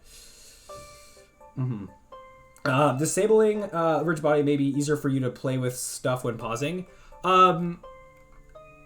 Oh yeah, there's a way to just disable it. Is setting it to kinematic enough, or is there an actual like rigid body not disable? There's no check mark to disable. Why not just enable all rigid body constraints during playback so the animation can still interact with other objects in the scene? I don't think Unity will let you have more than one of the same component, period. Fair enough, I could see that. I wonder if you could have more than, no, you can have multiple box colliders. I think box colliders is an exception. Yeah. No. Wait. This component is new. Yeah, box colliders are maybe an exception. I don't know. Copy component. Well, let's find out, shall we? Yeah, so that's grayed out. Fair enough. Yeah, I wonder about multiple of the same your code. You can have multiple of your own code. Also interesting. I can see, I guess that's like, I guess it's good to not cut that off of being a possibility, I suppose. Other than colliders, yeah. Apparently it works on your own code, so that's cool. What about mesh renderers? I'm gonna guess no. Let's find out. Yeah, not mesh renderers. What about mesh filters? No. Okay, so imagine most Unity built-in things, except colliders and your own code. Sure. Maybe there's some other things, like maybe joints or something. I don't know. Anyways, stuff that's kind of built for there to be multiple of them, like colliders. Yeah, makes sense. Anyways, what was I just doing? Move you back up there. So having the rigid body, let's do the recording. I don't think though, so yeah, there's suggestions to like keep the rigid body there, but just disable it. I think that when I'm playing back, I want the rigid body to not exist because that's the sort of intended thing. I could just like, disabling it and destroying it are basically the same, but I think in this case I want to go the extra mile because I don't think I'd want to be pausing it and then doing rigid body stuff on playback. I don't know. I can always change it later. But, yeah. I guess. Anyway, so that, it seems to work. Got rid of the rigid body. Easy for me. Because also the intended thing would be, like, this is while I'm testing and debugging things, I guess. Once I'm done, I'm like, oh, I'm finalized. This is all good. I could delete the animation recorder and then delete the rigid body when I know it's, like, finalized, I guess. Anyways, yeah, that's all working and stuff. I could have a thing to not record position rotation scale. I just don't see really needing to do that. I'm like, I might as well record all 3 and then only play back the ones I'm interested in. It's basically the same anyway. Because either it's a bunch of floats that are all zeros or floats that are numbers, and that still takes up the same amount of space. And I don't care as much about the performance of the recorder, because that's only for me. That's only for me in the editor to test things and to make the functionality. The user, in theory, would only experience the playback code. So, yeah. Anyways, though. And also, I can optimize things all day. But I think I've made enough functionality that I like where this is at. Very cool. And with that, we're now going to jump ship onto something else. Although, what is that gonna be? So, trying to bake, okay, I'll move to a file with playback. Yeah, that we did that. Knocked that off the agenda. You're gonna end stream, aren't you? Not just yet, I don't think. Although I might take a break soon to get food, but I do think I'll be coming back. Just deciding what I want to do next. So we have this, very cool, have more functionality to it. The people who are new here, let me show you some of what this was actually for, or the actual game that we're making. That's cool, like experimenting in the editor. Here's what the actual game is. That's going to be changing a lot. Might as well maximize this. Okay. So this is the Handyman with a unicycle. You ride a unicycle, and you ride around and fix rides before they break. And that is the main idea. You fix rides, you can get hurt by hazard. I'm like, there's a bug. No, there's not. I have an invincibility power-up, so I'm like, why am I not taking damage? Because I shouldn't be. Good, okay, whew. I thought something was broken, it was working exactly as intended, and I just didn't realize it. All good. All good, yeah. So, we can fix rides, we can take damage, we can get launched off things, we can ride this. Oh, that's kind of glowing in a way that it maybe shouldn't be. I upped the bloom a little bit ago, I may have overdone it. Yeah. Very cool. There's also a sort of collectible, my own take on a collectible kind of thing, where it's like a optional objective of bring thing at point A to point B, and if you take damage while you're holding it, you lose it. But then doing this is like a bonus where now power-ups last twice as long. That's a thing that I wanted to do. Yeah. I don't think it's that convoluted in context. And they're both hidden. Both things would be hidden, so you gotta find both the things. And in context, it makes sense, because it's like helium, balloons, the power-ups are balloons. So, yeah. So, yeah, very, very cool. So this is the game. There's like, right now it's broken, sort of. There was like a level transition thing where curtains, like circus curtains, kind of go like whoosh, whoosh, and that goes between scenes. That's a little broken right now, but it will be fixed later. Now, we also have this whole tutorial. So just imagine there's like the loading between scenes is masked, kind of. It's not that like just cutting between. Anyways, though, we have this whole tutorial, but this is not going to be sticking around. This was just a temporary thing for the school project that this was for. I've explained all this a lot of times, but as new people keep coming here, I want them to know what's going on. I don't mind continuing to explain things and showing off the cool things that I've been working on. So yeah, that's that. But anyways, I haven't actually touched like this part of the game in a while because of it being. I finished the thing for the school project, and then I got busy with a lot of other stuff, other school things, and yada yada yada. So now we might actually be finally getting to continuing this game, and there's a lot of changes that I want to make. I think that like where the game is going to look very different from how it currently looks. Not like it's gonna be a completely different game. Still this is the basic premise. You're a guy on a unicycle fixing carnival rides, but with explosions and no, I don't know. Yeah, there's definitely a lot of like things to change, things to improve, and blah blah blah. Now, I gotta figure out, I guess, sort of the first of those things. Let me delete some of these notepad documents I've been having open. And this I can get rid of you. Just kind of do a bit of cleanup. I can close you for now. So the two things that I want to experiment with is that forever we've had this placeholder thing on top that I want to be an actual human at some point. So I might just quickly whip up the most bare bones thing for that at some point.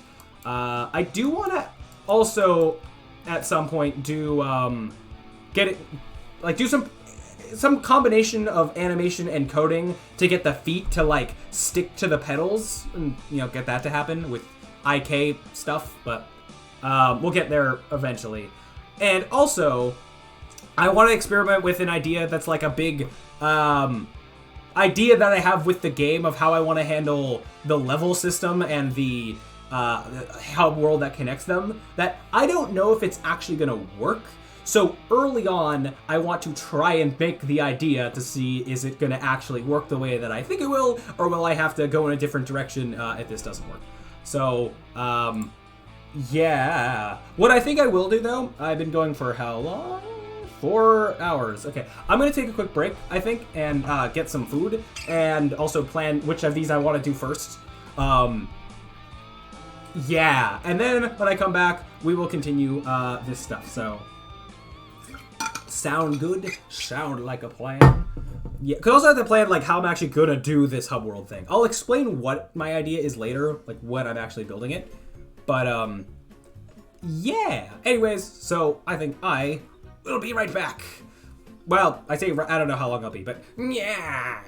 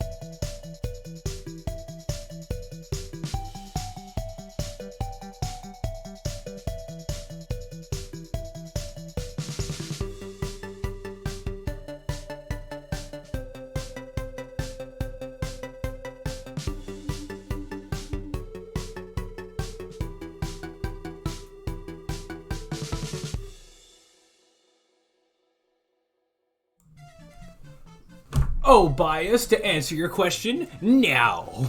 No. Hello, I am back. Yeah. Let's continue. So what were we doing? Oh yeah, I was deciding, which of these things I want to do first. So part of me's like, I want to not do Blender things that much for now. I want to be doing more coding-y things, but also I would like to get rid of this placeholder. So we're gonna middle of the road it and gonna make a very placeholder human. I think we'll do this very quickly. I think this I'm going to try and do very, very, very quickly. Just have something on the unicycle that's a bit more human-y shaped, and then we'll continue with the other thing. Sound good? Sound good. So, yes. So one thing I gotta figure out though is I already have a scene with the unicycle. Let me go open that real quick, because I do want to make sure like leg length matches how it should. But I do know that I need this guy to be able to at some points stand like independently of the unicycle, or I should say like I might have like an in-game model and then like a cutscene model, because sometimes I can just make things easier to separate for animation's sake. The kind of in-game model will always be on, like, the gameplay, like, what you're playing as a player will always be on the unicycle, I think. Unless there's, you get hurt in this animation by, like, falling off and getting back up or something like that. But for the most part, on the unicycle. For, like, cutscenes and stuff, maybe, I imagine I might, I know for a fact that he will, at some points, be without the unicycle. So I just need to make sure that can work. But for now, as a placeholder thing, I think what we'll do is... Oh, hold on one sec. Let me just... this and this. Okay. How do I want to do this? Let me just open up the unicycle model directly, I think. There it be. It's just called player. Okay. Sure. Yeah, I'll just put him... Model him on the unicycle for now. Figure out better solution later. Because also, I don't even know if, like... the height of the unicycle even makes sense how it is right now, if it needs to be shorter or whatever. Yeah, so let's make this guy real quick without messing up the unicycle. I'm gonna try to not have to adjust the length of it yet. Now, we're also not gonna rig this guy yet either. I think the easiest thing we can do, something haven't done much before, I might try using meta balls, because it's a thing. No. Or, deciding, like, is this how I want to do this? I will not be doing this for the real guy, but for the sake of a quick, maybe I'll try a little harder. Go with my normal strategy of making a rounded cube, which is just no, come back. Subdividing a cube a few times makes it very round, but then the topology is still really good. Here, let's try. Normally I would go for this. For the sake of simplicity, I'm gonna go with this. Oh hey, welcome back. Hi. Yeah. I don't know how long ago you asked, like, how long was I going to be back? But I just came back and was like, the answer is now. Yeah, so, 1 second here. Let me just, okay. I have my stream running on my phone, so I can tell that it's, like, working. Yeah, okay. So what we're doing real quickly, I don't want to spend too long on this, preferably, is, I want to make a quick little human for our unicycle, because I always plan for there to be an actual person on here. We just had the rectangles as placeholders before, and this is still very much going to be a placeholder. I'm not actually like making the guy yet. His name is Handy Harold Henderson is his name. But we're just making the placeholder for a human for him right now. Yeah. Maybe I'm just trying to be like, how do I do this like very quickly, even though it's gonna look terrible. But I'm like, maybe it shouldn't look terrible. Like, if that's his head, that's his. How much am I stick manning this? I doth not know. Yeah, for the record, in terms of, like, more polished humanoid people, let me find some real quick. This. Nope. Waiting for it to load up. Did I click it? Waiting for an image to load up. Come on. You can do it. Okay, well, I mean this thing here. Oh, okay, wait, on my other screen. This guy. That's me. That's for my logo. Yeah. You should be able to make a hook stick for your guy with the skin modifier. They'll make orange for you. Oh, yeah, that is a thing. Yeah. Right. Yeah, that's kind of... Yeah, that would be a quick way of doing this. I don't think that's what I'll do for, like, the real deal. But, for a good starting point, yeah. Or maybe it could work as a starting point for the other thing as well. But, yeah, no, I'll just do that. That'd probably be easier. How do you usually start on that? You start with just a simple, like, individual vertex, right? I'm going to be a bit rusty on Blender as well, so... oops on that. Okay.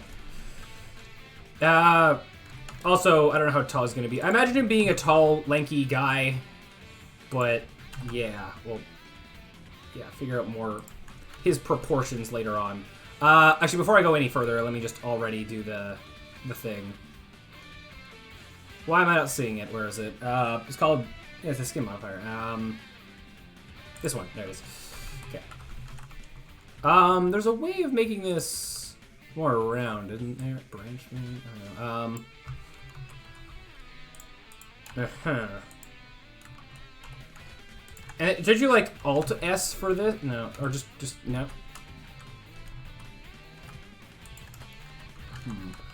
Yeah. I have to remember how exactly to do this. I'm also gonna mirror it because yeah. Let's say those are his hands. How do you... Is it Shift S? Control S? Some special type of scaling that I know exists. Do you happen to remember, bias? I can also turn on clipping. Clear loose, Mark root. I'm gonna mark the root, probably be like there, at the base of the unicycle. Let me also just let me just Google a guy on a unicycle real quick, just to like get a better idea of like a basic pose. That I'm gonna quickly make this guy in.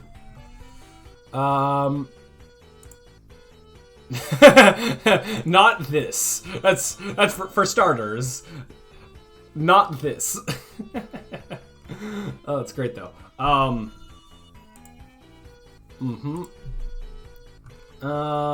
What is a pose that I want to... What's with the fancy clothes and unicycling? I want like a side profile if I can get one. The wheel's so big on that one. Okay, huh. Interesting. I have options. Let me just go side view. Not sure what the bind for it is. Haven't used Blender in a few years, but should be able to search for the spacebar. Yeah, might do that. Yeah. No, well, I want side view of a person riding it. Figure out the hands. The hands might be outsplayed like that, but just the leg formation like that might be good enough. Let me turn that back on. Okay. And, but yeah, let me first figure out like the head. There's the scaling thing in general. If I just go scale.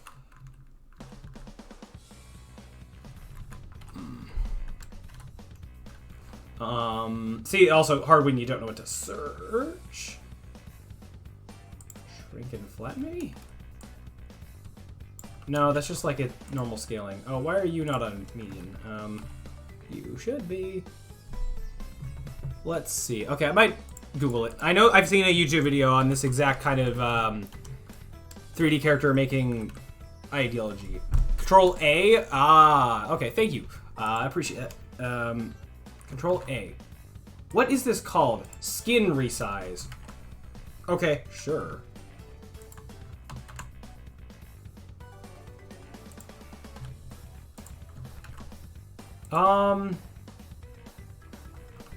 How do you... Is there a way to kind of make it more round? I mean, oh, smooth shading, I guess. Or not smooth, subdivision surface, I guess. Oh, after that. What does branch smoothing do? Oh, okay. Interesting. It's a start. I can definitely see this working. Also, there's not usually that much space between. I don't know how long of a neck he's gonna have. Just, yeah, slap a. Yep, that be it. Okay. I mean, okay. I don't know how much I care to, or how much detail I'm planning on putting into this. Oh. Oh. I mean, that is something. I was gonna try and give him a jaw just now. I need to make the back of his head so pointy.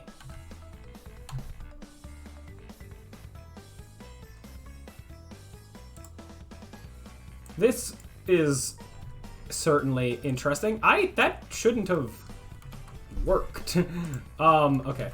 Let me just...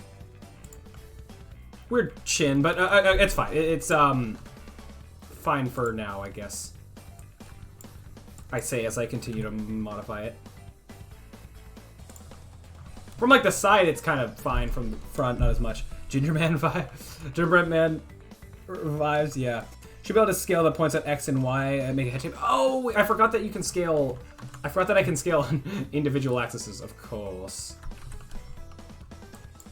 Although it's still weird results. I don't know if extruding from these 2 points is really what I should have done here, but it is what I've done.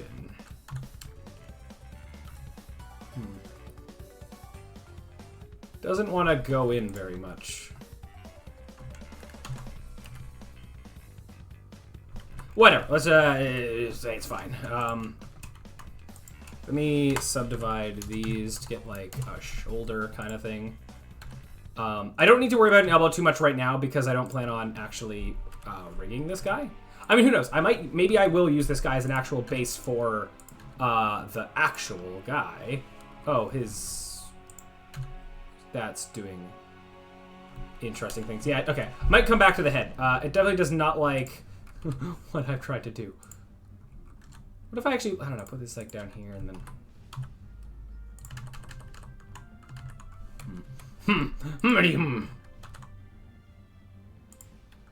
Okay, well...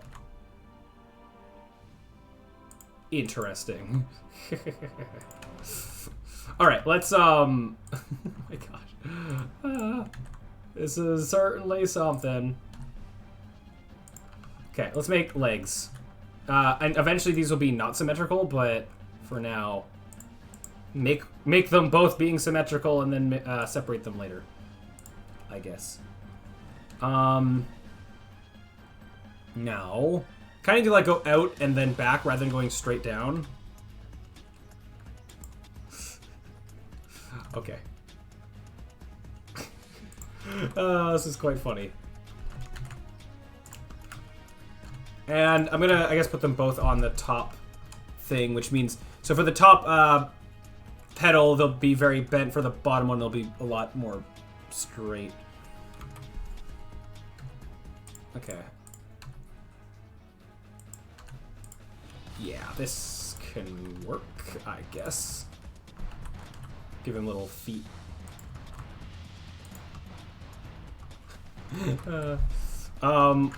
Hold on, maybe more so I go and flatten it on the Z. No, Control A. Oh, you don't do that. Okay. I guess I will have them be like placed more flatly on this, like it's actually. Although technically, actually, these might need to be more turned a little bit forward, but for now, I'll just let it be exactly how it is. Like they're on there. Okay. Oh, this should be down more, I guess. Okay. Okay. Might subdivide here, have more of a hip going on.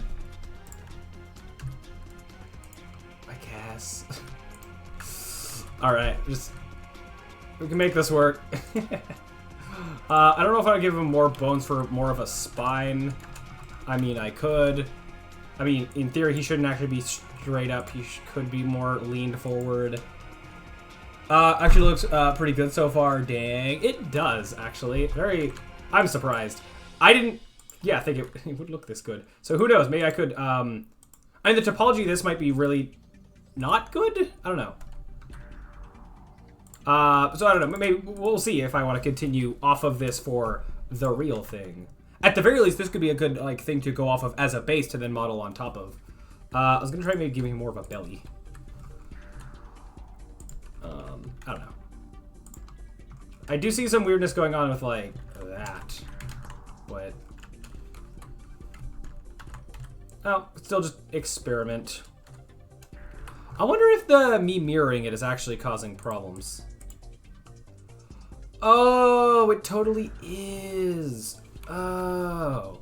So maybe I shouldn't have the mirror modifier on like this. I should just do it more directly. Although, hold on. Actually, let me back up. Oh, wait. I can't back up to the... Hold on. No, yeah, I can do like that. Okay. Apply it, and then... Wait, what? Why did you not... I can't. Can I have you be before? Oh, I just need it before. Try upping the merge distance on the mirror modifier. Actually, it seemed like just having it before was fine. Not after. Yeah, I should care more about the order of the modifiers. Not what I'm to do. Okay. Okay, now it seems like it might behave a lot better. Okay, perfect. Well, actually, okay, no. Okay, I don't know what's going on with that. But I mean, frankly, this in its current state could be fine for a placeholder. But because that went is going well, I'm gonna just play around a bit more with it. I don't know if I want to make the placeholder look like it more has clothes, but I don't know, we'll see. I'm gonna give him more of a elbow. Mayhaps. I'm kind of having him in a pose like an arm stretched, but not like completely flat right now. Let me use this a bit.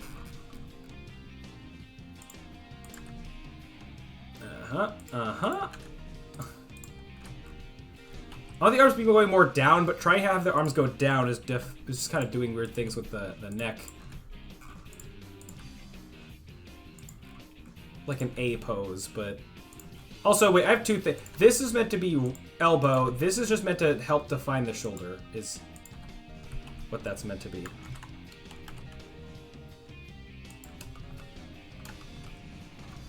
Now he's reminding me of Baymax, but okay.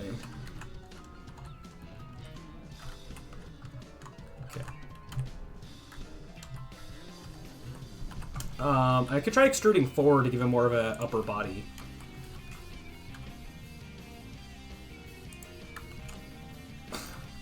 This is something. This is something, all right. All right. Why is the neck so not existing?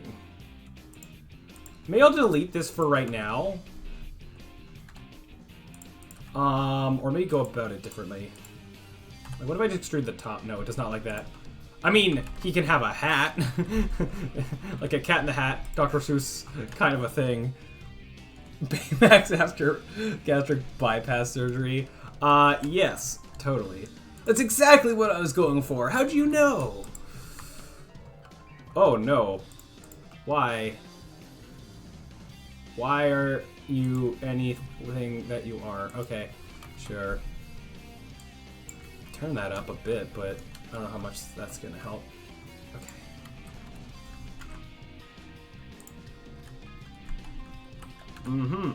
I do see that it do be quite tricky. What? Why does it decide like, yeah, he doesn't need mesh here. Just be a big hole in him. Okay, I don't know if this turned out well. No, thank you. Why are you trying to be so pointy? I'm just trying to have you not be pointy. I just want you to not be pointy. Yeah, try to just have him be like maybe a bit more muscular is what I'm maybe going for. I don't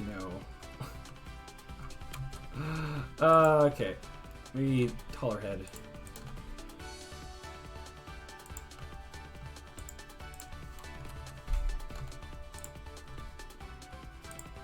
Maybe I do like this and go back.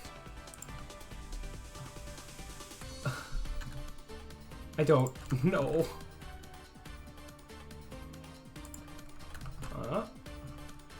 But maybe I'm starting to. Oh. That seems more head-like. Okay. Less of extruding in different directions seems to like it a bit more. What was I gonna do? I was gonna. Oh, you think that's the root? Let me mark the root as up here, if that might help anything. Oh, these have rotations? No? Then why are you doing that?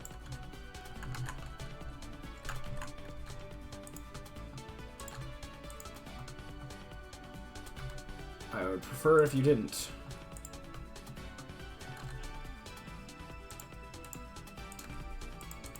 Okay. Okay, sure. Okay, whatever. Okay. Let's give him little fingers, maybe. I do plan on, like, some cartoon things will have, like, people just have 4 fingers. I think I'm gonna go for the full 5, because I can. Let's just try, see how this works. That is single finger. Or wait, better idea on how to do this more consistently. Or actually, I don't know if I want to just, I mean, I could just come out of here, but I think I want like, kind of come up and out, maybe? Yeah, 4 and then thumb, more like that. Okay. So take all of these. Scale them down a bunch. Thumb a little less. And then hope that this looks fine. Oh, no.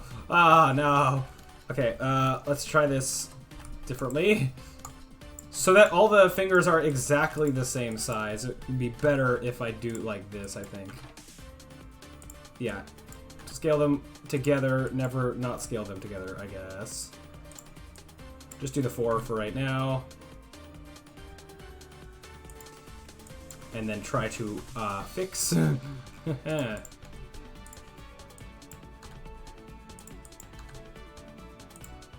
Okay, so he's lacking like a hand, and I think that's a big issue. Oh. Okay. Yeah, because this is supposed to be all hand, and then it becomes fingers.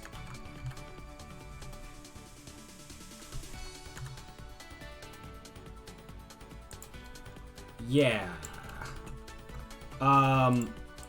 This is thing.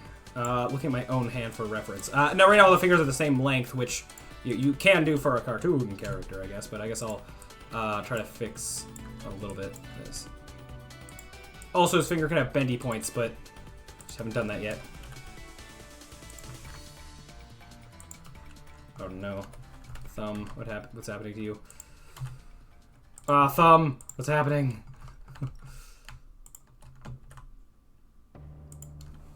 Okay, that's not a thumb. Also, right now this is very flat. I can, you know, move it down, whatever, but, here. Have it go, like, along the arm.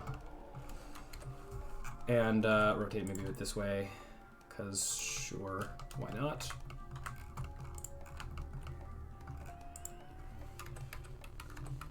Oops, wrong buttons. All of the wrong buttons.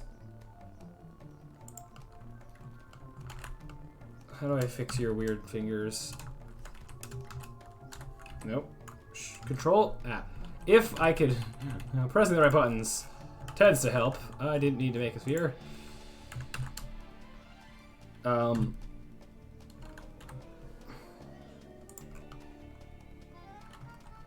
can't just, like, rotate it. It kind of just has a mind of its own.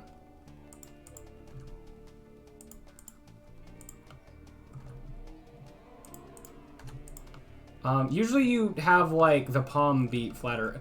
Okay, hold on here. Have more separation between arm and actual hand.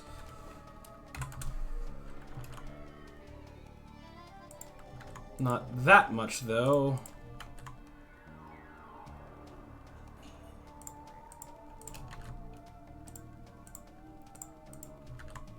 Okay.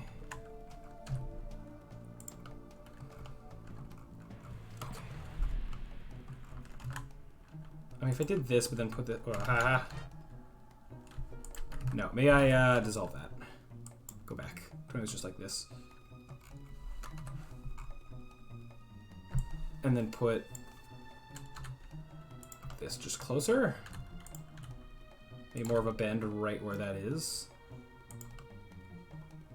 How are you getting worse with as I turn you?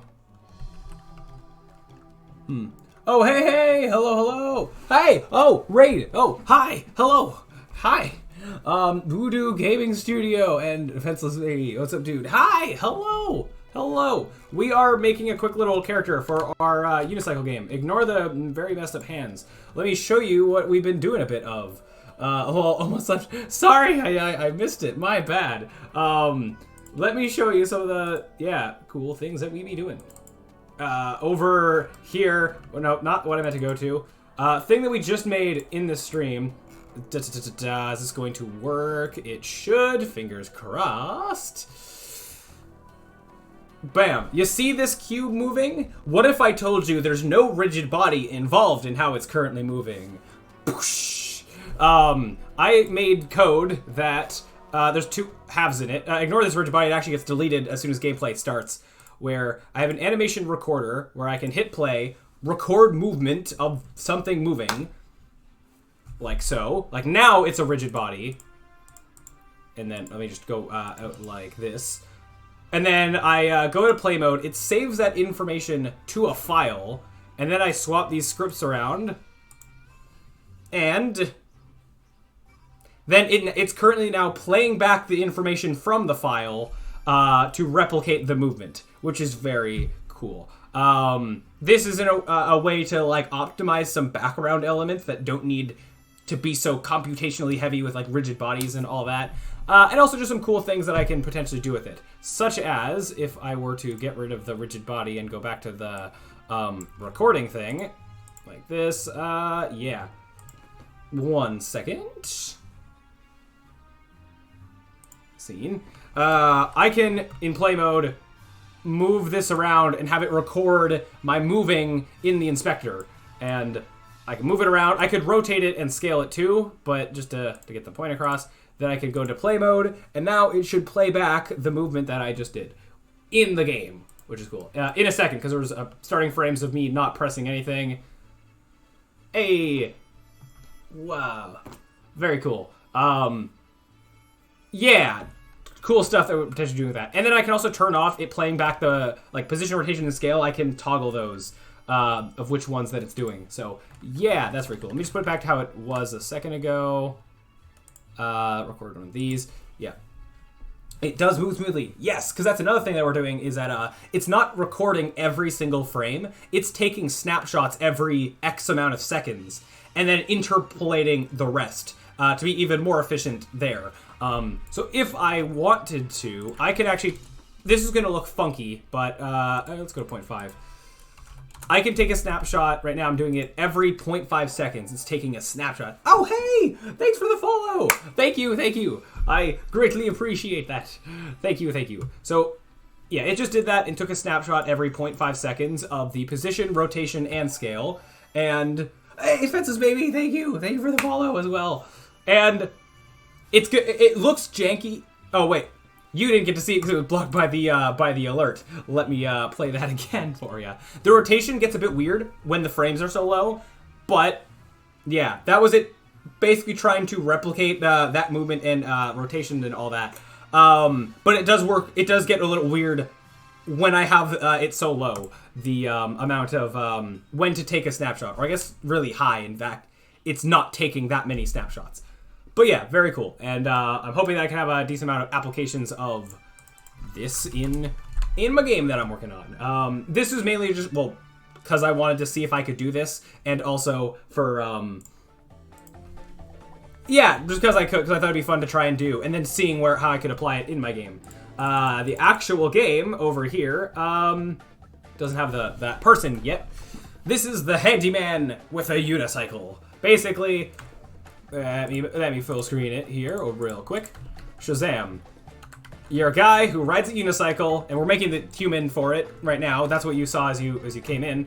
Yeah, and basically you can take damage off things. You have to run around and fix rides. You get pick up like collectibles. I can't talk. I've done this recap so many times, and now I'm messing it up. But basically, you run around and fix rides before they break. You can get power-ups. Like, this is the thing that makes you fix rides faster. There's hazards. There's speed boosts to make you go flying around. There's tight ropes that, if I can actually get up there, that you have to actually balance on as you're going across them and not fall off. So then you have to, like, yeah, actually balance, and whoa, no, I fell. So yeah, a lot of cool stuff that we're doing. Over here, there's a thing that's basically a collectible-esque thing. Yeah, long story short. And we got a pause screen that's looking all fancy. We have a hub thing, sort of. The transition's a little broken right now, but it's going to be back up and running soon. We have like a cool like circus curtain thing that goes like foosh, foosh as it goes between scenes. But yeah. And we have 2 levels here. But right now it's a little broken, but we're working on that. We have this tutorial thing here, but this is very temporary. I don't plan for this to be the final product. This thing started as a school project, so this was more for that. Yeah, I have a different idea in mind for actual tutorial. But anyways, this is a lot of what we've been up to. And yeah, now that I finished this game for this like school project that I had to do, I'm now planning to make it. I'm planning to continue working on it, and I have a lot of ideas for changes and all that. Any idea what broke the transition? Oh, I know exactly why it's not working, and I'll be fixing it later. But yeah, nice. Bike is dope. Very, very dope. So basically, today in this stream, so this project was working in the universal render pipeline. Sorry, no, in the default render pipeline, and I just upgraded it to the universal render pipeline, and that caused a weird camera issue that I can either do a lengthy temporary fix now, or because of a change I know I'm going to make later, that will also fix it. I'm going to wait until I do that change later that will fix it. Because I know what the problem is. Yeah, anyways. So that's answers there. I do gotta go have a Gucci session and, check me out too. Yeah, I will. Thank you for the raid. I really appreciate it. And yeah, best of luck to you with all your game dev stuff. And yeah, best of luck to that. Anyways, back to what were we doing? Blendering. Really quick, just making a person. Just a very temporary thing, but just to replace the placeholder that we had. So we're just right now. I'm experimenting with what I could possibly do to just make something very quick, very temporary, but still just playing around regardless. Yeah. Oh, no. Why did you do any of that? Hold on one second. Yeah, so that. You're spinning weirdly. Why?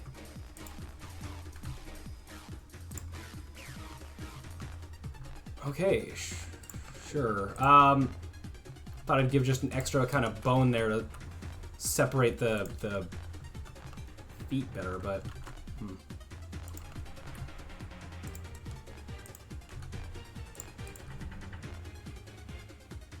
Okay. it's fine. Right now they're symmetrical. Yeah, that's a for now thing. Anyways, what I was just doing before was figuring out fingers. We're trying to do stuff with just having vertices that we're putting a skin wrap modifier on. As I said before, I don't know how much I'm going to be doing this when it comes to making the actual final person, but for now, this is very good at prototyping, I guess. So, yeah. Now, if this thumb could cooperate better, that would be great. Oh, hey, that's something. And shrink all these fingers just a little bit. Oh, why is that one just not wanting to cooperate?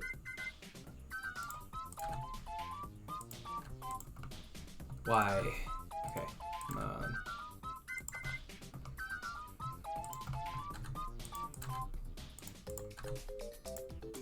Kind of curl the fingers maybe a bit more. I don't know, just because. Shrink the pinky a bit, I guess. Yeah. Try to make this work. If it wants to stop being all kinds of funky.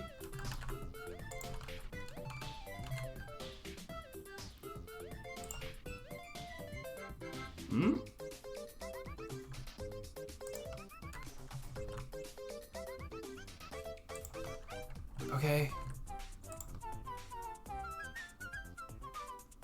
The underside of it kind of looks fine. Up here still looks a little weird, and it's hard to it's hard to get it to not do that.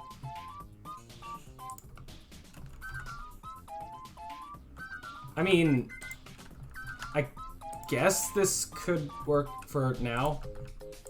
Might also on the thumb put another one here to. Maybe not. Actually, it looks better without. I put the thumb actually closer.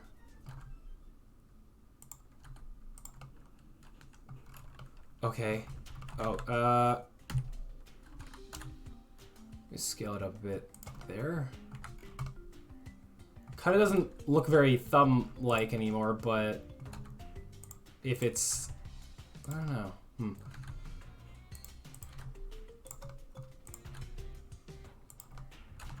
I don't know.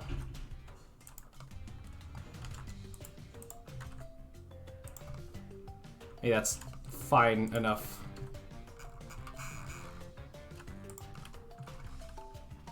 Do I even need this? Yes, big yes.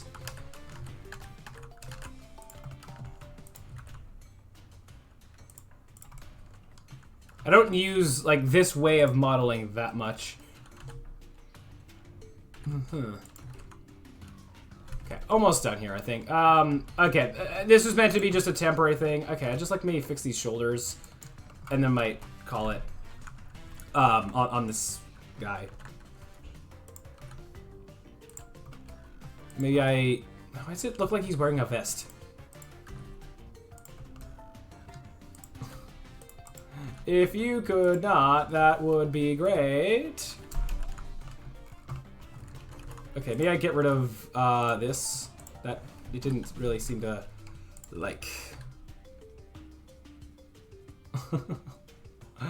I kind of wanted to be like just a little bit slouching.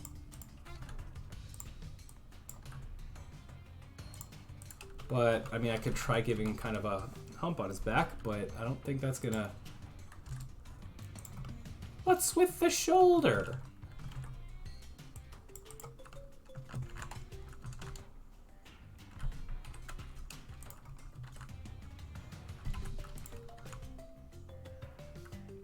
Okay.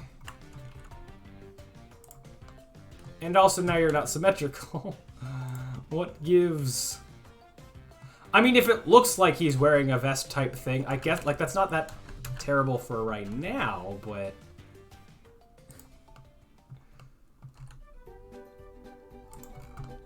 okay, if he could just cooperate, please. For the love of vests everywhere. It's like a perfect... Okay. I mean, this could almost be like a... Actually, this could almost be like a sweater thing. Hood. Oh, this one... no, this and this. This? I don't know. Maybe I just ditch that. Or just very subtly. Alright, can this be our main man? Mr. Harold. Yeah. Handy Harold. I guess so. Maybe a little bit thinner legs.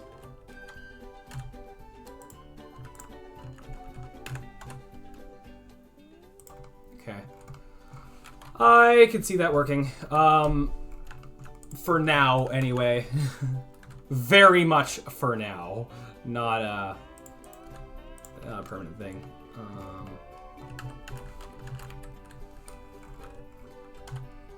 As I said before, at one point I was trying to give him more of a chin.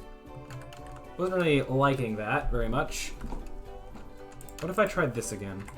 Where I do that and then pull it. Wah. It's like pulling this back, which I don't want. Oh no. What monster am I turning him into? It's weird that it's just like extruding. Here, what if I did this? Extruding just seems to be very destructive.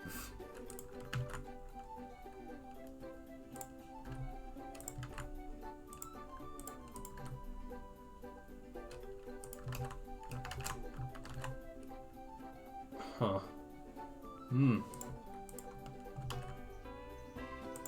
This is a very long face, but okay. What is happening to this man? What have I done to him? Oh, that is interesting hair. But let's undo that because it's not what I'm going for. I mean, I could try to make hair out of this. If I did something like... Here, let me just mess with things a little bit more.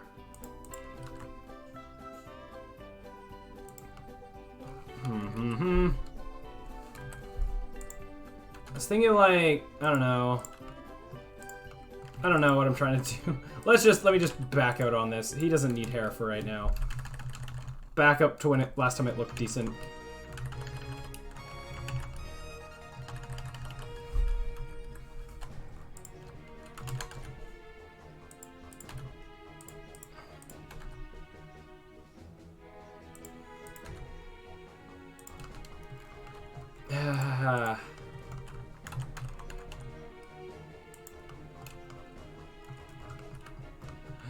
What are you?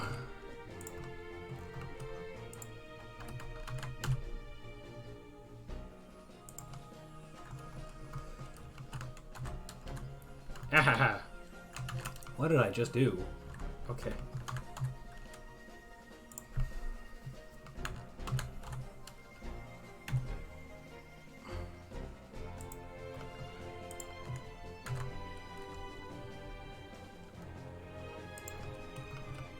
No, okay, we're just backing up. I think this is like the last thing that looked head-like, and you know what? It's good. Let me just give him a less of a slouch. Less of just whatever this curvature is. Or can I even?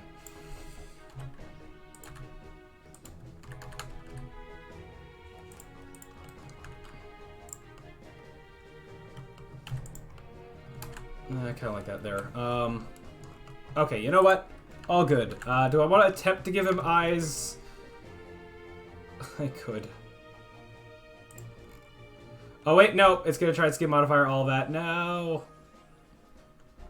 No. No. I have to wait for this to... This isn't going to cross my stream, is it? Please, no. Blender, no. Okay, while that's doing its thing, I will do some cleanup here. I don't need this anymore. Yeah. Won't worry about that right now. I will go back to this. Did it even import what I had before?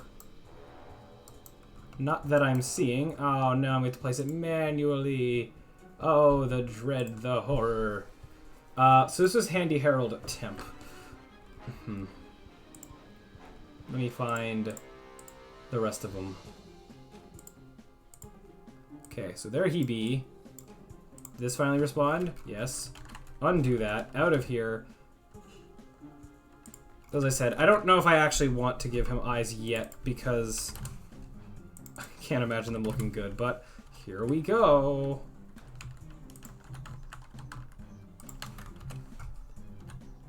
Let's just see what we can do. Maybe I'll give him more like cartoony eyes than normal eyes, and maybe that'll look fine for now.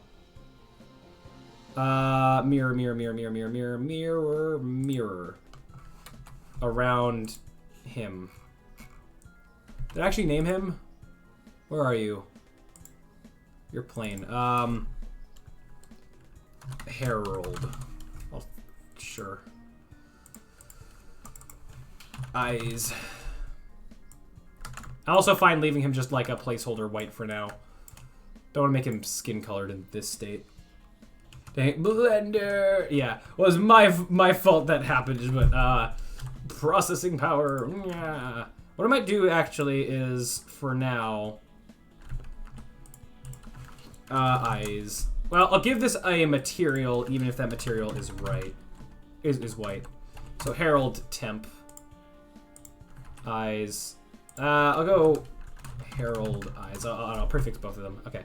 If I make these instead just black and it's smooth.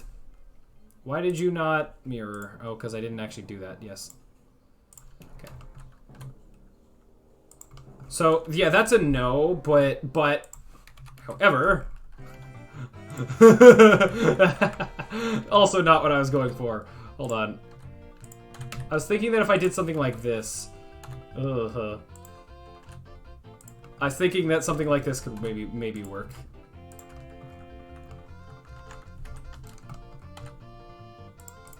Right? Like that can work. For now. This is for now. I do envision him having like normal eyeballs eventually, but I don't think that's gonna happen in this design.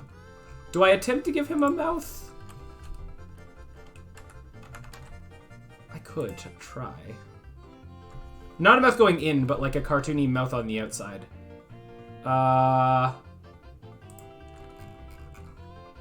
And yeah, hold on. Give him the same material as that for right now.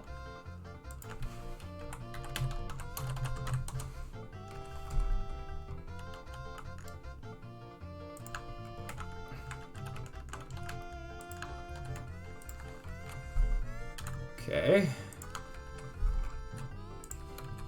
I imagine I'm gonna stretch this out a bit. I don't know, try something like this. Yep. Maybe I should have used a cube for this, but like a subdivided cube, but here we are.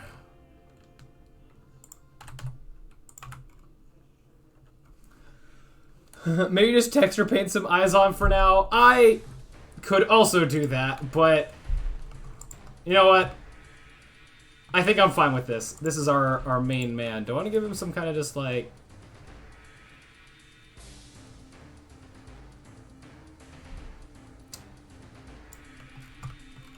just something that's not a pure white for now. No. No. All of the no. No, back up there. Hold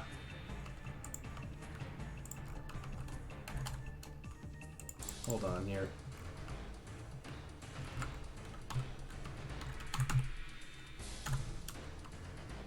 We've got a lot more flat. Again, temporary. I'm tempted to also give him a nose. I might not, but now I'm curious. With the same strategy, there's a little dot nose. He also gets the same material for right now. No, well, okay, that's making him look like a clown, but hold on. hold on. Wait, no, hold on. Not that one. No, not that either. Hold on, I got this. Just scale on the axis that I want you to. Thank you. Your pointed nose. No way. No way. That looks just as good. It's fine. It's fine. I think he could have a super big smile. Yeah, okay. I'm just having fun with this at this point. Okay, let me name these. I kind of want to... I don't know. Is there anything really quick I could do in terms as far as hair is concerned? Here, real quick. Hold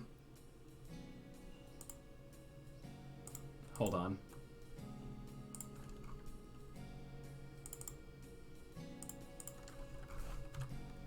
Just so he looks maybe a little bit less like an alien. He could have an afro. That is an option.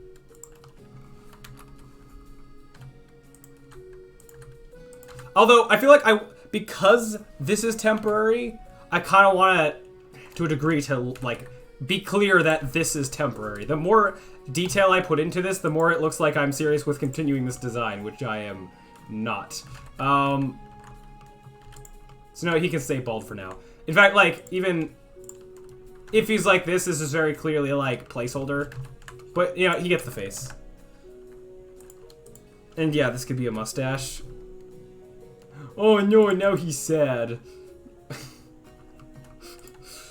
You know, like, the bush mustache is kind of funny. Well, that just looks like he's frowning, but... Unless I did both... Except, again, not really. Actually, hold on. Is this a dad I see? Hold on. Maybe I make this a different color. Hold on. Maybe there's some promise here.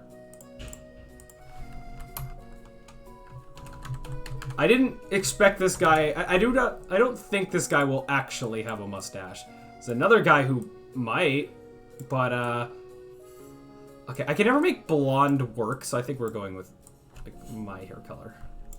Does that look like mustache?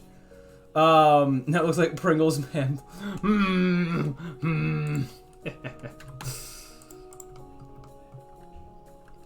All right. Sure. You know what? Sure. Well, I just want to play around with this. I don't think anything other than black would look good, but...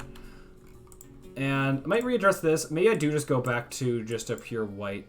Hold on. This, and then this, and then... Yeah. Yeah. Okay, let's get this guy functional. So I drag like this. Oh wait, I never, his feet aren't, proper. That's okay, I'll deal with that later. So the problem, how hard is this gonna be to set up? Hopefully it should be easy. Actually, I should be able to just paste this under here. Why did you get the eyes but not the mustache? Oh, because I, hold on. I mustache you to move. Okay, that under there. No, I said that under there. Okay. Try that again. Okay, delete that. Okay, take this. Copy. Underneath here specifically. Delete that one. And then I should be able to delete the underneath. That's how tall it was? I don't know, he's getting so much taller from this. Huh. And even, like, I don't know if the actual unicycle itself might need to be taller. Harold looking fresh. Oh yeah, he is. I mean, another idea I could do real quick. Okay, hold on here. This... I've got another idea for hair that might work a million times better. Hold on, right 1 second. What am I looking for? Skin. Do the same skin strategy. But then do this. Move that there. Oh, I forgot that symmetry was an option. Do I have that checked on this? Oh, I don't know what that affects, but I imagine that must have been doing some things before. Okay, whatever.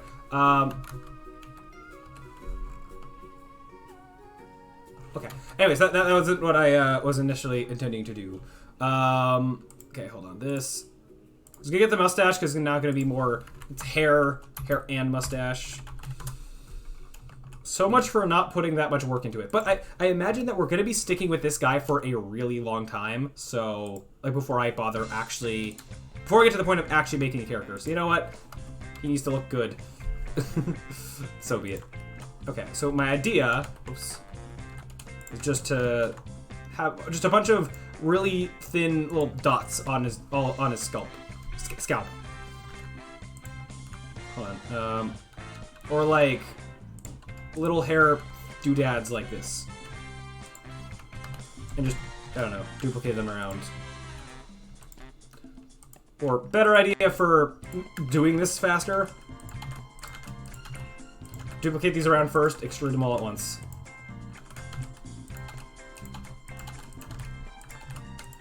We'll see if this actually looks good, or maybe not. Oh, hold on. Okay, I do have to then line them up. I wonder if... Wait, hold on. I wonder if smooth shading might help me with this. At least a little bit. Okay. And I guess we're doing just on the top of his head.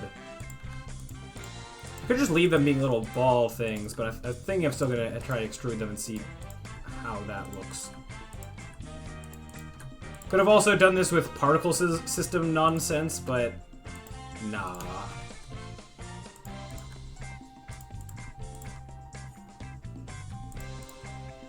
Okay, almost there, I think. Just getting all these to be kind of in his scalp. Oh, not that. Grab all the things I mean to grab, please.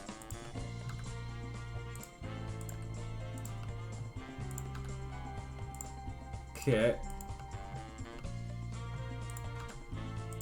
Down more. I don't know. maybe this is not the call. I thought that maybe this was an idea I could mess with real quick. What? Why did extruding make them all go away? Oh, wait a minute. I could also do... Oh, that's... This was not my plan. But... Huh, that is hair.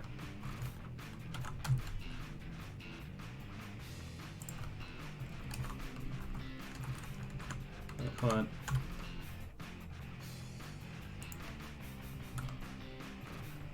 I mean, that works too, but my idea was to extrude up, but I don't know why that makes it all go away.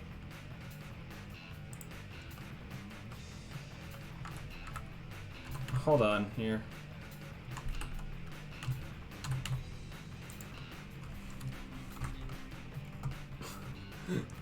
Well then, okay. That, but less long.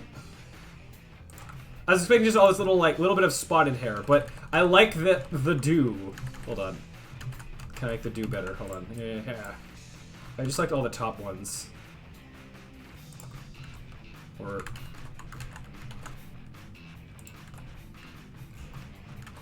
Let's go back to when I, just that. You know what?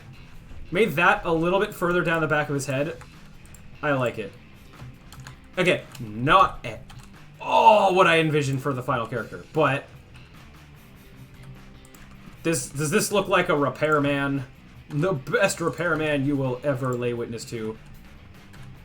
How far down the back of his head am I gonna go? I mean, now he's kind of, currently like a balding guy, but...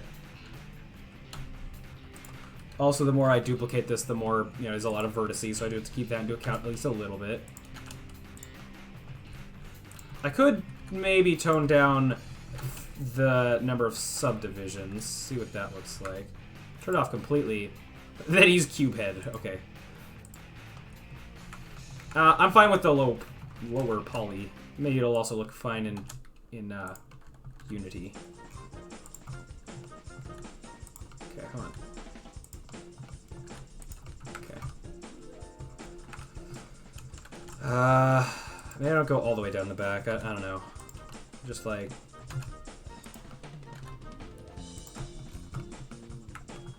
Oh, I don't want holes, preferably. Oh, no.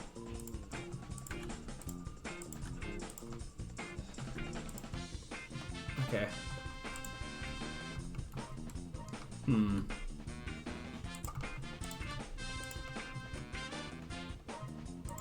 A little bit more. Okay. Trying to decide if I like this more or not. Asymmetrical hair.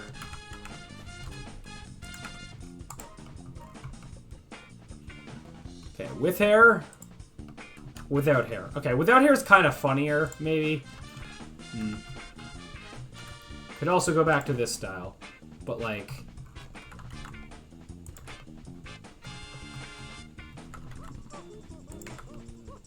that becomes more of, like, a texture thing. I don't know. Which might be preferred.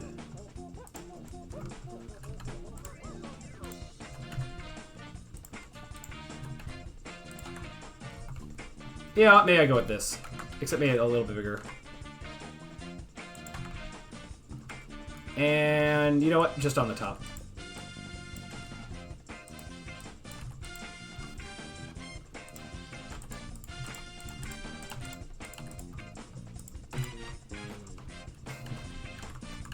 Just a little bit more. Hold on. This one.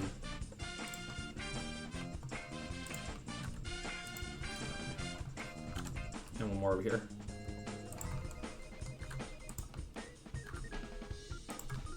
Okay.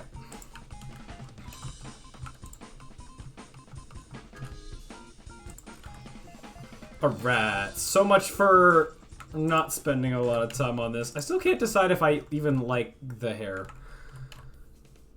Or, I don't know. Even after doing all that, I'm like, maybe he does just look better being bald.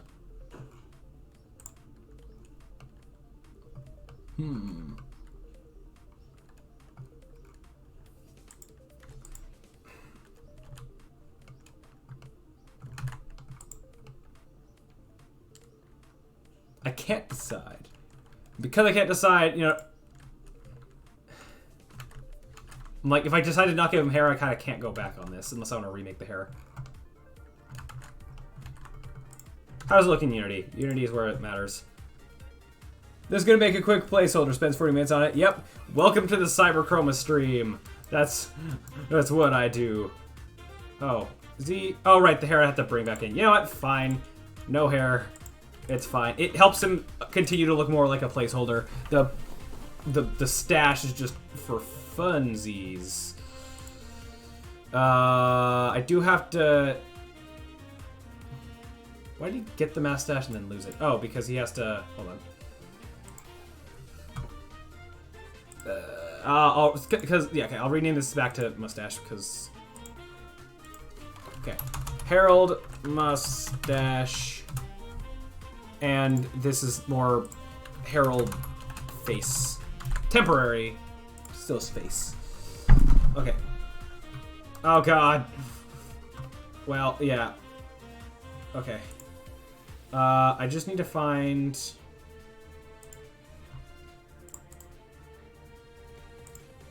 Oh, wait, hold on. I have to... Yeah, there you are. You are this. And this. And you are... Yeah, that. Okay. Okay. I will quickly... I'll extract the materials, I guess. Blah and blah. I can mess with their shininess, but kind of looks fine as is. Right, I forgot that... No, it's fine. It's all good.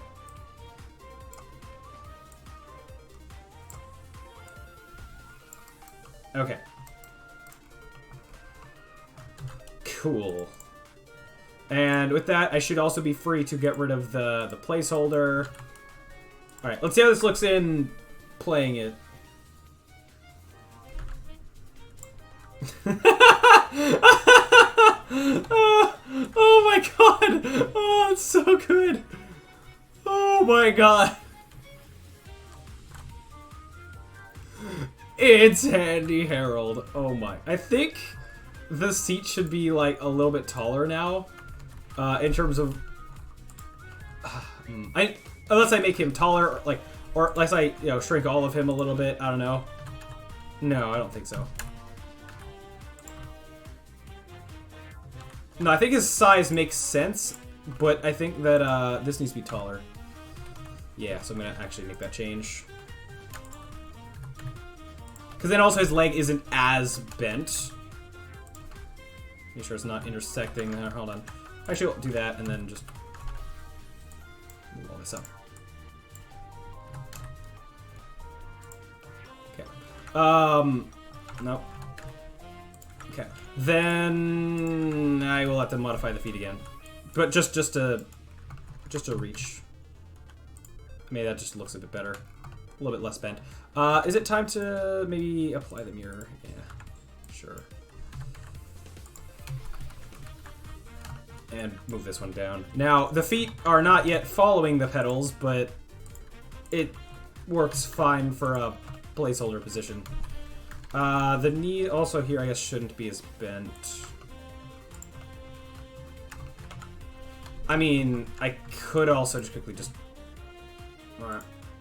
asymmetrize, but also have the hands not be as up.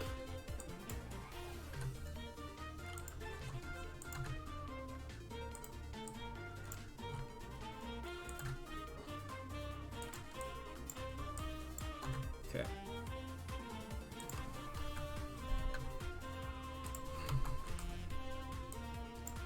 Okay. I don't like the creases that he's getting, so I think I might just undo. Actually, also... oh, I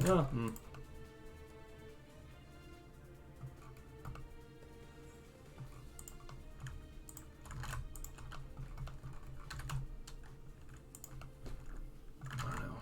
It's fine. You know what?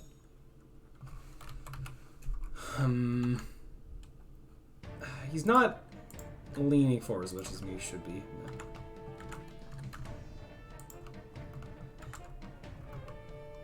Yeah, sure.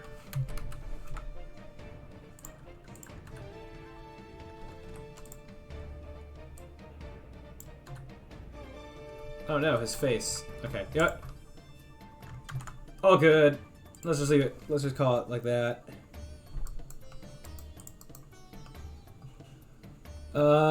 Back into play mode. Oh, I'm gonna have to reset, because I moved all of him up.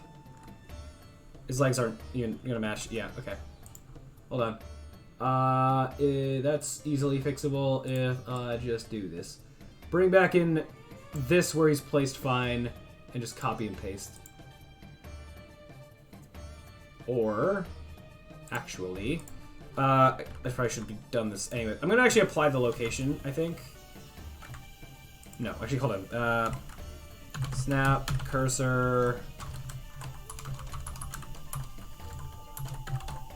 Yeah, snap cursor to selected. Yeah, that, and put the origin there. Yep. Gonna, whoops, apply scales as well. Good time to do it. Scales and rotations. Yes. Are these origins where they kind of make sense? At least it's good enough. Yeah. Yeah, okay, good enough for me. So now I will, now I'll go back here. Okay. Yes. Okay, so I just gotta fix this one last time. And child object of this. Paste this child.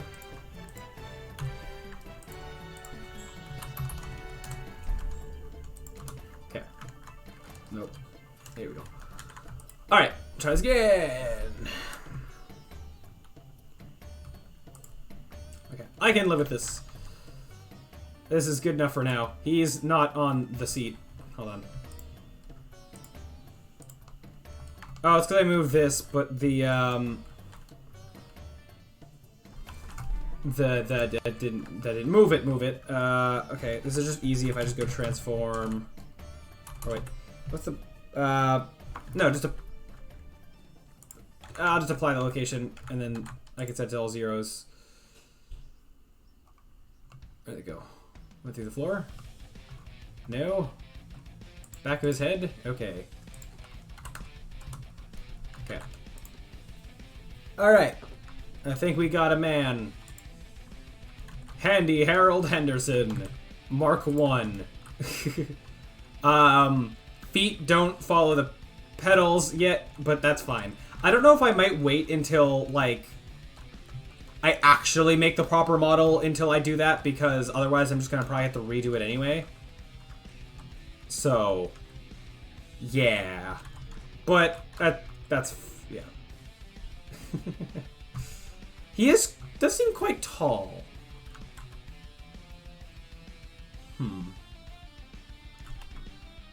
Just deciding, do I like how the camera angle is with this? I think I might pull the camera back a little bit now.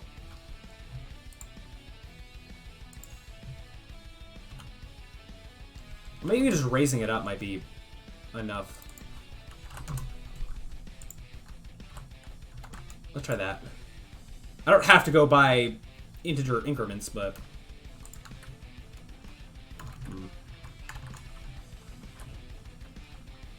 I mean, any change, I'm going to be like, oh, I have to get used to it because I've spent so long other way. But I might go, put that at 8. I would rather the camera be slightly too high than too low, I think, if I had to choose. I mean, ideally I get it exactly right. Yeah. I think that works for now. I think it'll also change a bit as we're making, like, more proper gameplay stuff. It'll be easier to judge, like, the camera. Yeah. Could also change the field of view. That's a thing. Oh, fun. I do have these powers. Nope. I'm trying to just, like, be able to see the game with it not being paused, but then mess with this. Whoa! So, this is what happens when I put it really low. Which does have its own charm to it. I mean, and I could pull it back even further. The main thing this does is it makes stuff in the distance look closer than it actually is. I don't think I want this, but it's interesting because, yeah. It kind of makes the whole environment feel a bit more condensed, but, like, smaller than it actually is. I want the environments to feel big and expansive. So on the flip side of the coin, I don't know if I can actually adjust this or if it'll kind of kick it back to where it was. Oh, well, it did, but... And then there's this... Well... Okay, ignore the circles. They're going to be all messed up. Yeah. I also don't like this, but, no, let's just put it back how it was before. Anyways, at 50. The default is 60. I have it slightly more zoomed in, just because that's just what I decided to do. Anyways, yeah. Handy Harold Henderson. Anyways, enough playing around with that. Next thing is what? Well, yeah, now we're done with this, and now we're going to get to more coding things. I'm just going to turn that off. I don't think I need to reference stuff for now. I'm going to close you for now as well. Okay. So now, the next actual coding thing that I wanted to mess with is an idea that I have for this game. That is going to be having a lot to do with the transitioning between levels and, like, the hub world. And it's something that I think would be really cool if it works. But I don't know if I'll be able to actually pull it off. so I wanted to do it more earlier than later, just to see if this idea that I have can actually go where I want it to. So currently, the way that we transition between levels, right now it's all through menuing because temporariness, but before, like, it's kind of broken right now, but before we had curtains that would, like, whoosh, it would load the next scene, whoosh, it would be there. Right now, the curtain just model isn't there right now because of broken things, but, like, all the other code is still working as it should. Oh. It looks like he's wearing a hat. I forgot that, I have to apply this. So let's do that. Now that should be fine in the other scene. I want to basically fundamentally change how the scene loading stuff is happening. So, and part of this is for what the gameplay is, what it requires, or what I would like it to require. Long story short, I want the hub world to be this place in the sky, and you fall into the levels.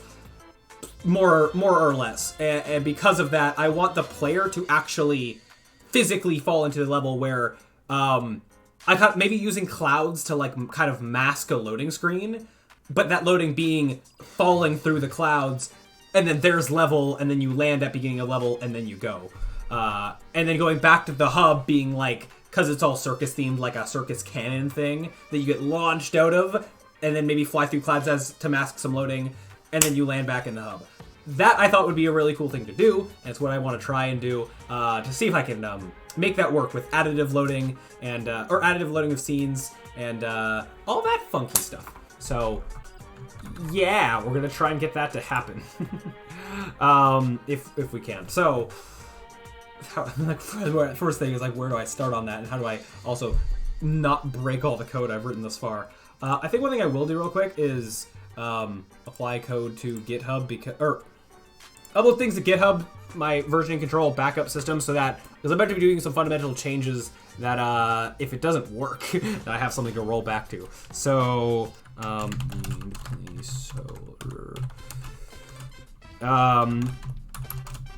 one second. Solar player model. Yeah. Okay. Just gonna wait on that to do that. Also, I haven't done stuff with additive scenes that much, so it'll obviously also be an interesting learning experience. It also means that we're gonna start to tear apart this level because a lot of it's gonna not continue to exist. Like, one thing I'll turn off for now, but I won't delete right away. I'm getting rid of the minimap for many reasons, but the biggest one being I have an idea for something later on that I want to replace the minimap with. Excuse me? I turned this off. Why am I still seeing this? Oh, because you're not, you're under here, aren't you? Yeah, UI camera, da-da-da. HUD UI, minimap canvas, off you go. But yeah, I won't delete it right away. Also, this is going to be overhauled. This maybe not, and this maybe not, but this kind of will be. Overhauled isn't being different, rather than the minimap where I'm just getting rid of it. But anyways, okay, so how do I want to start with this? Okay, so I need 3 scenes, preferably. Well, I have my hub, this, level 1, this. I kind of want to, I'm going to duplicate, I'm going to make some new scenes just to test things kind of in isolation. Yeah. So we're going to have, hub, level,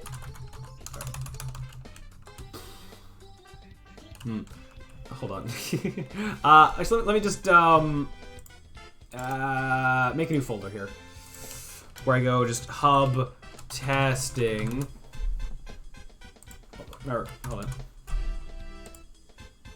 Sky hub testing. I don't know. Sky hub testing. Duplicate a level, one at this level, and duplicate the hub. And put these in here.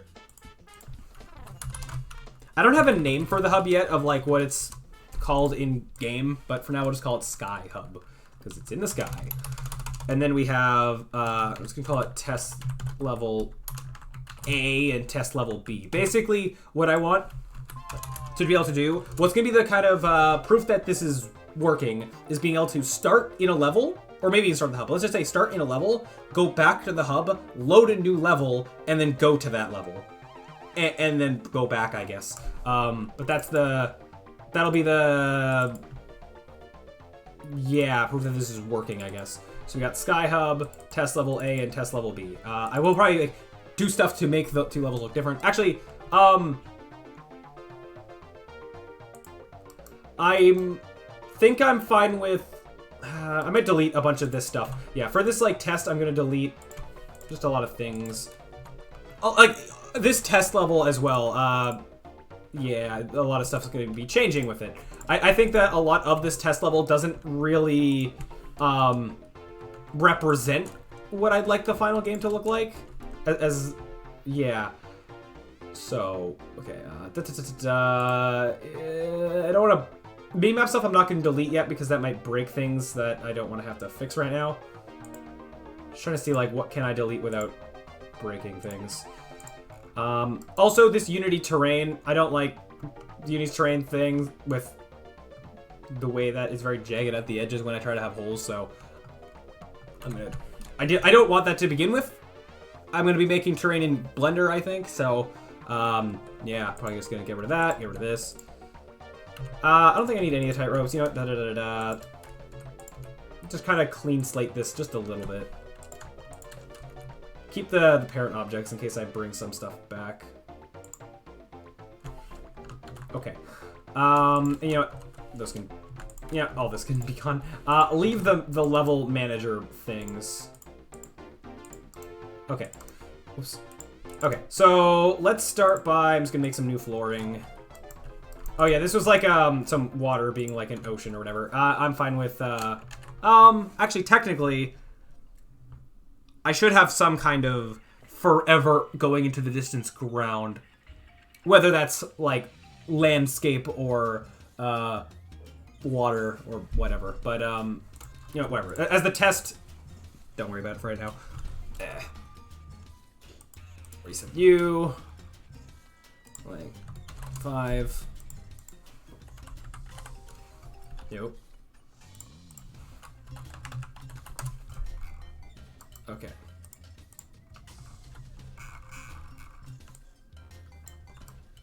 Okay.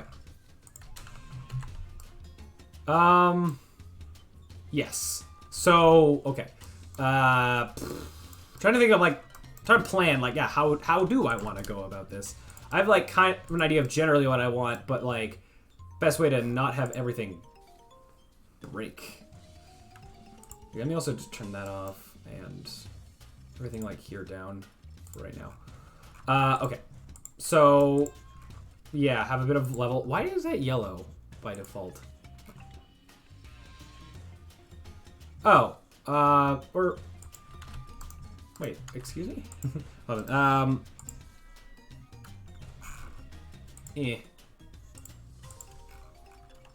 Whatever. Anyways, it's fine. Okay, so how do I want to do this? Okay, so I want to have a like hub manager, I guess. Yeah. Okay. I'm starting to have an idea. Oops. Do we need to make that? This is gonna be our temporary ground. And then I'm gonna need the thing to go back to the hub. We can do fancy animation stuff with it later. Let's just make it a cylinder on the ground.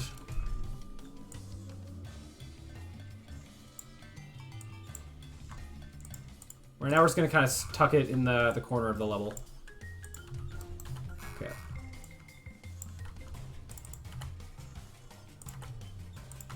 Alright. Not that materials really matter at the moment, but I can kind of just do that for right now. Be like, ooh, cool glowy thing. It'll eventually be a cannon. And this is going to be, hub cannon. Yeah. I still want there to also be, like, normal level cannons, where it's like you get in a cannon, it'll launch you to another part of the level. So that's something I want to make at some point anyways. So this is then just kind of being an extension of that. So I don't know if I should almost do that first, but For now, we won't worry about it. For right now, just when you enter this, it's just going to launch you, I guess. I feel like I'm going to need some kind of, like, hub manager.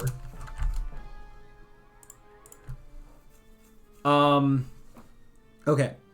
So, I'm also going to have to do some additive things to, Okay, so, hold on. In terms of normal gameplay, you're going to enter normal gameplay, well, from whatever main menu, but it's going to put you right into the hub. Oh, didn't mean to go here. Make sure to go that one. It's going to load you into the hub. That then is going to be flying above whatever last level you were in. So going into play mode in this should load whatever level. For now, I can just hard code it to be A, but it needs to additively load test level A. However, for game testing sake, I want to be able to load into any level I want and have it work.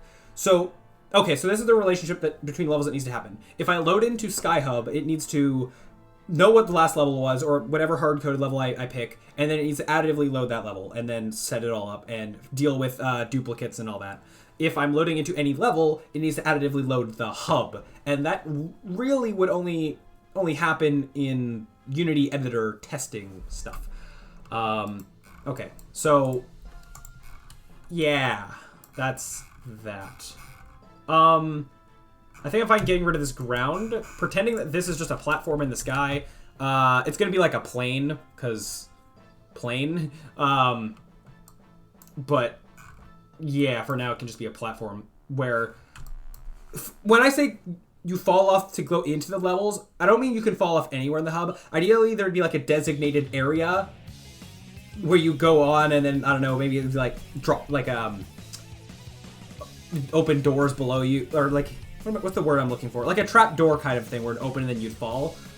Or when I say you can see whatever level you're about to go into, rather than being directly below you, maybe it's kind of below but slightly in the distance, and then there's also a cannon that launches you towards it. Because I also, if you don't mean to fall into a level, you just accidentally fall off of the hub. I guess I would, like, I want to be more, like, intentional. Like, go here to go into the level. Because it's also easier to control, like, the starting place. You don't just fall anywhere in the level. You land exactly where I want you to land to start with a level. Yeah, so then this also needs a cannon. Okay. The other thing I've got to figure out is that I don't just want to additively load these scenes. I mean, I do. But the hub environment needs to be, like, offset away from the level. And I can either do that by the hub is just like, okay, if this is where a level is, I just drag all of the hub environment up here or something. But I feel like I shouldn't do that. I feel like I should be able to have a way to have this still be around 0, this be around 0, but somehow it just knows to, like, move it farther away and not break everything while doing so. Or move one of them farther away. That's what I gotta decide. Like, does the level get to be at 0, or does the hub get to be at 0? Probably, I mean, not that it matters that much, but probably I'll leave the level at 0, and the hub gets shoved off as far or as high as it needs to. Because maybe it could be slightly different for different offsets for different levels as needed. Yeah, and I think it's just easier to probably offset the hub up rather than offsetting the levels down or whatever. Okay, so, man, this is going to be hard to make. So, how about while I'm thinking about this, while I'm planning this, maybe I start this cannon. Yeah, I can at least start this cannon thing. Where, as a temporary measure, for now, all it's going to be is when I enter the trigger collider. Right now, it's cannon light, because I'm not going to animate him getting in a cannon yet. It's just going to be a pad on the ground that when I touch it, I get launched in a direction. Kind of like those ramps, except what I want to do is make sure that the player lands on a specific spot, and they can't do anything to not land on that spot, I guess. Like an X marks the spot kind of thing. With the ramps, you still have full player control when you get launched, especially like in midair, and that's supposed to happen. with these cannons, I want it to be like, you go from here to here, and that's how that happens. So I basically want to launch the player in a projectile, or in as a projectile in a parabolic motion. Yeah, and make that work. And two ways I could do that. One, for every cannon in the entire game, I could hard code an animation of whatever parabola I want. Or I do a fancy coding thing. It would be really cool to basically have, here's the cannon, as a child object I have an X, and then math calculates getting the player from point A to point B in a path. Now, I guess I do have to care a little bit about, like, I don't know, if there's like a wall in the way, do I want to force, like, make sure that the player, the cannon will, like, clear a wall? Like here, let's say, as an example, have a cube as a child object. Let's just say, as an example, that I want the cannon here to launch me here. This is, let's make this an X, because we can.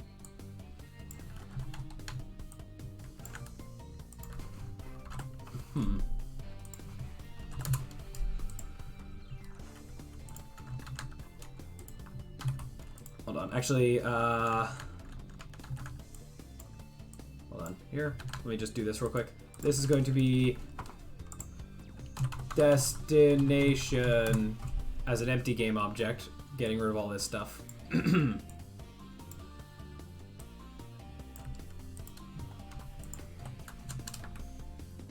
Oh, oops, didn't mean for those to unsquish.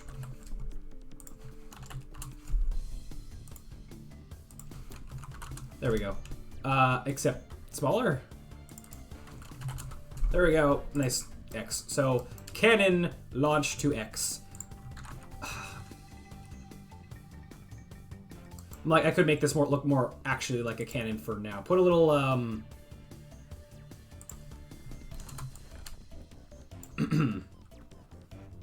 Why are you... Oh, you're all squished. Yeah, okay. 1 second.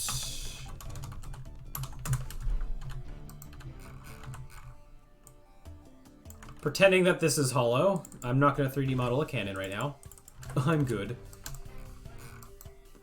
Also, to make it fit the size of the player, be a human-sized cannon.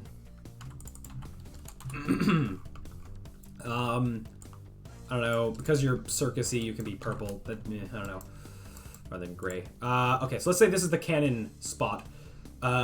When you enter this, like the base of it, let's go cannon model.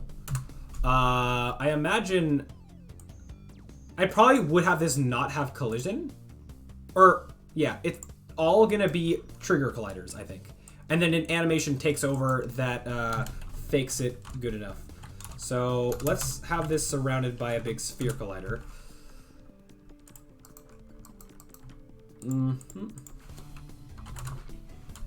Okay. When the player touches this, for now it's just going to be like, we're just making like a normal cannon, I guess. Okay, level...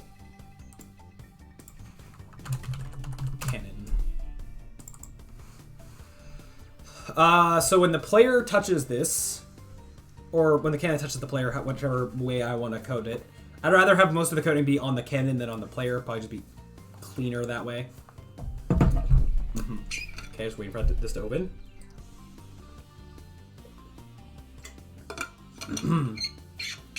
Yep, it's like any day now. Okay.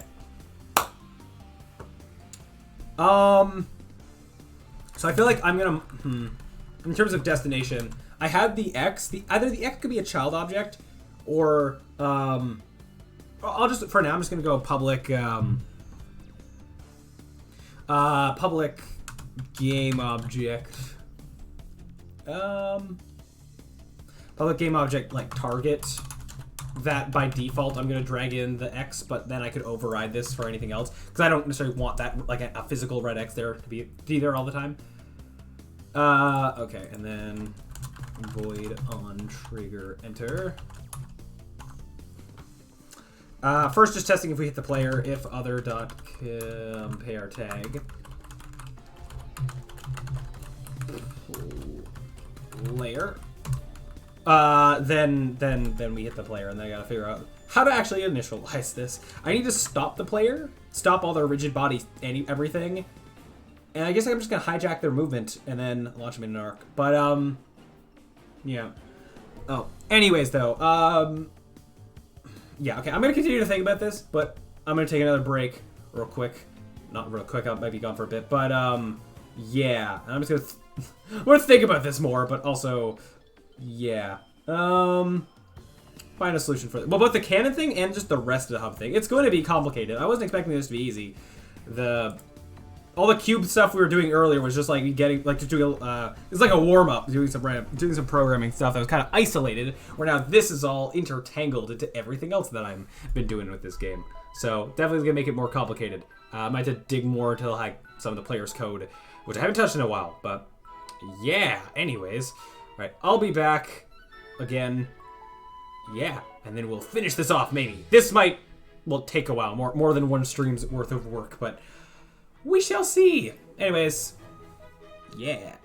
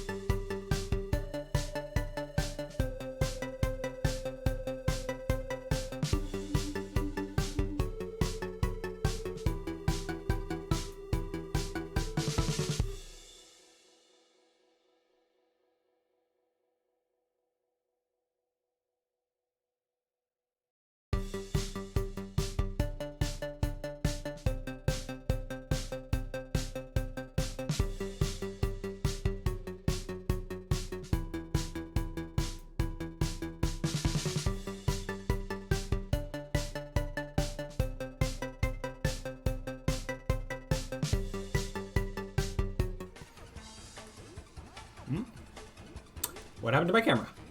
Excuse me? I'm back, but my camera isn't. Excuse me. Wait, what's actually happening? This hasn't happened before. 1 second. Why? What happened to my camera? Did it get unplugged? Hold on. I don't believe so. Hold on 1 second. Gotta troubleshoot this. This was not what I was expecting to have to deal with. Oh, there it is. It worked. Okay. I'm back. Cool. Alright. Except, well, I'm back, but actually I decided that I think I'm going to be ending the stream off soon, actually. I've been going up for 6.5 hours. Pretty good for first day back in a while. Made a lot of good progress. Being a bit stumped by this, but that's okay. We're gonna get it figured out, I guess.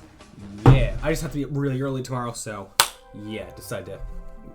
Well, yeah, I'm gonna end things now for now, I think. But yeah, I quite like what we've done today. Very cool. Both with our person here and getting this project in the Universal Vendor Pipeline, that like 90% successful, other than the level transition thing, which we're now doing an alternate solution for. The whole baked animation thing turned out really well. I quite like how that turned out, and it was nice to do some coding stuff again, because it's been a while since I've properly doing Unity programming things, and now we'll be doing a lot more of it here, so that's cool. But anyways, I don't know the next time I'm going to be streaming, but I guess you'll see me when I do, so yeah. But anyways, I think that'll do it for this live stream. If you liked it, look forward to more. Thank you all so much for watching, and as always, I'll see you around.